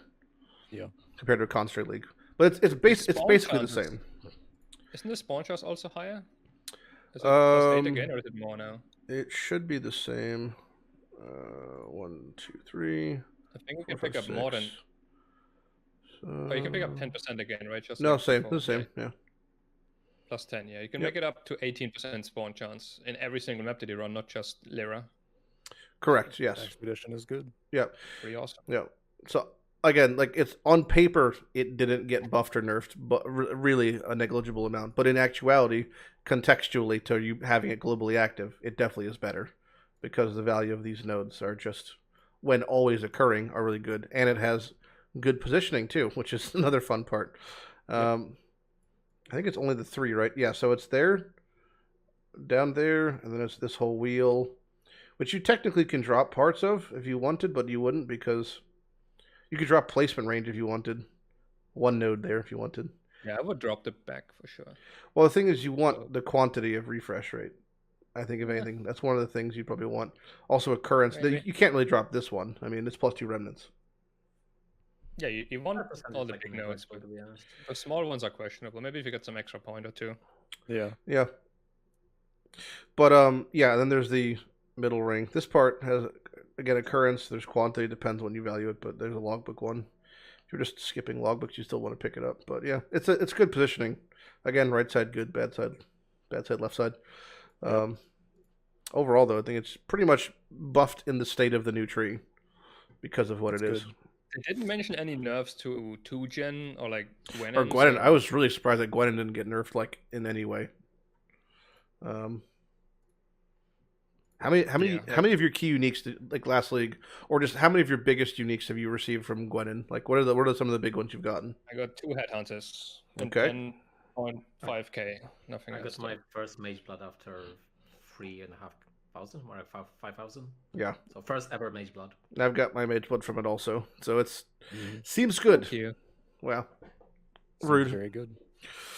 I think my Mage Blood was 600 something, 700 rerolls. But it was like my second heavy belt I clicked. I kept going after that. I used more and didn't get it. But yeah, like notable uniques that I got as well as like the Brass Dome, like first Brass Dome came from Yeah. Gwen, and first Carcass Jack, like all the really impactful stuff were already. Void built, so batteries, just- I got Shavs, Prism Guardian, that sort of stuff. Cold Arm points. There's a lot. I mean, Gwen's just really fucking good. Like either way to slice it. She good. It's also, by the time a character is level 85 to 90, you get super high level bases from her, even like 2-tone boots and that kind of stuff. It's just The second your character hits 90, she starts giving +5, so or +6. so Or rock 92. is now a thing, right? Like rock Yeah, has been buffed rock's a lot indirectly better because now. now when you get decent rare items, you can Yep. add implicit to them. Expedition better than ever. It's true. So if you are playing, it's also fun do Expedition. That's For the sure. caveat of it. Yum. The Harbinger. How many times has anyone picked up Harbinger since Ritual League? Like since they nerfed it? I pick it up every time. Do you? Every time, yeah. Oh my It's god. really good for juice. I like it for league start, right? When we're entering the first couple red map sustain is a huge issue. Killing the Hobby pack always helps for maps. And it drops Horizon Orbs and gives me Chaos shards to sustain like Xana mods. Gives Horizon Orbs to clear out the Atlas. Yep. I think it's always good to pick up early, but it's a mechanic that I start to skip at some point, right? Like when I'm decently wealthy, I don't give a shit about. Don't want to spend the time anymore killing the Harbingers. Because It's they a are good thing kind of early slow. on. Yeah. That's one of the perks. They have increased They CDR now. do. They do. So one of the It spawns more minions. It just it it's probably the same equals as the out. Blight thing, right? Yeah. Yeah.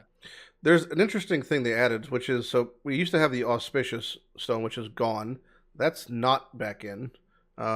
Which was the Harbingers drop rare value currency. That's what people are getting, like their ancient shards, their exalted shards, mirror shards, that sort of stuff. That is not in the new tree at all. What they do have though is currency shards drop by Harbingers can drop as items fully. So Can drop. The full Can. mirror drop, I think. So that's the operating word there is I'm just gonna make it bold. Can drop. I mean they don't always drop. We have no idea what the percentage of that dropping is. It could be a 1% chance. But yeah, so instead of getting a chaos shard, you get a chaos orb, mirror shard, mirror I mean, orb. it's probably different We per do have currency. Kirik Harbinger. People are gonna farm this true. and find a full mirror. Someone will. You will get 100% chance of them dropping an additional shard. So instead of one ancient shard, 2 ancient shards, and there's a 25% chance for the powerful boss. So that's got nerfed. We don't have Oh, any. was it before? What was it? How much was the chance before for the power 30. boss? Now it's 25. Oh, really? I didn't catch that. Yep. The we no longer have the chance to drop additional stacks of currency. That's just gone. Instead, it's dropping additional shards. So it was we did have upwards of 75% for an entire stack of currency, and now instead of an entire stack, we just got a 100% chance for one additional shard. Just globally. So when you kill one Harbinger, you get one extra shard. But the chance to spawn a Harbinger is 30% on top of the base guaranteed percent. So you get like 1.3 Harbingers basically, right? You get a On guaranteed average. one and then Yeah, 30% chance 1.3. to pick it all up. They're going to spawn more shit more quickly, and they can drop things A lot of in maps. stacks. Like, Yeah. they drop Yeah, a I lot. like it. I mean, if you get a Harbinger King is Harbinger strong. or a Boss Harbinger, right? And then it has this 60% more minions, I feel like that's going to be pretty good for map drops. Yep. I'm going to run it early on. And I will also say, which is the I theme will of the, report back with the results. they have Good positioning. they're on the good side of the tree. So Yeah, the positioning is awesome. Right next to the map nodes. and there's the powerful ones. You could if you were traveling through Essence in the top to get to the middle, it's just 2 points to get to the big Harbinger. It's also right next to Harvest every time. Yep. So Good stuff. which is nice. These again, same thing. You could skip out on the chance to drop additional and just pick up straight occurrence and get 10% that. chance for a harb. Yeah. And the same thing here. You're gonna path through again to like the map stuff wherever you're going here. It's 3 points for just an additional harbinger, full stop. So right next to harvest. So overall, it's definitely on paper. Again, it's another one where it's like exhibition. On paper, it didn't really get changed technically too much. It got nerfed and buffed in some different ways, but because of what it is, it'll probably be better. So now we got harvest, which is, we don't know. It's hard. It's a hard one to talk about because again, we don't know the exact numbers. But if they didn't tweak anything, this is like a giga nerf to what it is. I mean, we gotta Endgame differentiate was here, right? definitely good, For like low investment, if you're starting out at the point where you wouldn't have Watchstones in the past, because mature stones costed thousands of alts, right? If not mature though, at least overripe for boss spawns, you could have gotten to a degree. But Yeah, sure, maybe. I'll concede my point. Continue. If we compare like early league harvest, last league with no Watchstones to like the new harvest, if you pick up all the nodes, it's at least equal, right? Sure. Well, for declaring globally, it doesn't have to be equal. It just has to be half as good. It That's- gives us less ceiling. Like in the past, we could roll these mature stones, but crazy high investment. I repeat, that's like thousands of alts. Yep. Like 5k for a full set easily. And then it would be like the ceiling was high in the past. That's gone now. Yep. But Which is how many people does it really affect, right? Like well, very few SSF players rolled the those bigger stones problem in is the just that there are things locked behind harvest bosses that were even previously ridiculous to find that are now even more ridiculous to find. So like, I mean, I'd love to play Rage Vortex, Yes and no, but because, I'm not gonna play Rage Vortex built without the the fucking boss bear already. boss. Like, I mean, like, the boss spawns are abysmal. Like, that's yeah, like they are, but they're not getting worse, I think, because we're gonna have these passives in every region, or in every map, right? It might. We don't know. Again, it really depends. Like, we don't. I don't think. Do we ever know the exact numbers of mature? Like, what exactly it increased the chance of? No one ever did the math on it, but I'm pretty sure I know how it worked. So 4 matures stacked. Is that going to outweigh having harvest globally? That's the Oh, question. definitely not. It depends on how you played. I played That's- Path of Exile. Does Look, that make well, it question? first of all, mature almost definitely didn't affect T4 bosses. Yeah. Overripe did. So, I mean, look, if you're like the kind of person who rolled 4 overripe Watchstones and were specifically targeting it, then yeah, it's probably worse. But in general, it's probably way better because you'll just get it while passively mapping without having to target stuff. Yeah. Which is the case with pretty much all of these, right? Yeah. mean, The one that I thought was kind of nice is I never personally never had the chance to give additional crafts because I always either had overripe or mature in. Yep. But that's now built in to a pretty okay amount. 3 times 7, so that's like 90%. Math. 7, 3 4. times 7. Yeah, it feels like 90%. So you have an increased chance of giving additional crafting thing. The base spawn rate is, I believe, the same. It's plus 4, 4, right? So it goes to be 10. 12 total. 7. No, that's 10. 6. Oh yeah, there's small passives too. Boom. Yeah, so 10.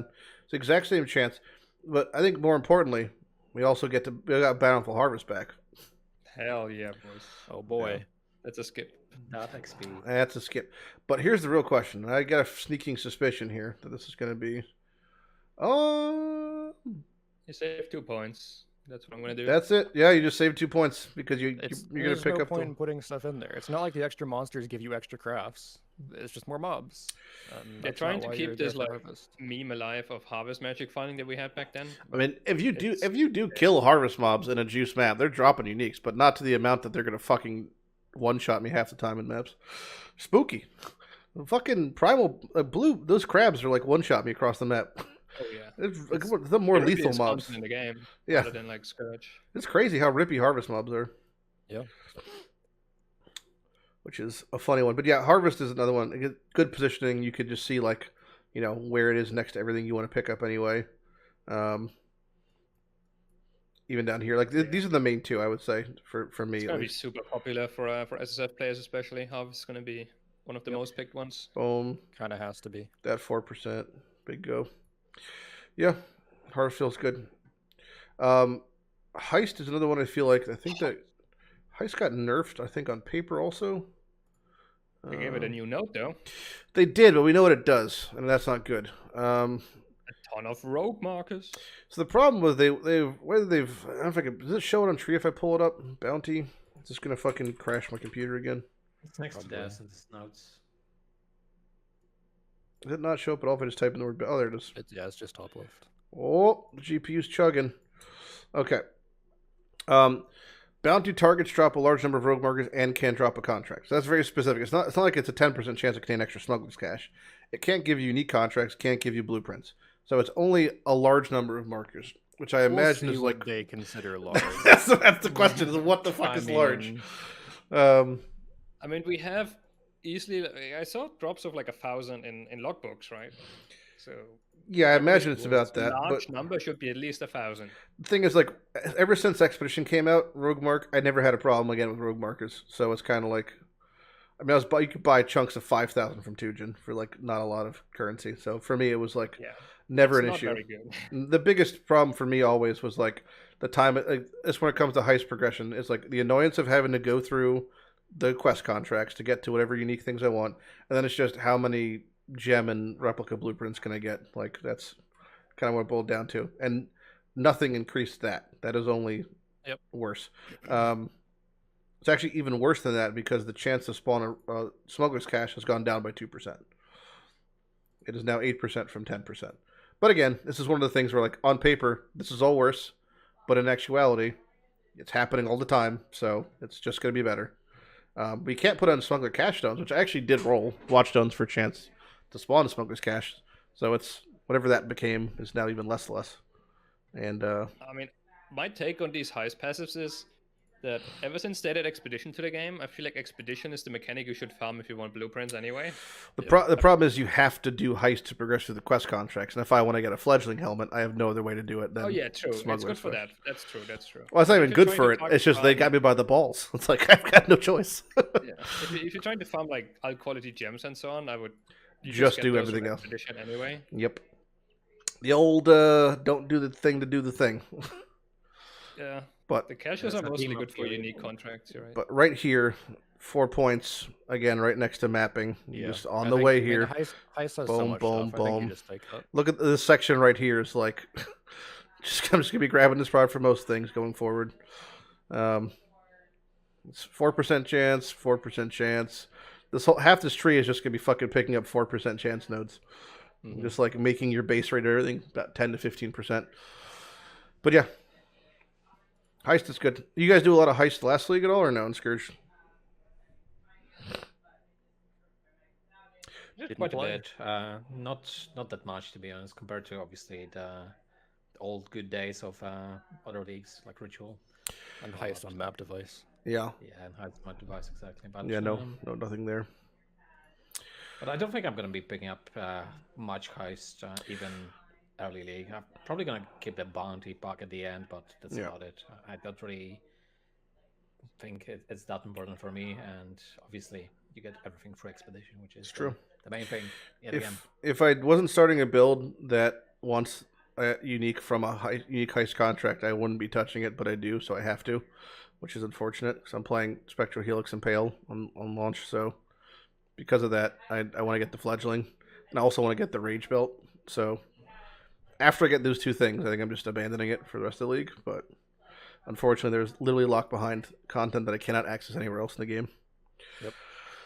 Which is how it goes. But yeah, heist overall, again, it technically nerfed but buffed because it could just happen, so like the fate of many.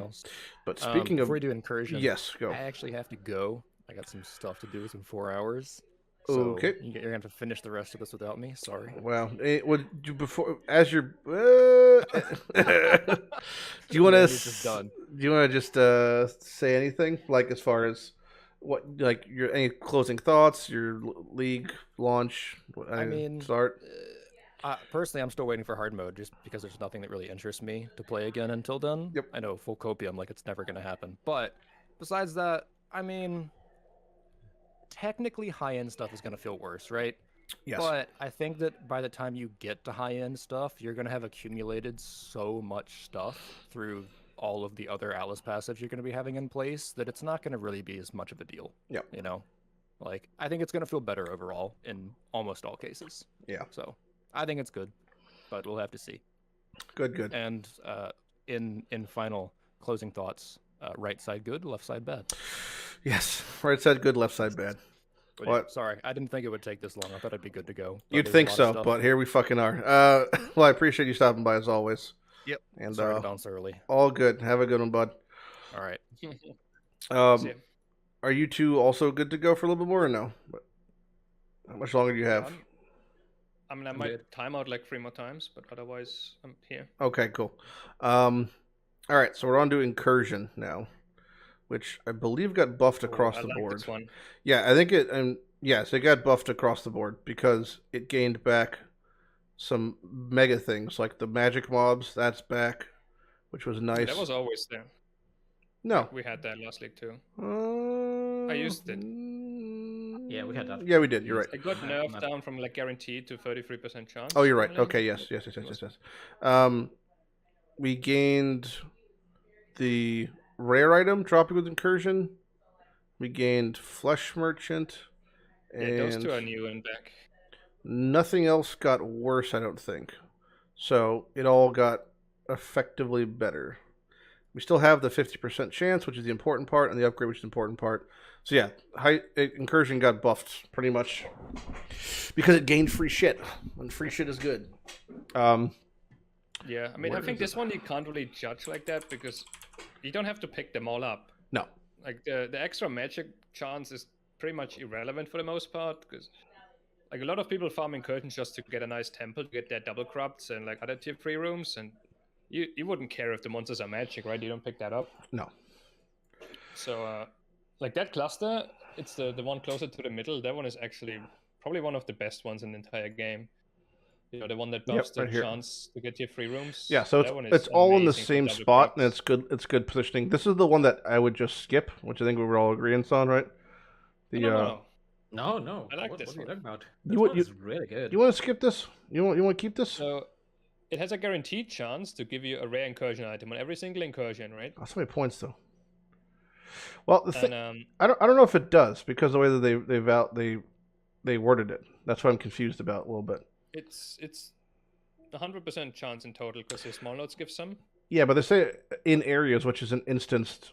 What does that mean? A temple, or does that mean the setup? No, when each incursion, like when you do a mission, you have 3 incursions, right? And each of them will drop a rare item at the end with an incursion mod. Okay. That node used to exist a couple weeks ago, and they removed it. So if that's how it's Now it's worded, then back. that is much better. Yes. Yeah, so pretty much And, every single mission you get free encouraging item, which are obviously 1, 2, buffed with the 3. new crafting system. Yeah. You get those percent life body armors. You get those gloves with tier 1 resist combined with like 50% increased damage versus chilled enemies. Are you picking up the Val Flesh or no? The merchant? I mean, if it's 1 point, I would probably pick it up. If you're wondering what it is, it spawns like an extra unique monster in each incursion. Yeah. That is kind of like, it's usually hiding, I felt like. Like you have to actually find it. He's like sneaking in some corner, and if you kill it though, it's gonna drop a stack of currency, like a stack of 10 or 20 ults, I think even. Like it was a decent amount of currency that dropped. Okay. Like 5 sextants or something. Like it was decent. It's For 1 not bad point, at if you're all. farming incursion anyway, I'm kind of, What? I don't mind it. Okay. Like the big one though is like the guaranteed incursion item. I think is pretty underrated Okay. with the new system of new adding 2 implicits with Eater of Worlds and X-Arch. I Leggy? think there's potential there. Yeah, sorry. Yeah, as Manni said, it's pretty much that. Especially that you can pretty much rush it early league if you like incursion.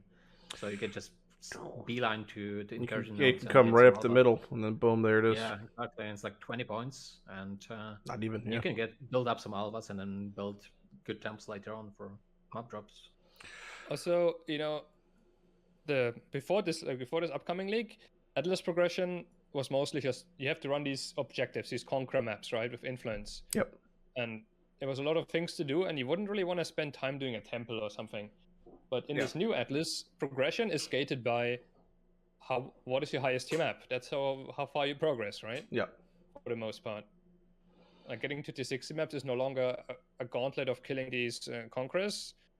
You just have to get +1 maps. You have to go up in map tiers, and the temple is awesome for that. Oh yeah. When you find this like, maybe you found your first tier 8 map, you run one Alva mission, you already ran some earlier. Now you can do a tier 8 temple, and it's going to give you like 3 more tier 8 maps, maybe a tier 9 map. If you hit a cartographer's room, even better. Yeah, those rooms pretty much are guaranteed like 6 map drops. Yeah, and then you're going to get these rare items that you can now even improve with extra implicits. Like, I think Incursion might be pretty solid now. I mean, it's the odds aren't terrible, but even the weapons, if you were to hit a good caster weapon, like they increased the amount of flat on all weapons. I wonder if they also did for Incursion ones, because those already had quite high flat. So if they did that, if it's scaled up as well, it's pretty common to get like almost 100 flat in a one hand plus like 80% lightning damage. Like that's going to carry you for a while if you get it for applicable builds. Yeah, I mean there are some pretty useless mods. I think there's like a reduced chaos damage taken on the body. Yeah. There's some bad ones, but at least like half of them are pretty solid mods. Yeah. And as Legi said, you can have this in like early yellow maps, like 30 completions in, you can have this ready if you're rushing for it. For sure. You can run your first couple alvas and get maybe some big upgrades. Yeah. I could see it. Yeah, exactly. Like, I'm not saying it's the best thread ever, but Incursion. I'd be interested to try it out in some private league or something later on. Definitely. Yeah, it's mostly just a viable option. Like if you enjoy that content, and it's not useless. You both have gotten all your Incursion uniques, I assume, over the course of time. No, I still haven't gotten the shield. I've never found that shield. I'm still missing the shield also. Well, I technically found it. It's really funny. Well, not the reliquary key. I found the reliquary key in a charity event, and I was like very sad. But I didn't know. So we're all missing just the shield. Pretty much, yeah. What the fuck? Well, that's a bit suspicious. I mean, we all play. It's by far the rarest one that doesn't have a diff card, right? There's 2 rarer ones, but they have a diff card attached to it: the flask and the amulet. That's pretty strange, huh? The rarest, and since it doesn't have a diff card, it's basically the rarest. I must say, I mean, we play like degenerate amounts of this game, and you'd think that the fact we've never found. I tried to hard farm this. I don't know if you caught that, but no. In Ritual, I spent like 2 or 3 weeks just running Incursion every day. Oh, that's brutal. Like 100 missions per day or something. I did like 300 or 400 temples or something, and turns out it only drops a vial every like 10 runs. Yeah. And then the weighting of those vials is that probably 1 in 100 is the one for the shield or some shit. It's pretty bullshit. Well, yeah, it's really ridiculous. I did the same, and nothing. What an absolute fucking meme. Well, in summation, Incursion looks promising, though, I think, overall. Definitely. Next one's Kirak, which I don't really think we have much context for. But if you... Yeah, I mean... I'm really torn about this one. It's I could see Kirak missions being very solid. And maybe you want all of these and some of these. The biggest problem is that when you're in a Kirak mission, like a Zana mission, you don't gain the benefits of their tree, though, right? So correct. That's really like a huge punch in the dick to me. Like, I mean, I spent all this time making our trees, and it's like, here's a mission where all this effort is now negated. But maybe you're not doing Kirak just to get some random maps. Like, sure, that's one use for Kirak. You can just get some free maps if your map sustain is suffering.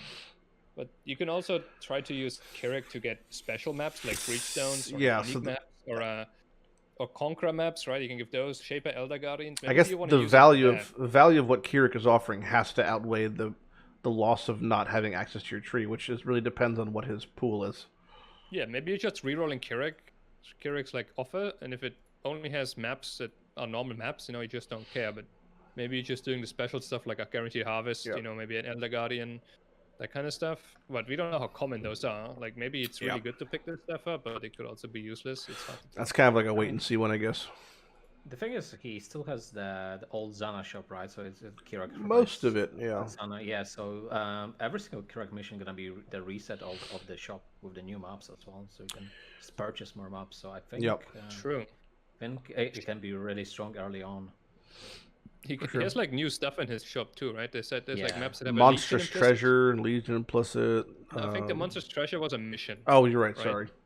But his shop has is buffed as well. He can have like Delirious maps. Oh, those are scouting reports. The scouting reports are the resets. It's the maps you're saying he's selling, his vendor mission or his vendor maps. Yeah. Right. Okay.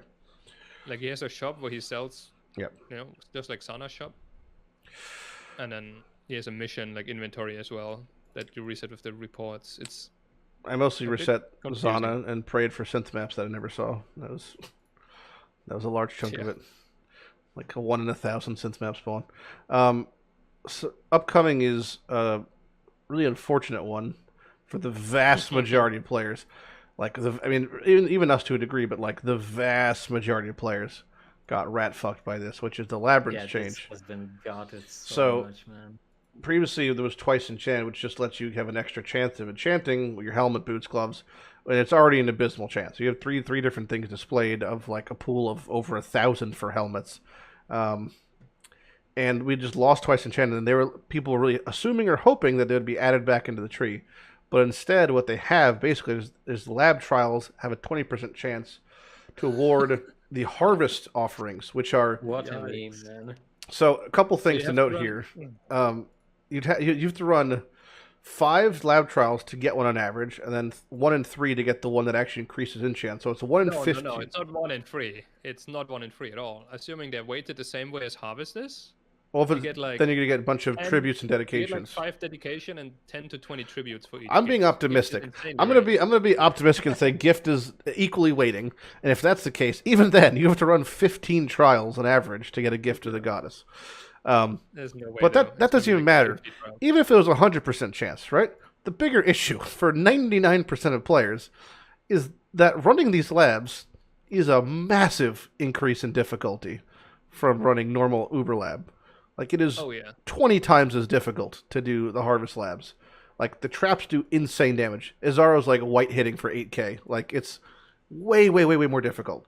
So Yeah, level 83. what's level 83 with like 200% everything across the and for everything. I remember I got one shot by a white porcupine with like a 12k mana mom build. Like it was like absolutely fucking ridiculous. So this shit is like very difficult endgame content. And it's just if you don't play a build that can do that, you're never going to do it. But like Manny's saying, the weighting, if you've experienced this from doing the harvest versions, is not 1-to-1. So this is just like unfortunate, I guess, but it is what it is. Anything else you guys want to say about lab? But like it's I think these Don't- notes don't are think this, yeah. atrocious. It's like maybe the worst passive in the entire tree. Yeah. Yep. Onto a kind of sad one for me, which is Legion. Which is also the last one on the list that is actually numerically nerfed. Kind of buffed in some ways, though. So again, it's one of those things where if you look at the case used for farming something specific, it's massively nerfed. Yeah.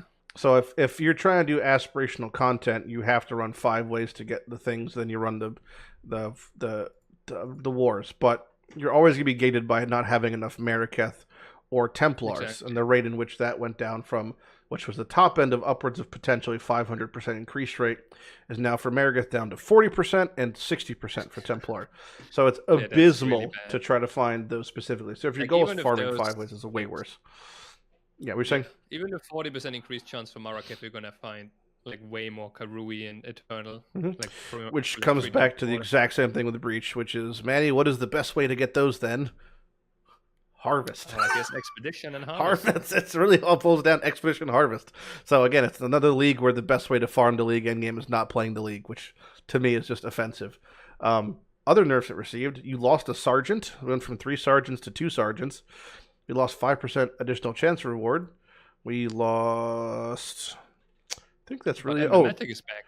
kind Yeah, of. Block Well, is we also like lost huge, we lost a 40% chance to include a general, which is Oof. pretty big. There's still the guaranteed chance, but there's the encounters, generally speaking, have them.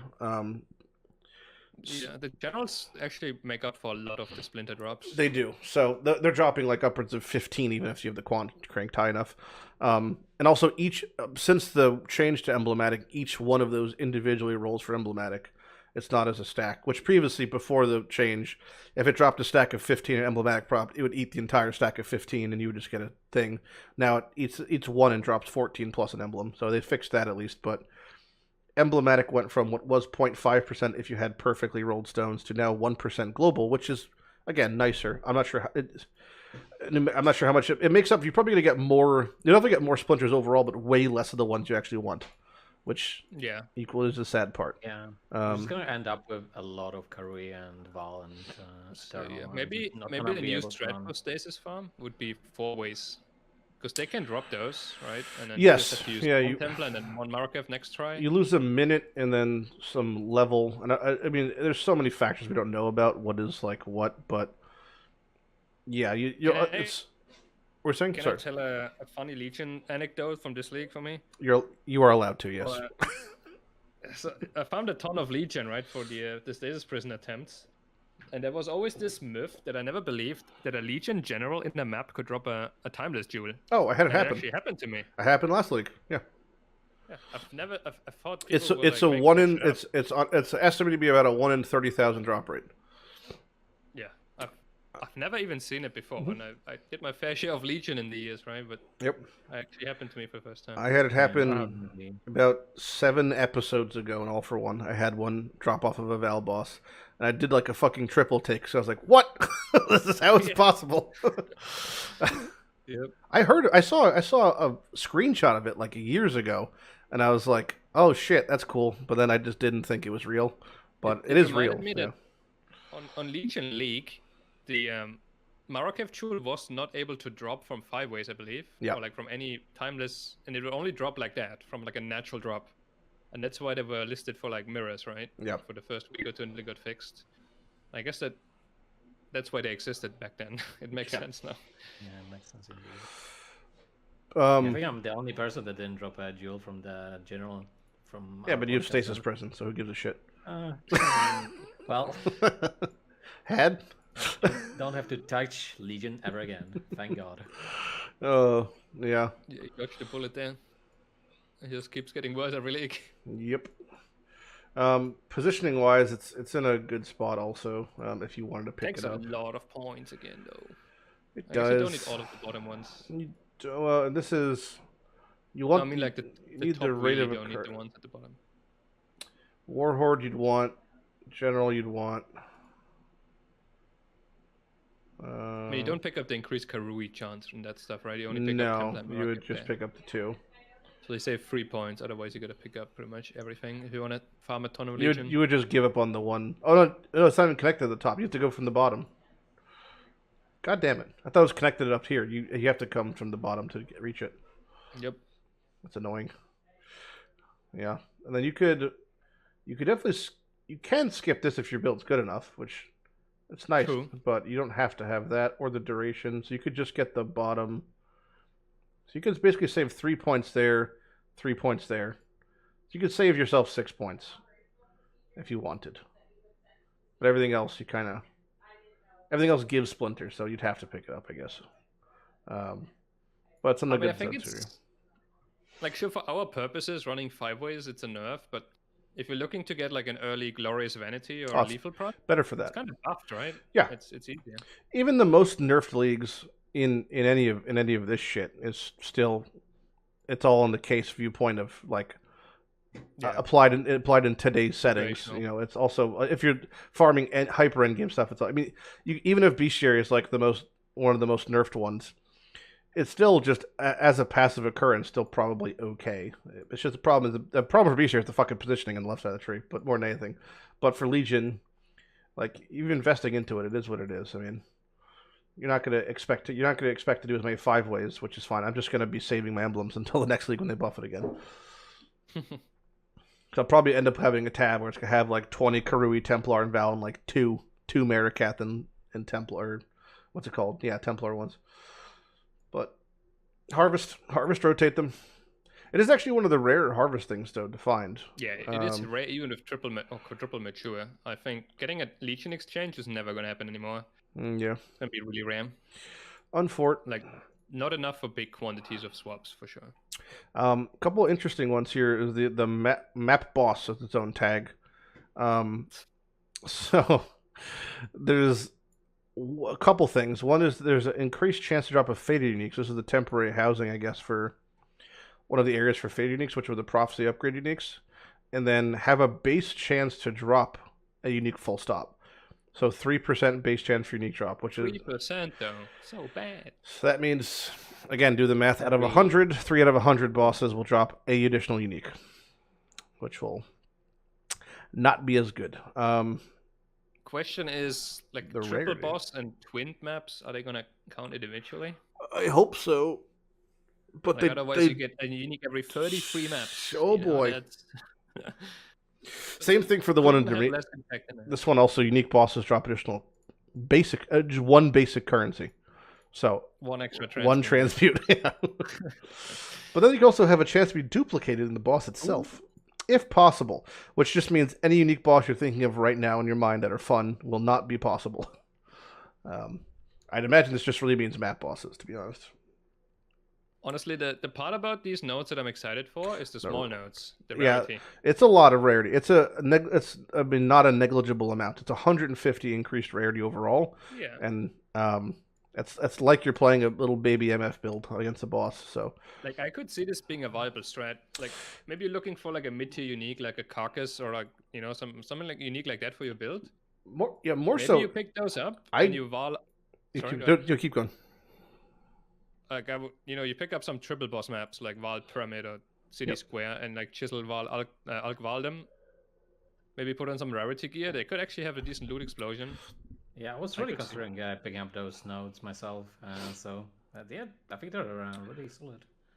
I would almost guarantee that if you pick up the 6 small nodes, you will get more than 3 out of 100 uniques per map. You'll probably average almost an additional 1 or 2 uniques per most maps with that amount of rarity increase. I mean, if the you're node is using called it up. Fated Conflict. It's supposed to be for fated uniques, right? Oh, you're just Like, not going to pick use it this for that. up. I'm just going to skip that. Yeah, I'm just saying, like, Yeah. it's a node that it's made for SSF players that are looking for fated unique for their build. They can take this to increase their copium reserves. What the fuck? There's one. There's one? Where's the second one? Very top right. What the fuck? Is it that far up? Yeah. Oh, there it is. Yeah, you're right. it's a really weird spot. This isn't a good spot. I mean, if you're pathing up the middle, you just get the 3. This one isn't a weird spot. Is it near anything you're picking up? Not really. The best June node is right there. That's about it. Yeah. Yeah, I don't think you're ever gonna pick it up. Not that one. Yeah.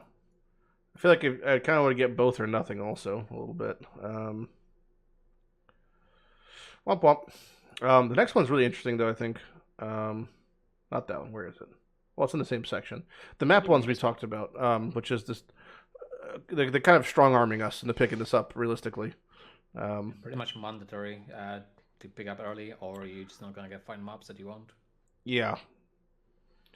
Yeah, until you're in 16s. I mean, it does nothing for 16s that are dropping as 16, but obviously every 15 will become a 16 when you have it, because I think it adds up to 100% or something, or 90% or whatever it is.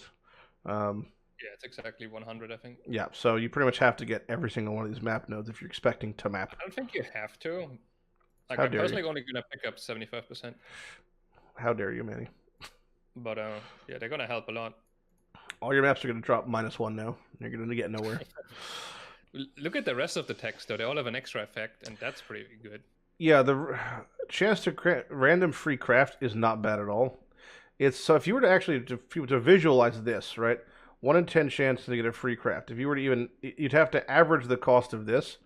If you want to think of it like that, average the cost of I this. think it And gives you a free one of your choice. it does. Just like the It Harvest does. Draft, so. But if you're thinking of, it's the type of thing of we're paying for the value of the maximum potential. So a maximum potential. Oh, I just deleted something. Oh no, it's gone forever now. Well, we know what it was. It was 13C for ritual. So like, it's a 10% chance to get top ending 13 chaos because that's the most expensive craft. So if you want to think of it like that, it's like 1.3 chaos per map. Yeah, it helps sustain your chaos if you're spamming those Sana mods. Yeah. Or Keurig mods, sorry. Sorry, Zana's dead. The other one, though, the other one is pretty special because it gives you... Favor. The quant one's nice wait, where is also. it? Oh, it's all the way at the bottom. It's Shaping the Skies. I believe Yep. these are infused mods. But it says free use of a special crafting option. Either Yeah, it's it new Could stuff, be infused. Yeah, I or think it's so. infused I mean, ones. If it is fused, that's again it's still 3% chance though. but they're quite high That's right. value. Like Infused Rampage, was that one of them with a 20% quantity modifier? That was pretty good. Yeah. Fused Nemesis. I mean, for the most part, you're picking up these clusters for the +1 level, and this is just a freebie on top. It's so- gravy, extra gravy on my potatoes. You know, yum yum yum. But yeah, it's good. Wait, you forgot the most important one though. The biggest Yeah, one. exactly that. Which one? Fortune is the brave one. Yeah. Fog Fortune favors the brave. What do you mean? It's like one of the strongest. Shaping the nodes. valleys. It's right there. Yep. Terrible. Shaping No one the likes seas, Fortune that one favors is the brave. terrible. But No. shaping the valleys is. I think this is gonna be key to push your Atlas fast. This is nuts. Big old quant. Yeah, it's Quant, Paxos is the big Rarity, one. and Paxos. Yeah, Yep. like you're just gonna find so many mobs through that. Those are that's we were yeah. So keep going. Yeah, we were talking about the Abyss nodes early that you can just spend chaos. So I think you just skip them and just press Fortune Favors the Brave every time. It's so good. Just cry when you get ritual with none of the support. So it's just like 6 little tribute nuggets. I mean, you pay 3 chaos to get 10 pack size and 10 quant. That alone is already kind of worth, honestly. Yeah. Because 10 pack size, you know, normally an Alken Go map has like around 20 pack size. So this adds like something like 8% more monsters to your map. So it should be like 8% Just more to map clarify, that's 10% more increased, not plus 10% increased. So that might be worded in a way as if your 10% base becomes 11%, not your No, 10% it's no way. becomes 20. It adds 10 pack size. 100. No, there's no way it doesn't. I No, mean- it's no way again. I mean, we live in a world where it's possible. I'll be very upset. It doesn't say plus. Almost always plus is base value, and increased is but increased. It's not for those though. Look at the 1% increased quantity on the middle wheel there, like the small nodes. It says 1% increased quantity as well. Okay. Like that is just additive. I'm sure that's just how the game works. I pray. I pray, you pray. We pray together. If it isn't, that's terrible. But if it is, that's great. Metamorph. Anyone picking up Metamorph? Nope. Silence. Pure silence. I mean, doesn't even have any uniques in the league, so who knows? It's truly I mean, the nodes non-existent. make Metamorph like 10 times better. The nodes are not weak. It's just kind of Metamorph itself. Well, is it's weak, yeah. another one of those leagues where they got their notables added back in that they lost, so it's just inherently better, effectively. I mean, if you really like Metamorph, those are decent passives, but it's a lot of points to pick them up. The problem is with Metamorph is like, this is even an easier one to solve, is that you can get all the Metamorph uniques from div cards quite accessibly. So So Astral Projector the can way- be target farmed, and then the Metamorph generic unique card is quite common from stack decks. So the way I can see these Metamorphs passives being used is it's on the left side of the tree, right? yeah, So it's pretty close to Ritual, Delirium, Blight. What else do we have there? Bestiary. So, you know, I said this earlier that we're gonna have like hybrid farming strats in Endgame, yep, like especially for trade league players. So I could see people buying like, you know, bulk metal scarabs. They're gonna be like 1 chaos each, oh yeah, and you do the same thing for like Bestiary scarabs. So maybe you do Sana Ritual, you know, or Blight scarabs. Right? You're gonna combine like 2 or 3 of those that are close to each other on the Atlas passive tree. Pick them all up, and then you know you just spam a fast map that you like, and you have like this Metamorph fully buffed up. With in every map, you're gonna have a Blight in every map fully buffed up, and farm like multiple mechanics at the same time. Yeah, I think for the trade league, this is really solid strat. As you are saying, Manni, like it makes a lot of sense just to, you know, blast some Metamorphs, and they drop Exalts quite frequently, to be honest. They also re-added something which I saw. We used to not have the +1 monster sample scenarios for rewards, which means that like when you have your Metamorphs deeper into the different organs, will have more specified reward types. So those were re-added back on from the previous tree. So when you assemble your Metamorph, you'll have a lot larger amount of options to choose from. It won't just be like, let me pick all the far left options. It'll be like, oh look, there's a 6-link, there's a unique, there's an influence item. So those will be a little bit better. I mean, it's for SSF, Metamorph is pretty bad, like because we don't really have like supply and demand kind of things, right? Yeah. For us, a Metamorph Scarab is just as rare as an Expedition Scarab. Yep. But in Trade League, Expedition Scarab is going to be like 15 chaos, and a Metamorph Scarab is going to be 1 chaos. So the mechanic might be worth farming simply because it's so cheap to farm. Yeah, you could skip the rogue one if you wanted also, since it doesn't have a guaranteed organ drop anyway. And it pretty much doesn't take any time to assemble 2 Metamorphs, like just blast them in 10 seconds. The only, you the only really downside only is if you're not in a twin map, you don't get the second set of organs.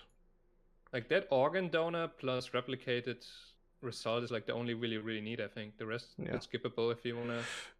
For what you're referring to is the guaranteed chance of scarabs, so it's irrelevant that the chance of it spawn base map. You're just trying to increase the actual value of it. Exactly. So you're trying to just get the most organs amount possible. Would be running this on like a city square, for example. You'd put your scarabs on a city square, and you'll get 6 organs then, because it's increased by 1. If you're using a polished scarab, for example, you'll get your base organ, your additional from organ donor, 1 more for polished, double it, boom, 6 organs per map. Like that'll be pretty high value in itself, I guess. Awesome. Which also is nice because then polished isn't that big of a an ask. So I tend to use I was using my gilded splitting my harvest to split gildeds for farming polished organs. I was trying to find metamorph uniques for a very long time, so polished. I still haven't found one. I mean, well, I'll keep trying. This is the league, man. I'm so surprised you still haven't found one. 715 metamorphs dry. It's nice. It's a real good time. But yeah, metamorph. Okay. Trade for trade league kind of bad for us also. Yeah. Rare monsters. I really like this one actually. It seems like their attempt at like adding Nem 1 back in or something. I don't know what I would call it. It's Nem 0.01. It is. Each rare is a 1% chance to drop an additional basic currency. It's like almost insulting, but I just like the idea of it. And then the 3, you're putting 1 point for 1 rare. Doesn't really see. If it was a pack, maybe, but it's just a singular rare. Feels a little bit bad. I was actually tempted to pick this though, because you pick this up at like 10 completion, right? It's very early, and then you get 3 extra rare monsters for your Atlas progression. It helps for map drops, right? Rare monsters can drop +1 maps. That's where you get your progression from, right? Yeah. It's not the worst thing to pick up. Well, they can only drop +1 maps when you have the nodes now, though. No, that's not how it works. Isn't that how they described it in the last Twitter post? Is that there's no base rate or increase to map drops? Oh, what I'm saying is, like what you're thinking is the chance for a map to be 1 tier higher than it initially rolled. Yeah. And what I'm saying is that like only magic and rare monsters actually have like the possibility to even drop a map that is. Oh yeah, you're saying like their innate item level increase is making the map drop 1 higher. Like if you only kill white monsters, I misunderstood. Tier 11 map in tier 10 maps. Correct. Right? Yes. Even if you have like 100% chance for maps to be 1 tier higher, they're not allowed to be higher than the current area level. Only the blue and rare monsters can actually drop maps that are higher than your current level. That will be your Atlas progression from now on, right? You have to get just a higher tier map than before. Very true. Yeah, I don't know if it's worth it for 3 points. Is the thing. That's the same. Really difficult choice, but I don't think it is. It is. It would be something that you respec out of really early. It's just very temporary as like a racing thing, right? Like you're saying though, the positioning is quite good. They're right down the center, right? So like you would reach it in 1, 2, 3, 4, 5, 6, 7. By the 7th map, you have all 3. Yep. So that itself is not terrible. But yeah. Ritual, which I believe was just straight buffed, actually. It's on the map device too. 13 chaos for guaranteed ritual. Oh, so technically it didn't get buffed on paper, but in all actualities it got buffed because of how it works now. The big thing is a couple things, but the guaranteed 4 is nice that that's back. There used to be a Watchstone that costed you like thousands of odds to roll. Yeah, it was pretty bullshit. The 2 rerolls still there. We have that. Increased chance with special rewards. That's gone down a little bit, but like not too big of an amount. That's actually bad. Yeah. Yeah, in most cases this is kind of odd. Like you don't want that. The tribute is not as good as it was. Chance of occurrence is exactly the same. Tribute increase from monsters is exactly the same. And yeah, so it basically didn't. Oh, also we get this blood vessel thing, which is interesting. I mean, basically it means that what used to be like perfect watchstones is what you get for free now, right? Yes, that's With that's these the case passives. use. Yeah. So it's free. Instead of costing you a couple thousand alts or X, to craft those or buy those stones, you can just get going right away. It's inbuilt into the Atlas now. The only annoying part is the fucking traveling is not. Where is it? Hold on. Yeah, so it's They're actually pretty close to each other. well, you're not looking the one that's You off can screen up skip the there. first one. The chance to occur, Yeah, you're but you saying, skip the because one you're on the gonna be bottom paying, left, you're because paying you the don't care about chaos. the chance if you guarantee it. Yeah. This one's all the way up Exactly. top, but it's also next to synthesis, which I like anyway, so I'll probably get that. But it's next to like all the bossing things. This one is the blood one, which I don't really know how good that's going to be, because again, it's like you don't know what is in like. It's not going to be a boss is in the blood vessel. It's just a Wait. generic one. I think it's an empty one, isn't it? Was it called blood I filled with figured empty? It's just an empty one. I'm not sure. I thought the fact those were. It doesn't really matter if it's filled or not, is it? If it's not filled, you fill it up in the next. No, map. it is empty. So it's okay. So that's effectively just saying 10% more, or not 10%. Yeah, it's a 10% chance to get 100 splinters, so you get 10 splinters per map on average. Yes. Yeah, Which extra. is not bad. That's pretty good, to be honest, overall. Yep. I mean, those vessels are the reason you run the regular rituals, right? You want to fill up the vessels Yes. to run the big ones. Yes. So that's exactly what you want. And you could go down the right side of this tree and just get the less tribute, and you could skip the special reward shit. So you can go right tree there, top there if you want the free vessels, or if you don't give a shit about that, that's fine too. You don't have to invest many points into ritual at all. This is. And then you could also skip the contain because you're just paying chaos. So yeah, it's not too many points. It's four, so it's 12 points for max ritual. Yeah. So it's a nice mechanic to combine with other mechanics, right? Because it doesn't use many points. You can either take like a bunch of bossing stuff and maybe spam the Searing Exarch every map, right? Or you could get Blight nodes, you could get Metamorph nodes at the same time and farm that simultaneously. Seems pretty good. I mean, also the thing is like you're not gonna get not gonna get all the completion that you need to even get ritual map device. So, No, yeah. So it doesn't really matter that the passive points are at the top of the tree. So there's a couple that's fine. a little annoying things about ritual in this league specifically. So one of them is that we no longer have a way of artificially increasing the zone level. So your ritual bases are locked at 84 in the top end, right? There's no way to get to 85 or 86 ones. 83, you want to say? Oh, yeah, 83. Sorry, because they're in the shop. So they're 83 is the highest. Yeah. Which is not great because it locks out a lot of influence modifiers. Second thing is because it's a ritual base, all the new influences are implicit, so you couldn't combine them because that's occupying the same spot. That's a little annoying, but the item level part of ritual makes it a little bit less attractive. So if your Archdemon crowns, your Blizzard crowns, it's just they're gonna be lower eye level, which is it is what it is.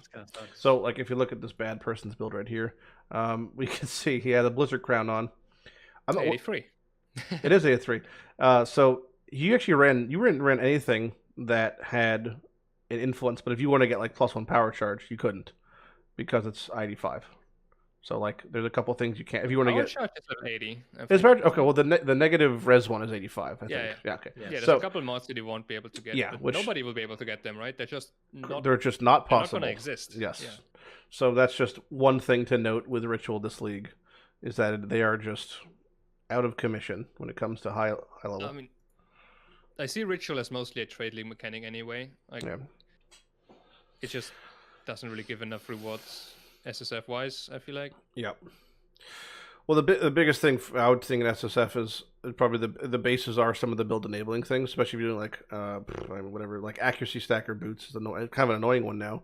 That if you're locked into a certain movement speed because you're IW3 boots, so that's a little bit annoying. But yeah, you want to get those bases and maybe what the uniques that are exclusive to Ritual, but for like just farming currency or I think I would prefer farming other mechanics. Especially for 13 chaos, it's like it's a lot of chaos. It's a lot of abyss that could be running.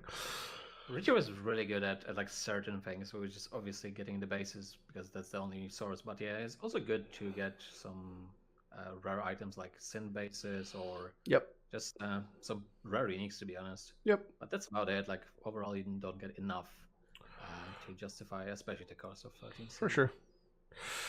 There's 3 different Rogue Exile clusters now, which are interesting.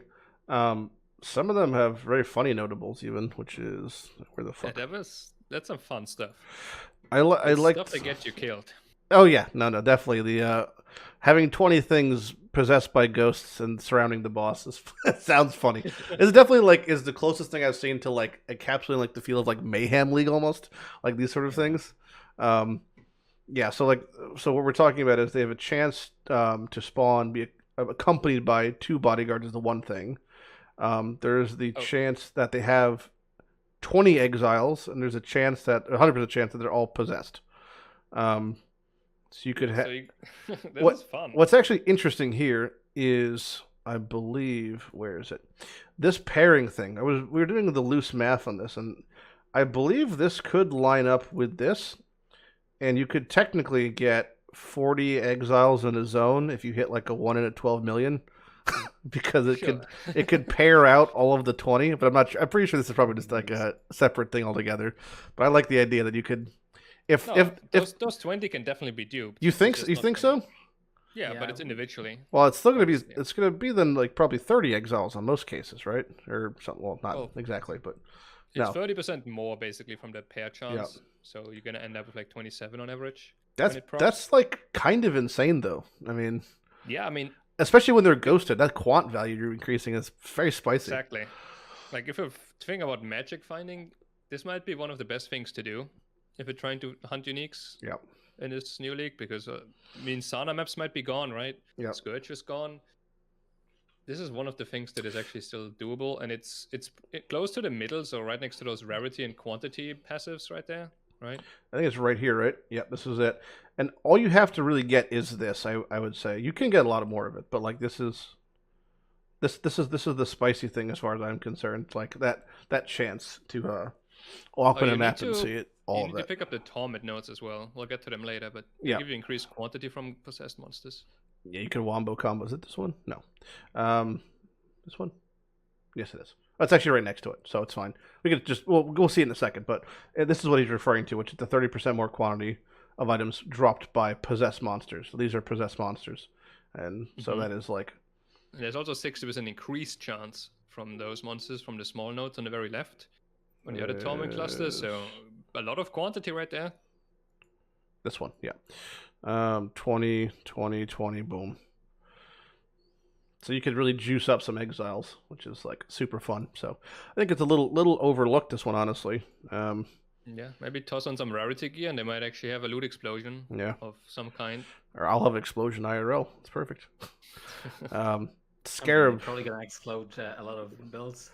Oh yeah, they're gonna be. You just see some people get ripped across the map. Fuck it, I can't wait to get pinned by Val Rain of Arrows, my favorite. You kind of skipped over it, but. The bodyguard passive, right, where it spawns 2 bodyguards. It doesn't say here, but when you look at the actual tree, it explains what a bodyguard means. Those are not just normal exiles. They take 80% less damage. They're 5 times tankier. Rogue Exile bodyguards take 80% less damage and have additional rewards. And you can have them ghosted, guaranteed. I believe that's the Sextant modifier for bodyguards, just taken and put it on tree, right? The previous Sextant, there used to be a modifier for Sextants. Bat bosses have bodyguards. Yeah, but they were not exiles. They were just 2 unique monsters that are always the same. Oh, okay. Well, I wonder if Rogue Exile bodyguards is just gonna be the same Blackguard mob type, or is it gonna be actual Rogue Exiles with different Rogue Exile types? Yeah, I assume it's random Rogue Exiles, but who knows? That's pretty cool, though. Scarabs. Yeah, good stuff. Scarabs. This is so there's just 10% chance to save Scarabs. Yeah. At first, I read this and I thought it said, I don't know if this is global or individual. So I assume it's global, as in if you put 4 Scarabs in, it saves all 4. If it's not, it's just gonna fucking annoy me if it's not, because I'm gonna have uneven amounts of Scarabs going forward. True. Which is whatever. And then a 4% base drop of Scarabs on maps doesn't really feel amazing. Yeah. Every 25 maps you get a Scarab. It seems like, again, I don't know. Compared to the suffix that we had on all Watchstones, one tier 1 suffix was 8%, so you could get up to 30 32%. Yeah. At least, and then multiply that by about 2.5, right? So that's really bad in my opinion. So I I imagine. mean, if you think about it though, it's like from a trade league perspective, some people juiced up maps with like an Exalt worth of scarabs, right?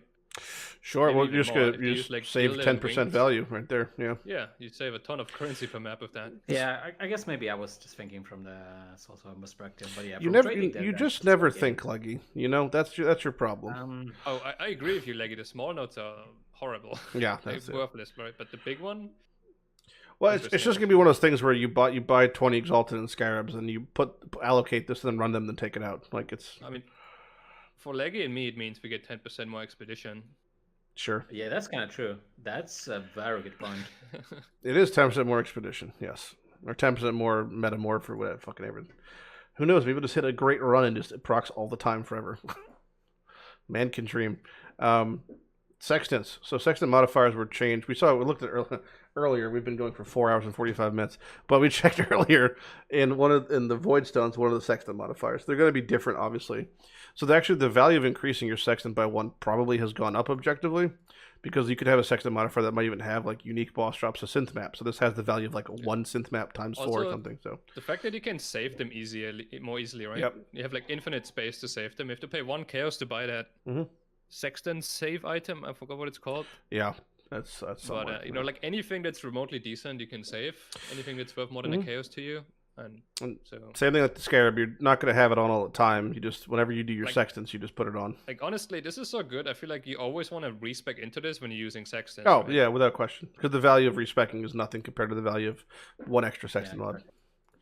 Because we don't know how many sextant we are getting. No, we don't. But this is also one of those things where this is valued at the best sextant mod you have in the game. Whatever that is now is the top. So if there's just a sextant mod that says, you know, drops an exalted, like this is now 1 exalted in value because that's what it could be increasing. Yeah.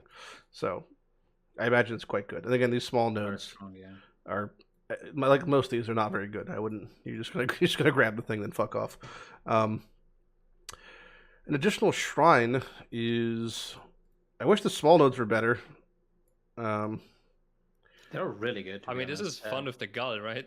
Yeah. Everyone who's talking about the gull is just like everyone who talked about fucking the blessing boots. Like if you've never used the gull, it's not fun to use. The clicking those little shitty shrines is like not a great time. You know it's not good. Like it's just like they're so tiny. Why are they not like? They're gonna last the entire map now, though, right? Yeah. The gull, who the gives gull a is shit? What, Maybe. Yeah. Well, that and Blunderbore, you're good to go. But it's just like. I don't want to be stopping every 5 seconds to click some little microscopic shrine. Like, it's just not very fun, you know? It's just, it might be good, it might be efficient. Really not fun, though. Like, the fact that, I wish you could, like, run over them or something. Like, if you could run over them or if it was on kill, I'd be all over it. But, it's just... We had Sana domination as well, or Kirik domination. And it would have, like, we do. There's domination. 4 shrines every... Oh, there is? Yep. How many shrines did they give? 3, I think. It's 4C. I closed the window. I don't know. So yeah, I see myself like maps. picking up this endgame pretty much. Stop propagating this. Yeah, you get the gull. This is going to be some team play stuff right here. Like the groups that are going to be pushing the Atlas, they're going to pay the free gull chaos groups domination every map. They're going to pick up a gull and it's going to last. Like all these shrines well, are going to last. You know, you're missing the. We haven't even gotten to the part, but like shrines grant an additional random effect is one of them. Oh. So, yeah, that's exactly what I mean. Like this is and then really, increased really effective shrines. Wait, if you're playing Blunderbore, does it just buff your character? Yes. Wait, really? Well, you know, actually, it shouldn't because it's on. No, it's on players in the area. No, it should. It'll only apply when you're inside the map. But yeah, it'll work. But this won't work. This shouldn't work. I don't think. So this is the only Atlas passive that makes your character strong. Well, I guess there's also the Sulfide one. Sulfide one. Extras yeah. Picking it up. But this actually gives you more life if you're using Blunderbore. I'm about to delete these. We're just gonna skip over this. Stop saying shrines are good. You're hurting people. It's a meme for the most part. It's fun if you build around it in some way, but regularly they're garbage nodes. The less clicking, the better in Path. Right. I want as many on-kill and on-hit effects as possible. I don't want to be clicking things. Also, this one's kind of interesting, the Covetous Shrine. This one gives you IQ, IR, and some other It's a magic shit. find shrine, right? It is. It's not quite as good as the magic find shrines in the Incursion. So you magic finding those 20 ghosted exiles, but you don't kill them. You bring them all to the Oh, shrine. we're ghost and then you busting click now. the shrine and call them. Oh, we're ghost busting now. No, Yeah. don't go back to ghost busting. The shrine gives you. Oh, it doesn't say how much, but it gives you increased It quantity does. and rarity. It doesn't say the exact numbers. It just says an amount. Yeah, I don't know if it's like 10% or 500%, but there's some potential there, right? We have to grasp all the straws we can No, get our hands on. I'm gonna leave the straws on the ground. I'm leaving the straws down there. Strong boxes. This one got pretty juiced. I'm a big hater of those. I know you are. So we have, so we just gained 4 strong. So we had 2 strongbox notables: temper proof and twice tempted. Both of these are about the same value. Yeah, the most important part of the corrupted strongbox is the rares. There's additional. We just gained though a bunch of. We gained the 6% chance to be operatives box, which I believe is the scarab one, right? Yeah. Okay, so It's pretty unknown. We don't know how many scarabs it will drop. Yeah. And if it's like 20 or something, then obviously this is good. There's a 80% chance to be guarded by additional pack of monsters. And then there's strong boxes contain dupe currency, dupe map. Well, dupe maps you're never gonna find because fucking Cartos don't exist. And then dupe divination cards. I think this is terrible. Yeah, I think it's pretty bait. And these are all bait. 10% quant dropped by strong boxes is something that is just new. But yeah, I think the extent of the strongbox nodes, the ones I would really, if anything, suggest picking up, are probably just those first 3. Like, just grabbing that, if anything. You know how Kirik can have monsters treasure maps in his missions, right? Yeah. But those will not have Atlas passives, unfortunately. No, that would be miserable. So that was one of the things we were talking about. That would be like really good, right?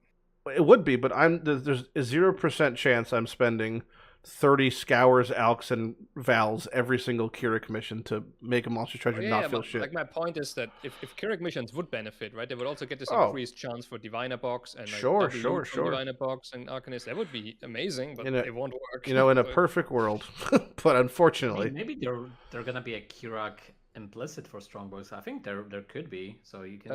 So you could. You're saying you could buy maps that have like implicit monsters treasure, basically. Yes, maybe not monsters treasure, but just a couple Strongboxes. We've passed grasping at straws, and then save them up until I have like 20, and then respec into all of the Strongbox nodes. Sounds great. Yeah. I mean, seriously though, I think the first node where you get a free Strongbox every map, you can pick it up at level 4, like 4 points. That could be a very strong node just to have more stuff in your map, right? Find more currency, find more maps to progress your Atlas. Yeah. Like the very high level ones that are all the way at the top, I think at this point, you have access to all of the good stuff. Well, this one's really weird. Like, spending 2 points for tamper proof doesn't make sense in the context of the game anymore because you don't have inherently that many strong boxes. So, like, at the top end, what this is going to save you is every couple of maps it saves you a couple Alks and a Val. Like, but the value of 2 points anywhere else in this tree is so much higher. Like, and then people are going to say that you might luck into a 6-link because of it, because you get a guaranteed strongbox every map. It's going to be corrupted. Those people are spurgs. We don't. That's fine. It's not going to happen. Like, it could drop you a 6-link body armor. I could hit a barrel and get a mirror. I mean, it's just this doesn't matter. We can't base things off of could haves. It's just ain't happening. Like, I agree. I'm just saying. I know, but like the value of that is almost the same value point per getting an essence in every single node. Like, it's just not even like. Yeah, I agree. There's way better stuff, but this is fine. It's not always about better. It's just about fun too, right? And how literally dare you? How dare you try to be efficient and also have fun? Synthesis. Unthinkable. Synthesis, I believe, got strictly well. Okay, so there's one thing got nerfed, but everything else got buffed. So the drop rate of synth maps has gone from 1% to 1.5%, and how it previously operated was it only worked on 14, 15, and 16 maps, and it now works on 11 plus maps. So the chance of synth maps has gone up. The classification of synth maps also has changed to where it's designed the same way as Elder Shaper and Conqueror maps. So I'm not sure if that's going to change how any of the numbers work, but we don't know that. I don't think so. Probably, yeah, I assume not. We also have gained the chance for synth monsters to drop synth items went from 1% to 2%. That's pretty It's massive. an insane buff, to be honest. In my opinion. However, Like, we really know that it huge. still doesn't drop more than 1 implicit synth items. Yeah, but I mean, if you're Legi, you find like 10 good implicits every day. Well, that's because he's RMTing. That's different, though. I mean, this was a very anomalous league for me, so Yes. But still, like, really a big buff, to be honest. The only thing we lost, which I thought was kind of pointless, which was the guaranteed fracture drop off of the synth boss. I couldn't have cared less about, personally. And no one cared about that. Yeah. The only, annoying part is, they kind of got us by the balls on this one, is if you want synth maps, you have to have these 3 points in. Exactly, I was going to say that. Because previously, in the way that Echoes worked, is you only put the points in when you're running synth maps. You can't anymore, because they have the chances are gated behind the actual things. So you have to allocate these, whatever it is, 8 points in total. Otherwise, you're not going to be getting synth maps consistently. So, it's a little bit annoying. Yeah, it's a pretty big investment. It's like, what is that? Yeah. 7 or 8 points or something? Oh, it's like 8-point investment that Yeah. you're going to have to do, pretty much. Pretty No, substantial. it's even 9 points to get the synthesis chance. Also, one thing to mention is synthesis maps might be less important now, because in the past you needed Cortex and the 4 synthesis maps for Yep. 4 out of your 12 points in the Uncharted Yep. realms. Now, the way it will work, you will only get like an extra 2 skill points when you beat the synthesis bosses, right? When you beat the invitation for them. Yeah. So, not a big deal to skip them, honestly. So maybe makes them less good in a way, but then they have been buffed, so they're kind of better. For sure. Yeah, I think it's just gonna be the angle of just getting your invitation done, and then unspeccing the passives, and then when you acquire quite a bit of a map pool, probably for those, and just spec them back. Same. I'm just gonna have them all the time. I love synth maps. There's a bunch of stuff about the new boss. I think we might be done. No. Oh, Shaper Elder. So Shaper Elder, we have a comparative metric of just the inner nodes. Boop. I believe they are strictly the same. Or no, the unique bosses have a 1% higher drop rate of Shaper Elder specific maps. And the chance, this was kind of fucked, but I think this is because of the base rate. The chance for Shaper and Elder and their Guardians to drop an influence item went from 105% to 95%. So there's just a 5% chance you could whiff. I wonder if they added a base 5%, and if they did, that would make sense. If not, there's just a very sad chance that when you kill a Shaper and Elder Guardian, they could just not drop a base item.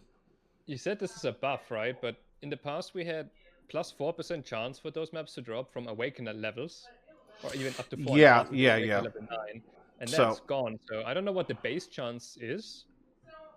Because in the past it was 0, right? You had 0 base Correct. chance. Each Awakener level would increase it by 0.5. Yep. And then you could pick up another 3 from Remnants of the Past to boost it to 7.5. Yeah. Now we can pick up 4 on this new Atlas tree, but we don't know what the base chance is. Is it still 0? Can you only get them if you pick up the nodes?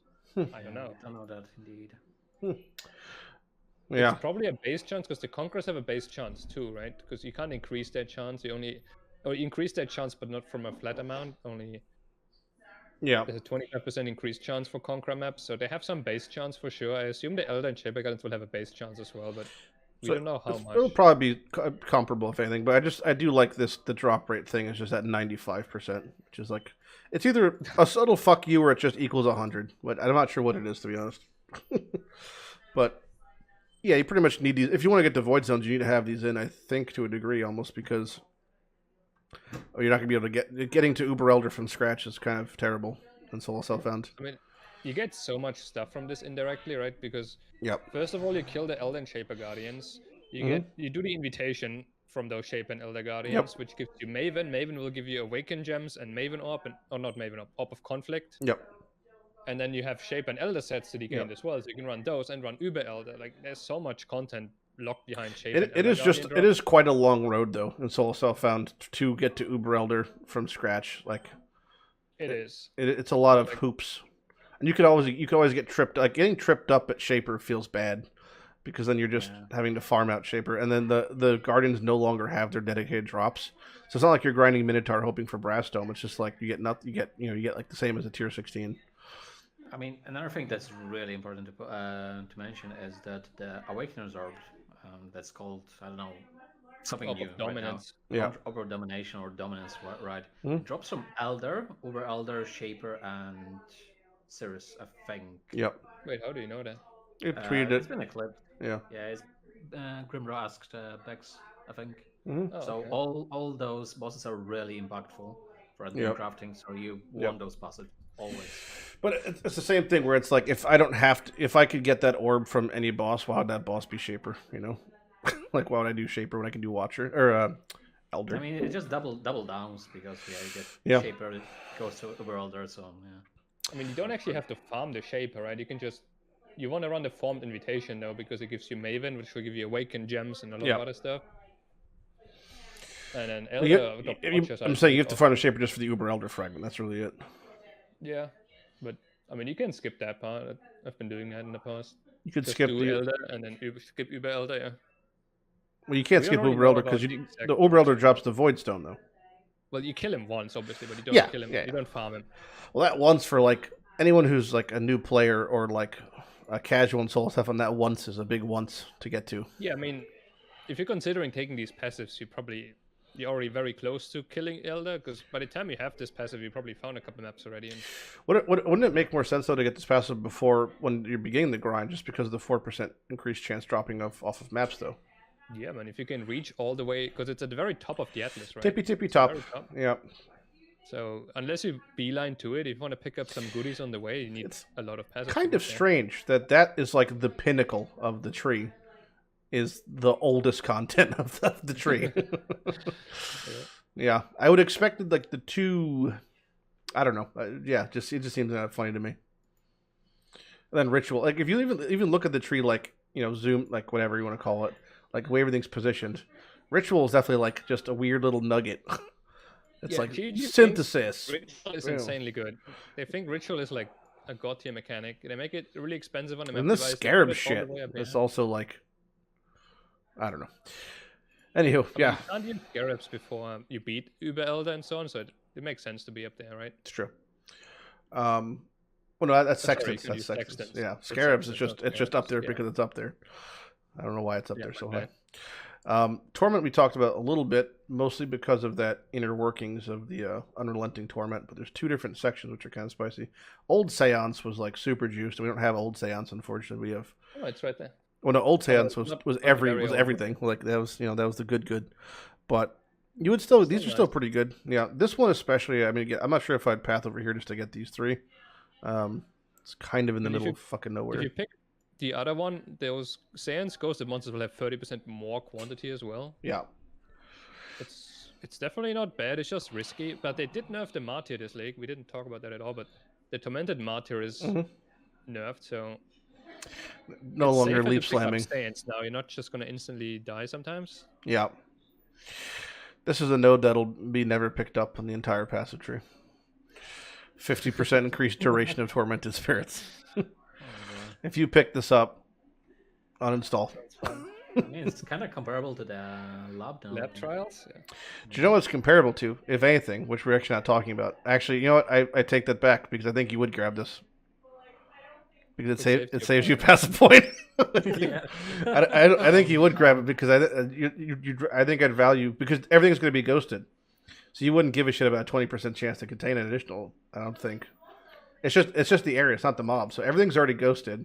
I'm just trying to get to this as fast as possible. You're gonna be pathing through that. Unfortunately. That's not pretty confirmed. Well. All right. Well. I mean, if you think of this Torment passive with the 150% increased rarity from the map boss small nodes, that's 150 rarity on that boss. Well, I don't. And it's Those are more on quantity. unique. I guess they are unique bosses. Yeah, it's on the map boss, right? And Well, no. I mean, Unrelenting Torment will ghost, like 10% of the time there's going to be multiple ghosts next to the map boss. And but that map boss you can be boosted. Rogue Exiles count as unique bosses, right? Because they're unique mobs. No, they're unique monsters, not bosses. So then, okay. So what the fuck are you saying then? I'm saying Unrelenting Torment, so this one up here, has a 10% chance that Oh, the that's boss what you is mean. surrounded by Okay. ghosts. Okay. So the boss will be multiply ghosted, Yeah. right? And it's gonna have 30% more quantity right there. Then from Saiyan small passives, he has increased quantity. Yep. And from the rare, or from the map boss passives, right? Yeah. It's increased rarity from the boss. Yeah. 75% twice. Oh my god, There's we're two classes juicing. like We're that. juicing so hard. So I could see those bosses popping off with like a big explosion. Okay. So is this like Manni League Star Tree confirmed? Well, it's gonna get you killed repeatedly, but Manni League Star Tree confirmed? no, this is like second build full MF kind of thing. No. Manni League Start Rush Spirit Duration. That's confirmed. Yeah. Okay. That might. All right. Mark it down, clip it, and ship it. This one I think is a little interesting. Unique maps have +2 level of monster level. Not area level, it's monster level, which isn't, I don't think it's like a negligible difference. But Wait, does this make Bulldogs the best XP farm ever? oh, you're cutting out again. It's like the 18. Beep boop. Theoretically, Purgers. Yeah, that's pretty good. To be Beep honest, boop. that's a lot of XP. Beep Oh, boop. the Curse Crypt, Coward's Trial starts at level 85, goes to level 90. Yep, that's what I was thinking. Also, Coward's Trial. Yeah, some fun stuff. Is there anything we can? Is there anything we can access that we couldn't access before by the because way, of this? Look at the small notes. Yeah, the small notes are Yes. really strong. Yep. I think. This might be worth picking up early to unlock your multi-mod. Yeah, maps But it's drop. locked It's to a have unique maps now. 0.8% to drop as a unique map. Still weighted. It's not high. Yeah, no, it's still weighted also, but you know, it's Wait, kind do of you cool. think it doesn't drop as the same unique map, right? So I can't No. favorite Curse Crypt to find. No, you can't. It unique definitely Curse Crypt, definitely right? doesn't. It says random. It'll give you a random unique Yeah, map, yeah. that'd be cool though. That's a good idea. I mean, 1 in 100 maps is a unique map. It's less than It's that. kinda- a bit less than Yeah. that. Kind of bad, to be honest. Yeah, I mean, you're gonna have to grind a lot of time to get 100 map drops. Yep. And, delve or stuff, something doesn't count. It has to be in maps. Yep. It's interesting though. I Could mean, be if could be you're some cool desperate ones. for multi-mod, then maybe.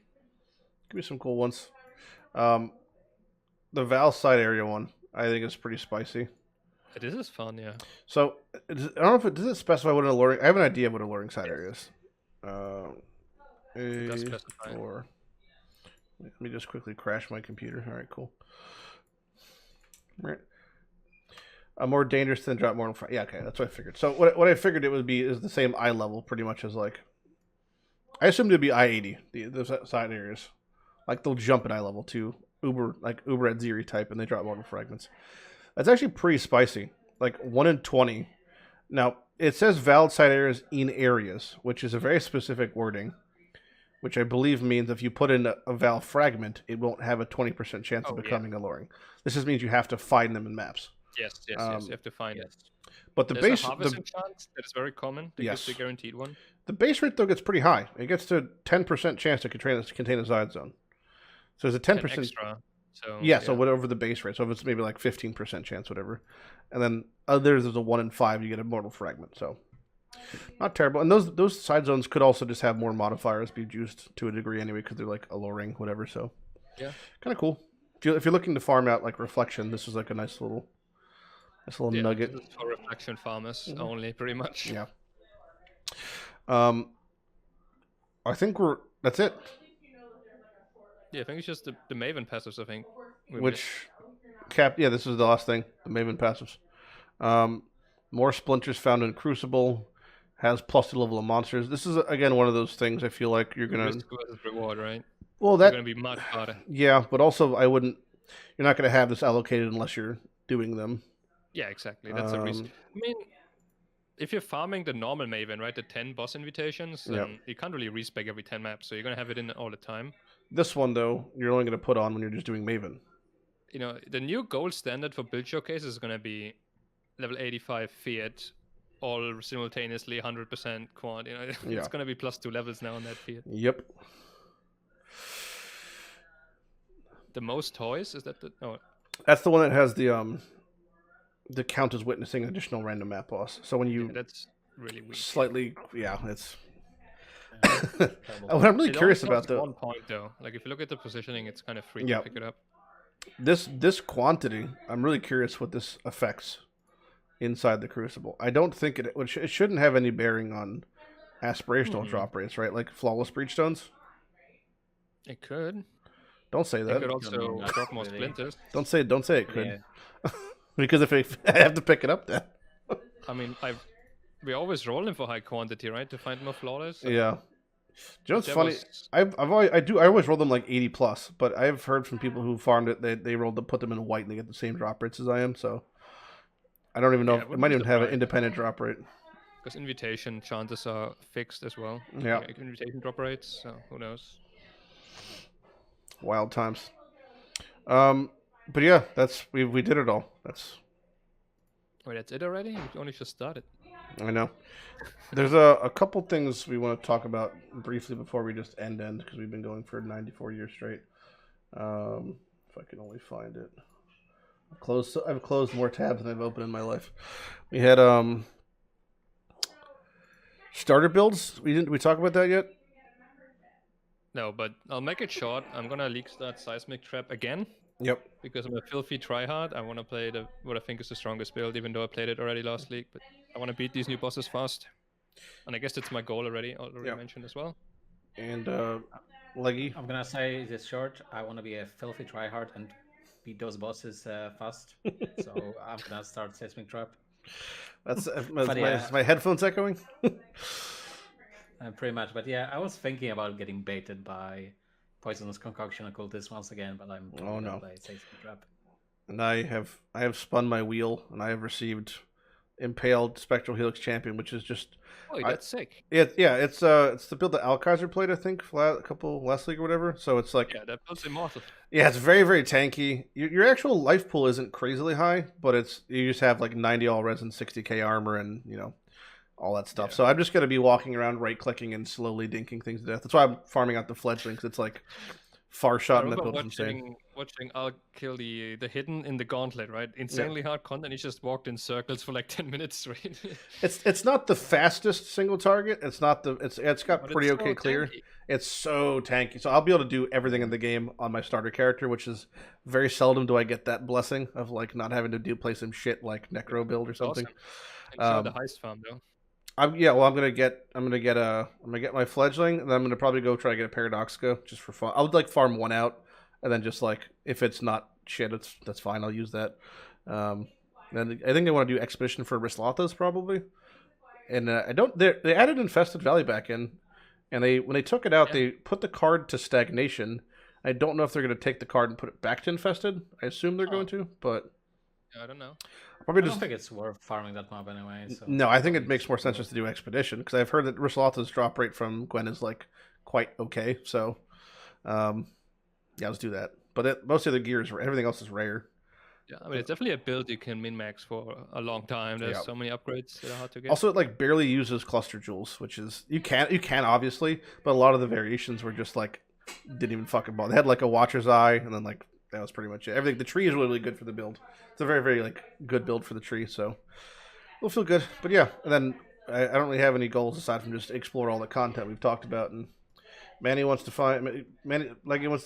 kill bosses. Legi wants to get jewels, like we all do. I mean, we're all gonna be trying to farm out a pair of jewels and to see what the fuck we get. So yeah, I'm gonna try to get all their boss drops, but who knows how rare they will be.